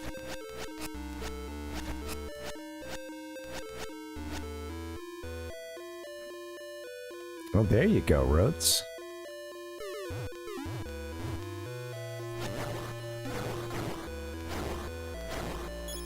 That was quick. Quick little round.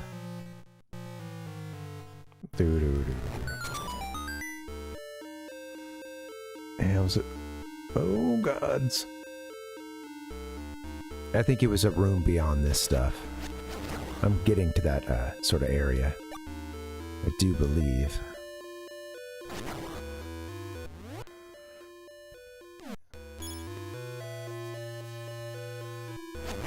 Oh yeah, stairwells here. If I go back and I go down... Oh wait, get out of this. Oh, some cool... I don't think I've seen some of those other screens actually in the inventory yet. How did I do that? Oh, select, yeah, okay. Right, you get to see your key items and whatnot. Oh, we do have a magic ring. What do we have? Oh, it hasn't been appraised yet. Okay.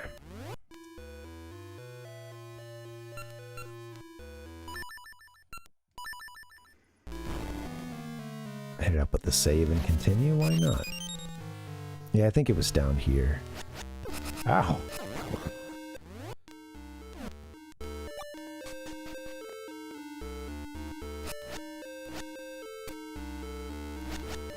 Yes, it was on the other side of this room, I think.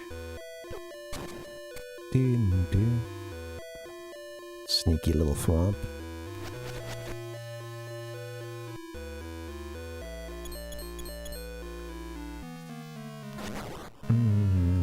I like that you can, yeah, when you're on the ladders and stuff, you can strike.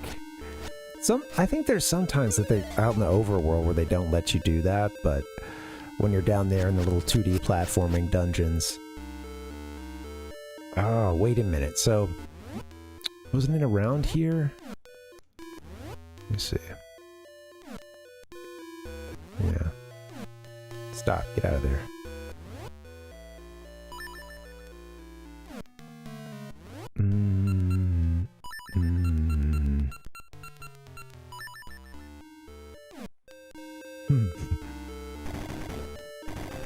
Yeah, he's not about bucks.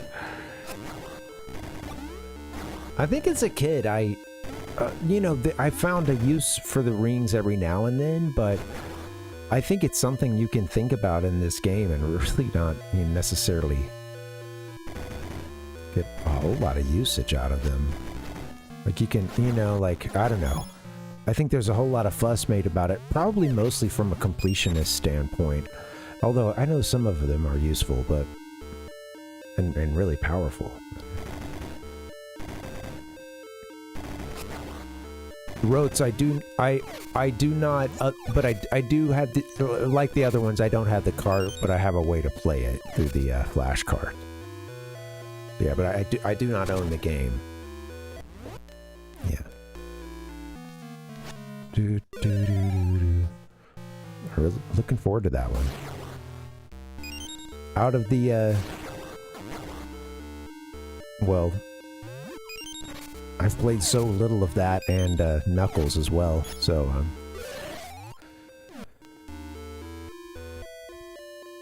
shit, I still don't have a key. Where was that other roller place?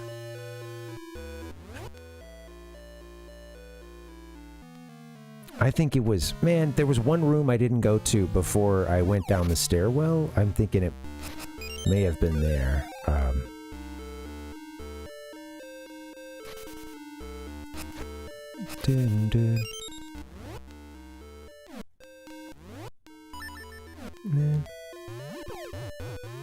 Yes, wabbits. I saw some wabbitsies and ducksies in the chat earlier. I'm happy to... Okay, controller screwed up again.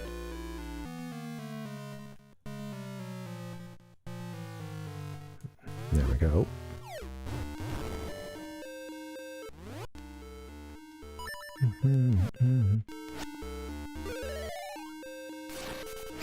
Congrats on that second win. Yeah, this just takes us down. And yeah, okay.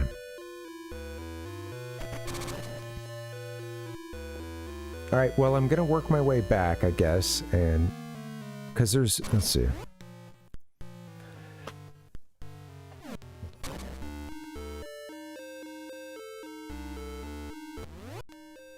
I haven't been able to get... I haven't been able to go right, here, I believe, in this next room. Because I don't have that key. And I think that key might be located back, there can't be anything here.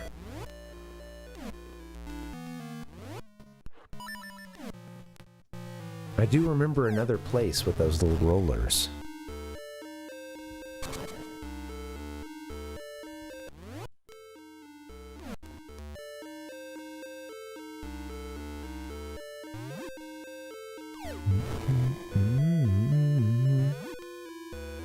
Oops.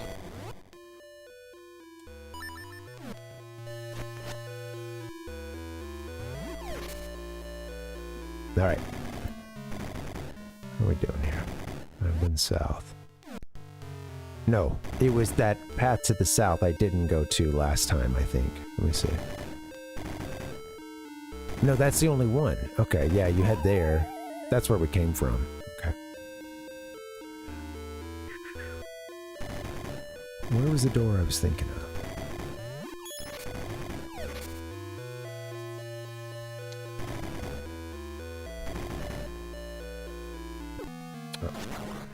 Dude, need 2 hands on the controller, please. 2 hands.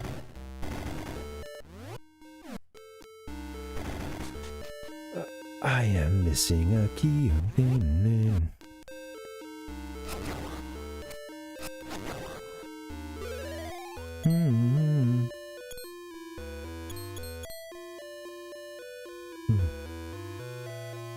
Poggers!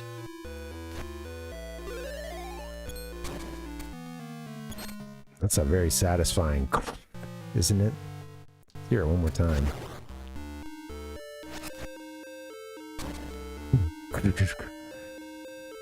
Sounds kind of similar to some of the like door unlocking noises. Alright, I think it was like around here. Shit. I'm more turned around than I was, I think, when I first played this dungeon, but who knows? Back in the day. I think I only had a couple seasons at my disposal when I quit playing the game. Excuse me. I haven't played it since I was a kid.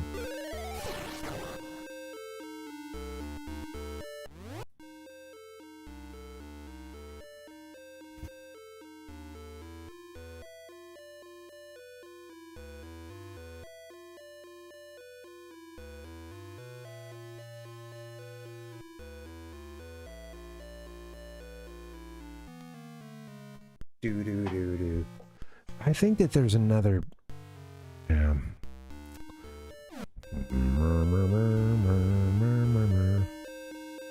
Is there a door here? Oh shoot, be careful. Yes, alright, check this out first. Yes, this is the one I missed earlier. Cool. This is where we want to be. Alright, this is progress. Here it is.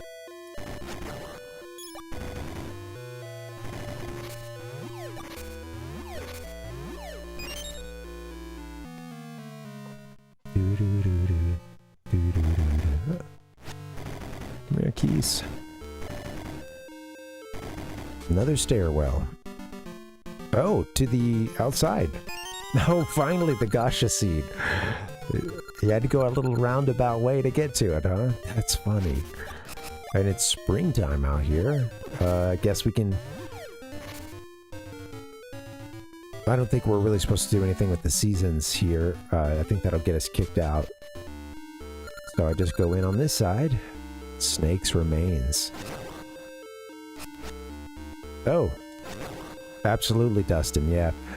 You know what? Link's, rather, A Link to the Past did that so well. I really enjoyed that aspect of it, and I thought my wife played A Link to the Past recently for the first time, and that was actually one of the things that I could tell she was digging was, you know, some of the levels you end up popping outside and you can accidentally fall off and have to go a long way, or, you know, maybe there's a secret to get. You know, I remember the one in the desert, you do that. A few other, there's that one where you have to go out, go change the water level outside or whatever. I appreciate those dungeons that, they're all good, but yeah, it's sweet when they add a little bit of, you know, when they add a little bit of, lost my train of thought there, but yeah. You know, when they add a little something for you to do outside the dungeons as well, kind of weave in and out. Congrats, Roths. 3 in a row. 10 bombs for 30 rupees. Then be gone. I like the sneaky looking Deku salesman here. Business scrub, I believe, is the preferred nomenclature.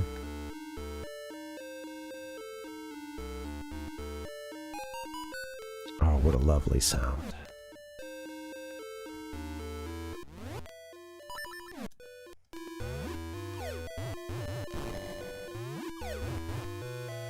That's a long way to nothing. Dun, dun. Make you run out of bombs.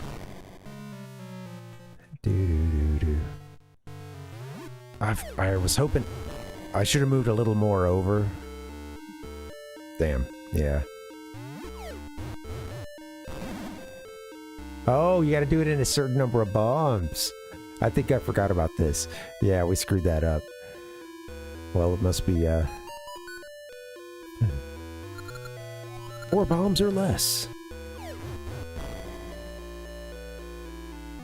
We're gonna have to throw a bomb, huh?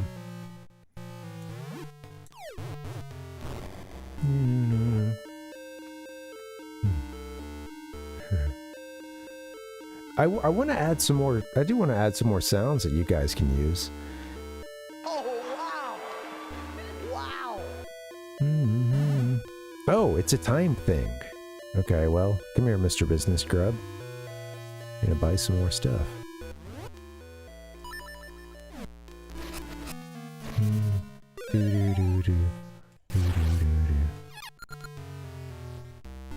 Oh, like redeems and stuff, Roats? Here's a deal. I like your deal. I'll take you up on that deal.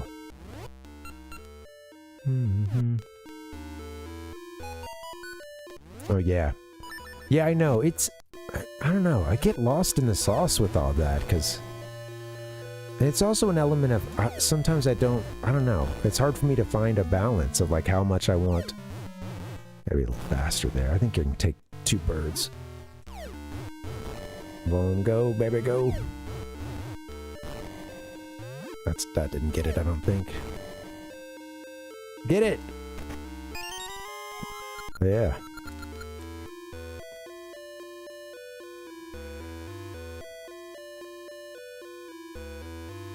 Uh-oh.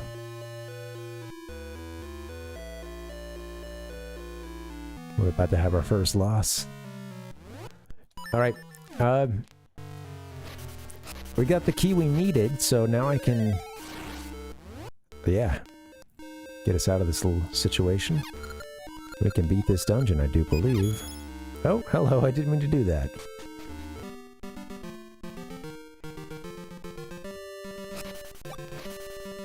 Doo-doo-doo-doo-doo. I thought you were... I don't understand. It's funny, for a little bit I thought you said you were playing Call of Duty, and then I think I missed the transition.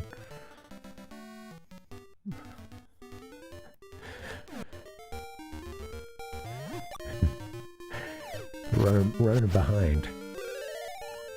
Get back in that dungeon, son. Right, okay. Makes more sense now. I was seeing the color talk and the rabbit on, and then when it was like rabbit on Chocobo, I was like, okay, all right. They're clearly not talking about Call of Duty and probably talking about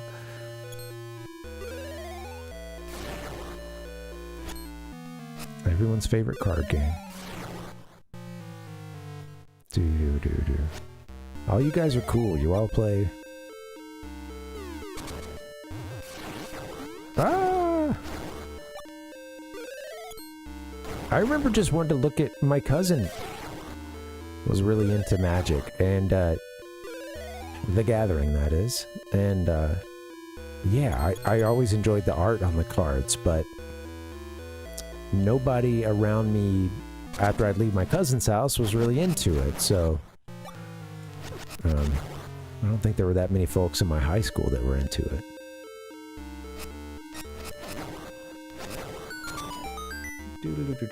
We could use a fog machine and a disco ball, honestly. Yeah, spruce things up a little bit around here.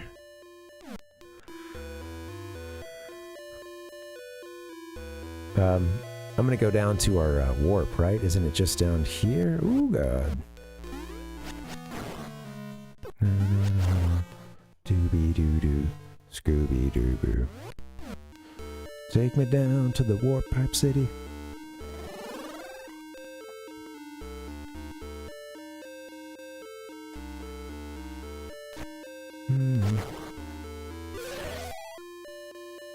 Man, what's the crossover on Call of Duty and Magic the Gathering? I feel like it's you know, there's certainly got to be a lot of folks that fall in that, but it feels like one of the kind of... No, I guess I mean in terms of fandom, you know, the you know, the Venn diagram of who plays what game.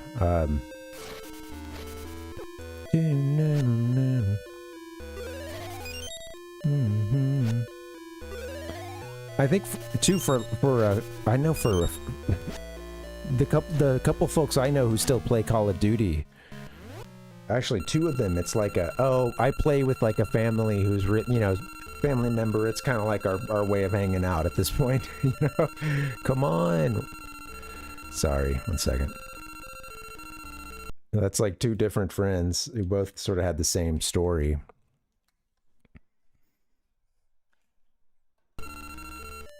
There we go.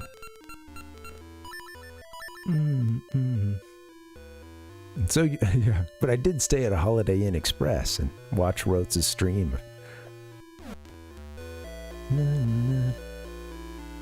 Rhodes plays everything, yeah.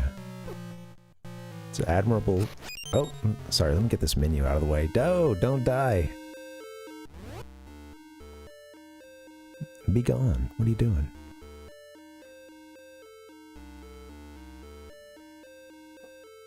I know. Sorry, I was dealing with some window bullshit. Hey, once again, I thank you guys for hanging out. Happy Wednesday. If you're on YouTube, would you consider throwing up a like and subscribing if you've enjoyed it? At least the like, it helps. I appreciate you guys coming through. Today's stream popped a little more than they have lately. I gotta be careful here. This is just what I needed. Oh, wow! Wow!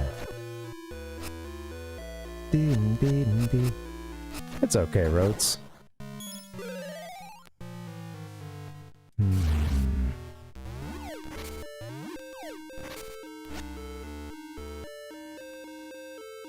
I need to recover some hearts here.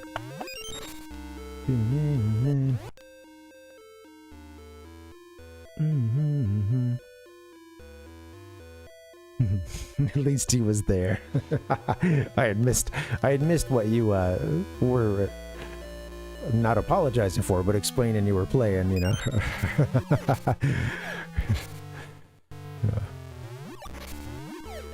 At least he was there.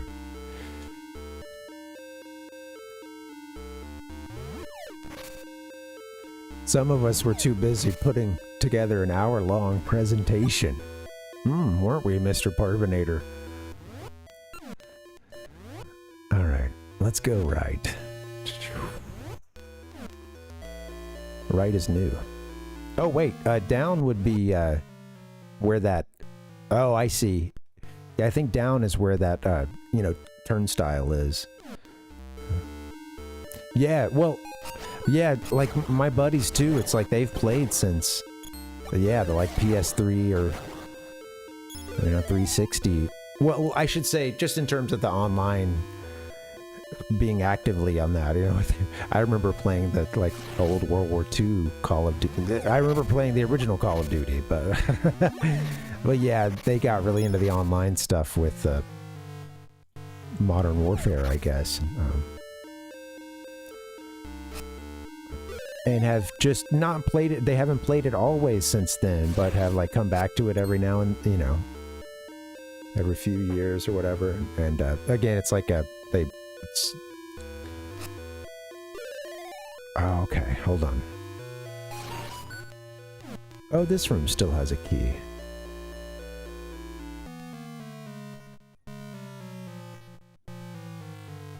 I pulled these, right? Oh, there's that one up there. Oh, of course. You get to it from somewhere else. Alright. Now I see what's going on.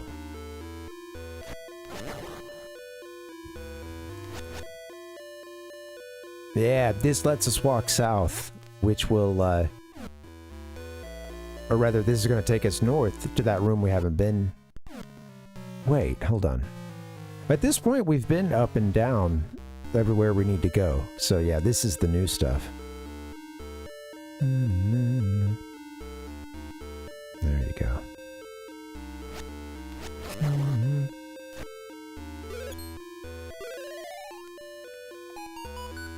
gave my opponent everything he needed. I am really interested in how a lot of those online, because there's been a couple folks here who play Yu-Gi-Oh! And I'm really curious how, yeah, Chance, you know, RNGesus, etc. works, and to what extent, you know, are the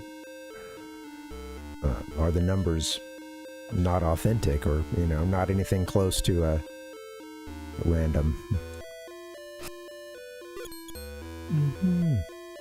Yeah.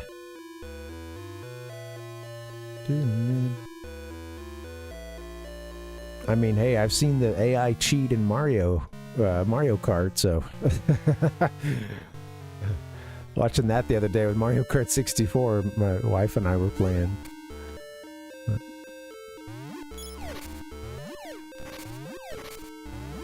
All right, we have the boss key, and now we just need to walk back to this room here, and then we'll be... Or, the switch room. Where is it?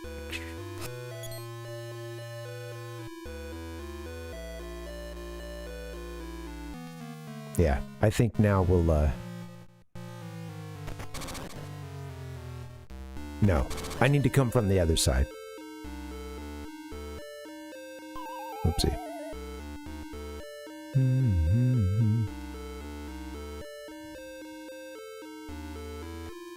I definitely remember these little... I mean, they're in Oracle of Ages too, but these turnstile puzzles can be tough sometimes. We gotta come from the left.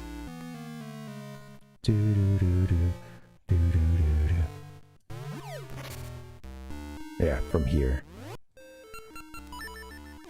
I believe. Ah!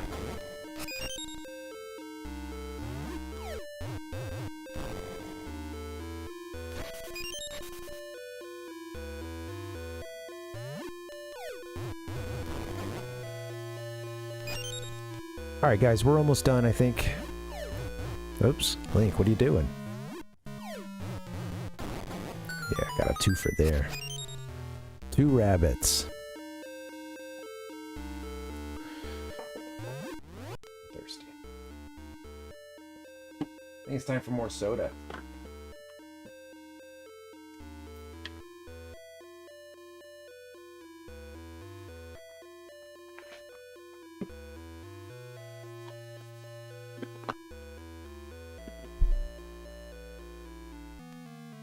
Rock your body, yeah. Tired of being dried out. What the hell, man? Oopsie.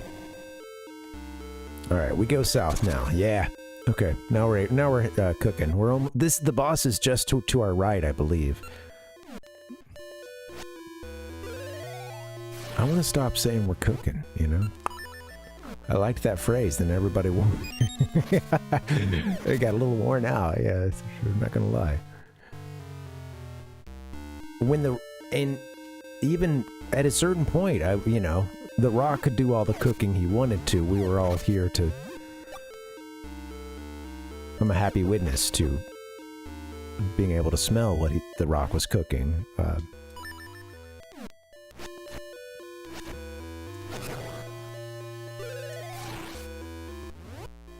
But now it's everybody's cooking. Oh, let him cook. Oh, well. Alright, here we go. We're gonna... How about one more heart? Oh, cool, Rhodes. Hope you have fun at your friend's wedding.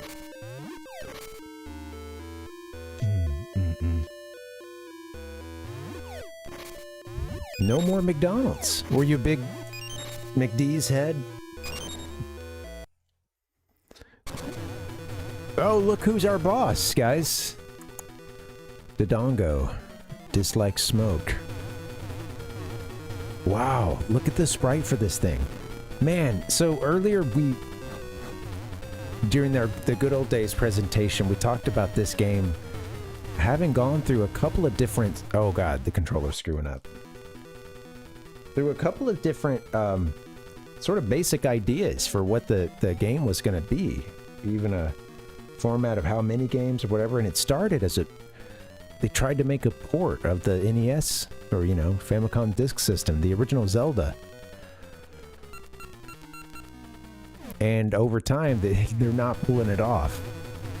And between the aspect ratio and trying to change certain things for a more modern audience, I don't need to cut. I think they grow back, but let's make sure we save some.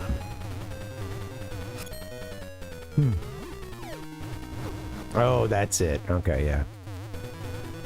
Well, yeah, they were, ooh, gods, really struggling.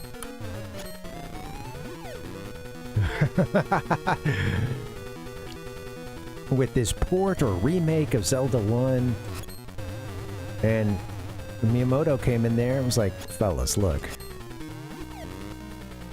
you're going about this wrong, okay? You're having trouble with the remake. Tell you what, I want you guys to do 3 Zelda games, all new games.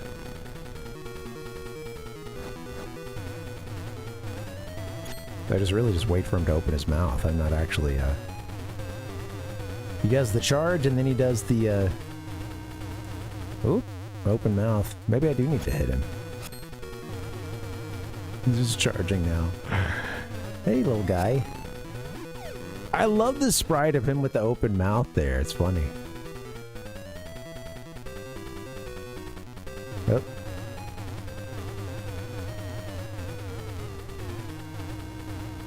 There you go. Two losses in a row. We had a good thing going there for a little bit.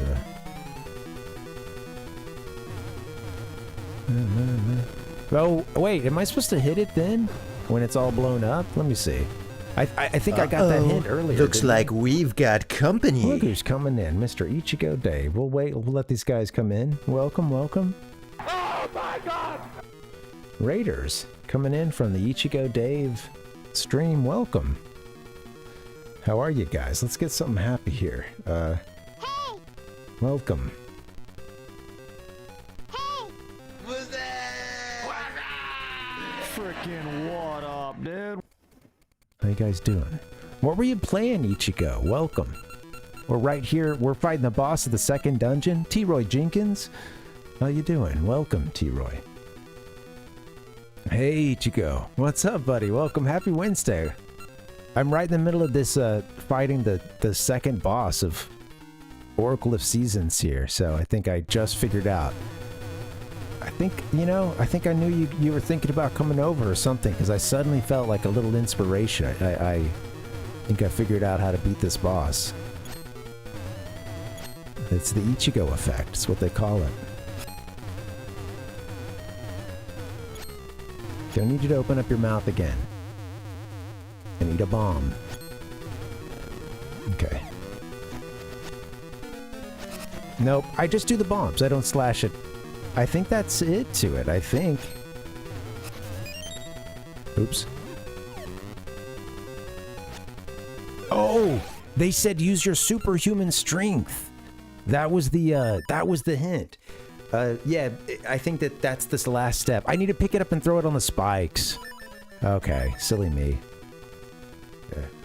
What's up? T-Roy said, oh my god, Parv, we get here and we won the hockey game. Oh, there you go, T-Roy, you won the hockey game. Hey! You won the hockey.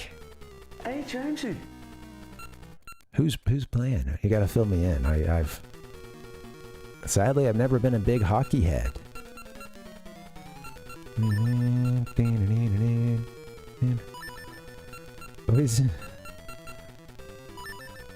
I feel like the last time I tuned in or heard something about hockey, it was like that. There was like a Tampa team or something, or some Florida team that was like pissing everybody off, pissing off the world. And I think they won one time. I don't know, did they win the championship? Stanley Cup. We don't need our sword. We just need the bombs and the... Oops.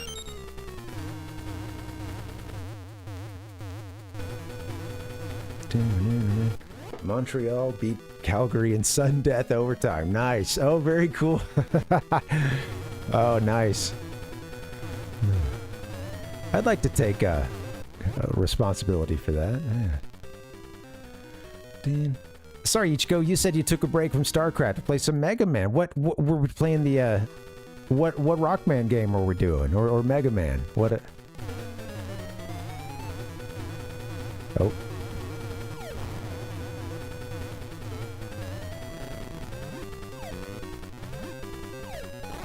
That's the game right there.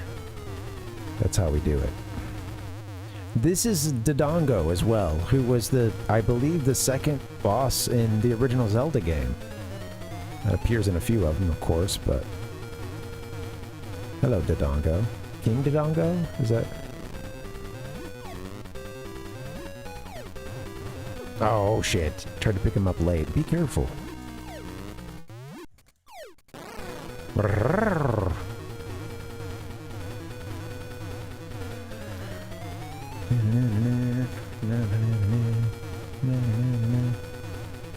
The one and only NHL game I've ever been to ended with, it was a Predators game. I knew someone who was going to their game sometimes, or had like a partial season pass or something, you know, and whoop. It ended in a, there you go. Oh gods, it ended in a shootout at the end with the Preds getting the victory. The Predators.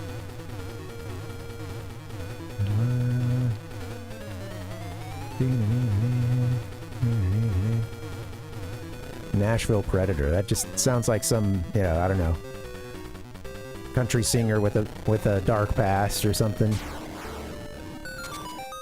Hell yeah. And a heart container. He's dead. Oh, get out of here. Well, people are, you know, I don't know what we get.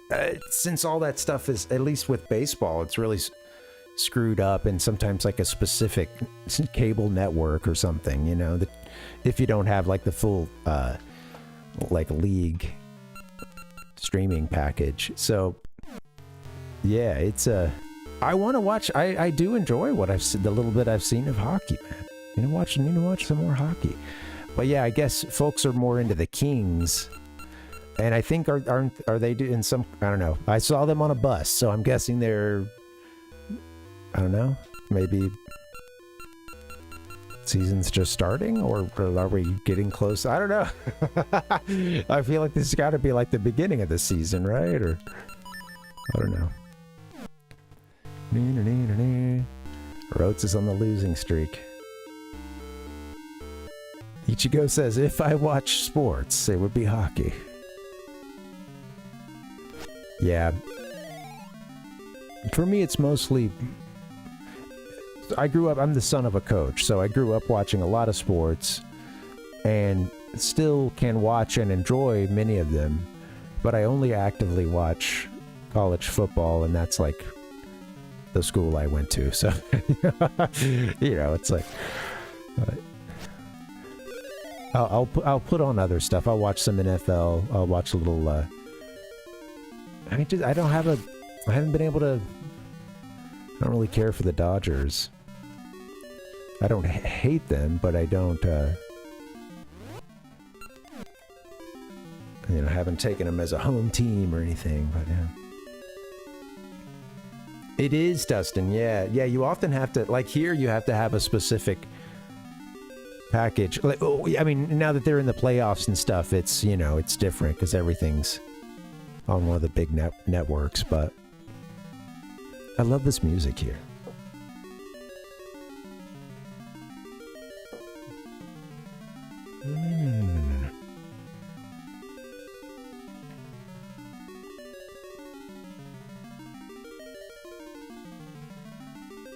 Man.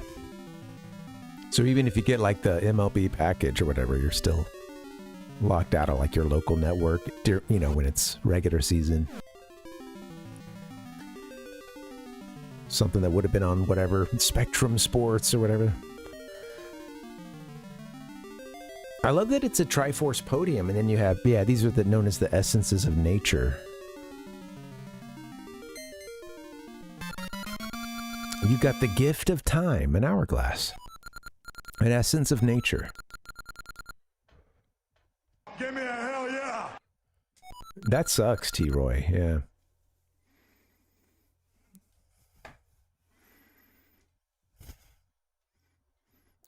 Yeah. It's I know. I don't want the like specific cable package to watch that, you know. And then I know some people, you know, turn into alcoholics to go watch a sports team that they like, you know, if they weren't already, you know, go to whatever bar is going to have it on. The gift of time.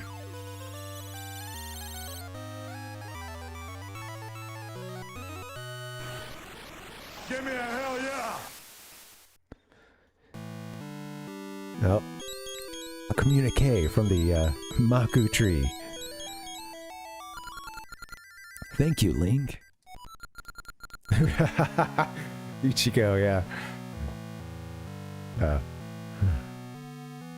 Those Philly fans. I know enough about sports to know that those Philly fans are something else. I've actually been to a Phillies game. We went to Philadelphia on a mission. My church that I grew up going to, when I was in like a middle school or something, they took us on a church trip, a mission trip to Philadelphia, because, you know, there's no Christians or churches or anything in Philadelphia. And yeah, and part of it was to go there and like help. I think we were doing a little bit of work on this one dilapidated church, and then there was some other stuff too. I guess we helped this one group put on some program that they were going to do, but yeah, I don't remember much. We did get to go to a Phillies game, and they were playing the Braves, and at the time I grew up as a Braves fan, and I remember pissing off the people in my church because they were like, oh, well, we're here in Philly, we gotta you know, and it was like, I was like the one kid that was, you know, I was showing out a little bit, you know. You got to have those ways to push back when you're already on a church trip, and this was one of them, is to like cheer against the home team. I don't know if they were playing the Braves or what, but I think they might have been. But I did cheer against the home team, and that endeared us to the fans around us. And some people in our group were really mad at me. Because we did get a little verbal harassment, but it was also a group of kids, so I think half the Philly fans were like, that's not cool, man, you know. They're obviously like kids and young teens. We got the gift of time. I just dreamt. There's half of the fans, the other half are yeah.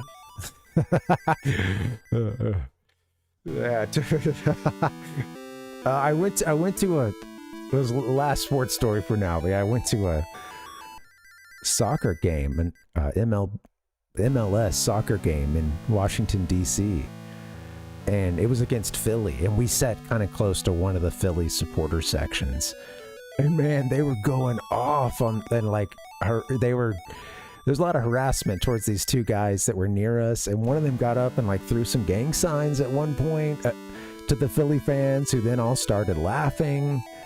These guys were like 2 seats away from us or whatever, the ones that were getting the harassment, some DC United fans. I remember Philly singing one song about the stadium, which is RFK Stadium, singing, RFK is falling down, falling down, falling down. RFK is falling down, fuck United. Or go, yeah, fuck United, sorry, yeah. They didn't cheer for their team, they decided to jeer the other one in that moment. So yeah, some very passionate fans in Philadelphia. Something about the head to the spool swamp out west. I'm sorry, Maku Tree, that was very disrespectful. I was not listening to your message here. Anyway, we know Spool Swamp out west. And that's going to be good enough. Alright guys, I should get out of this, and then something is afoot there, but I can see no more. I'm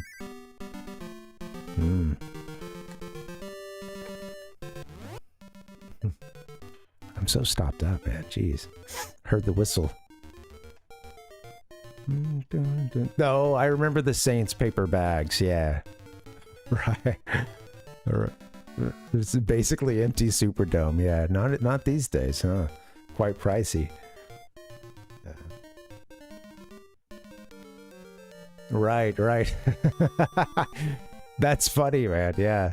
It was that paid more to go to your high school championship games? That's funny. Hey, that high school game is big money, man. You know? Now the NFL team, nah, they suck. I happened to catch the Raiders on in 2016, I believe, in Oakland, and they played the Carolina Panthers. And at that time, the tickets weren't that crazy expensive, and the Raiders actually had an up year where they, I think, went to the, they went to the wild card game or whatever, and then Derek Carr got hurt. Yeah. Good night, Tater. Yeah. But I had a blast at that one game I got to go to, and it was very laid back. We took the train, and then you take the train, you're basically almost right at the stadium. You walk this bridge, which takes a long time. It's a big ass bridge, pedestrian bridge off the that leads right to the train platform and stuff, and takes you right into the you're basically right there at the stadium, right at the parking lot. You can just walk right to the entrance from that bridge. And then there's lots of folks tailgating already. Everybody's selling, drinks, etc., on the way in. Took my dad to see that game, and a big gas bridge. That was fun.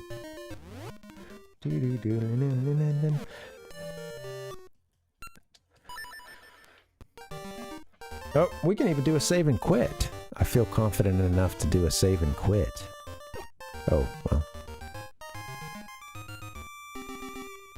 Maybe I'll go back in this dungeon and then we'll start. I don't know if the Game Boy lets you do this, but some of the other ones you'll start at the beginning of the dungeon. So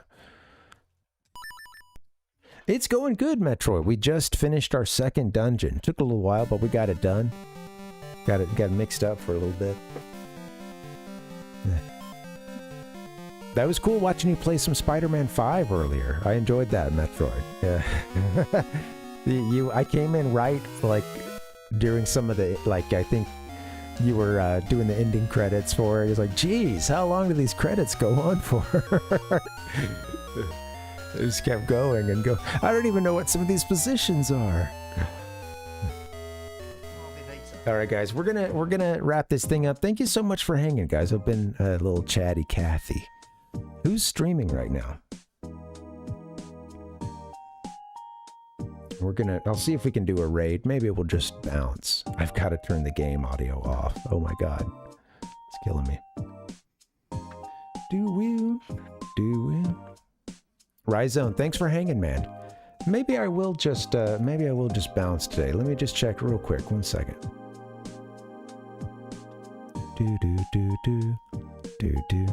Let's do that. I'm gonna get us out of here. There. Absolutely, Metroid. Yeah, Ichigo, thank you for the I don't know that name, Rotes. I can you know what? I'm not gonna be I won't be able to be very social because I gotta get on and cook. But yeah. What are they? Well, just right off the bat, just seeing that name, I didn't. Okay. Yeah. All right. Well, hold on 1 second. Is that the full name?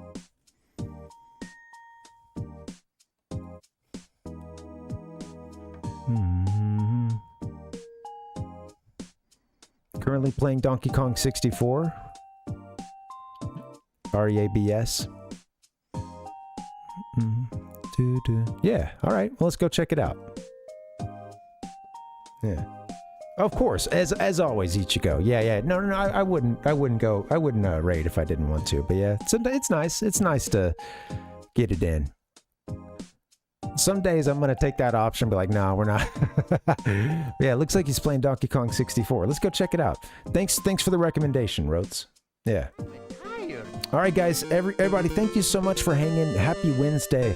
I only have it's a very short collage, the same stuff we had on Monday, so I'll throw a couple things up for you while one of those commercials plays, or actually that compilation we saw earlier. So, yeah, thanks again, guys.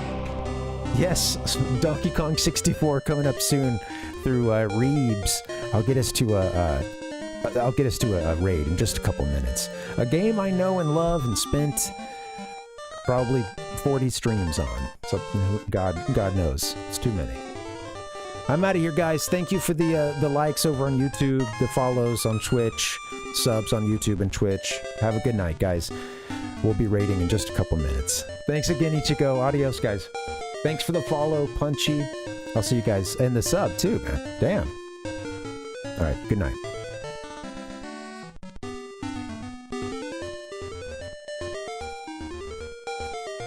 Hoggers!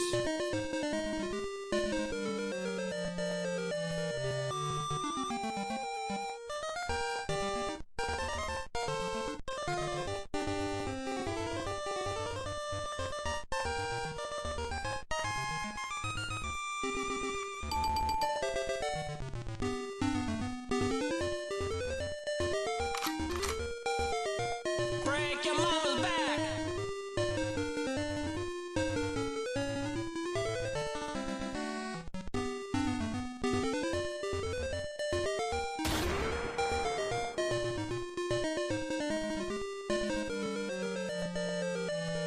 I'm gonna give you 55 straight.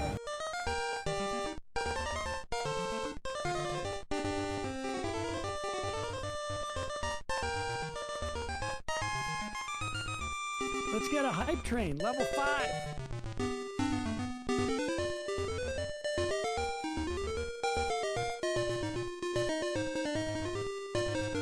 Give me a hell yeah!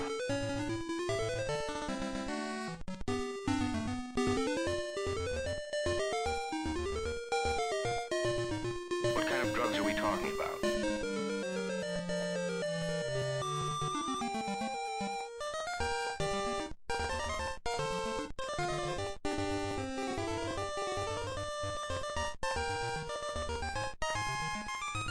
No way! I don't believe it!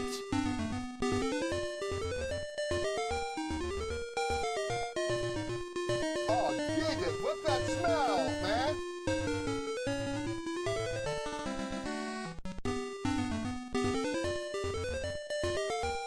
I hope you've all enjoyed our program this morning.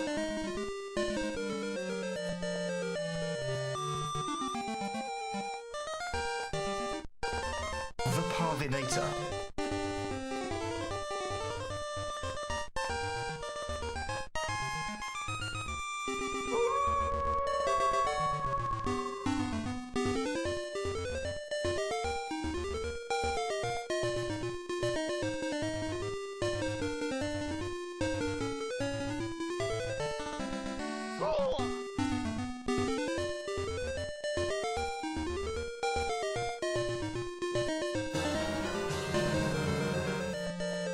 Excuse me, princess. Excuse me.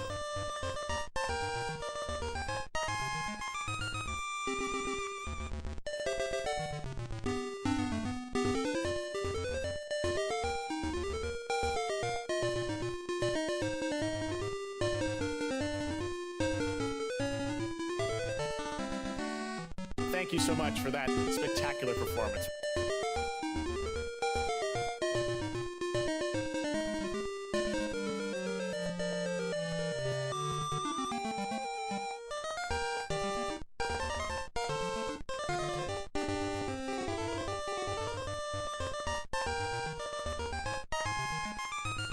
You will now receive the Fist of Fury.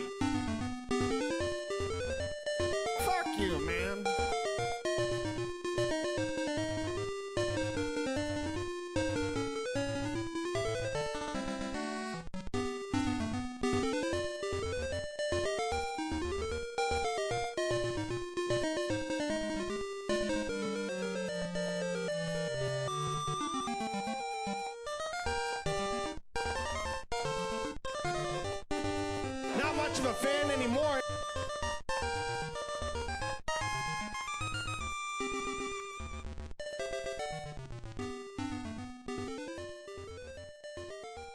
Howl for Carl Solomon.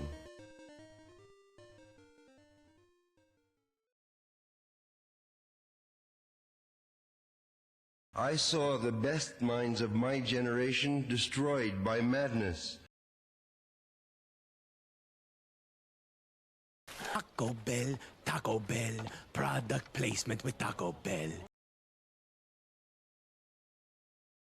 Angel-headed hipsters burning for the ancient heavenly connection to the starry dynamo and the machinery of night.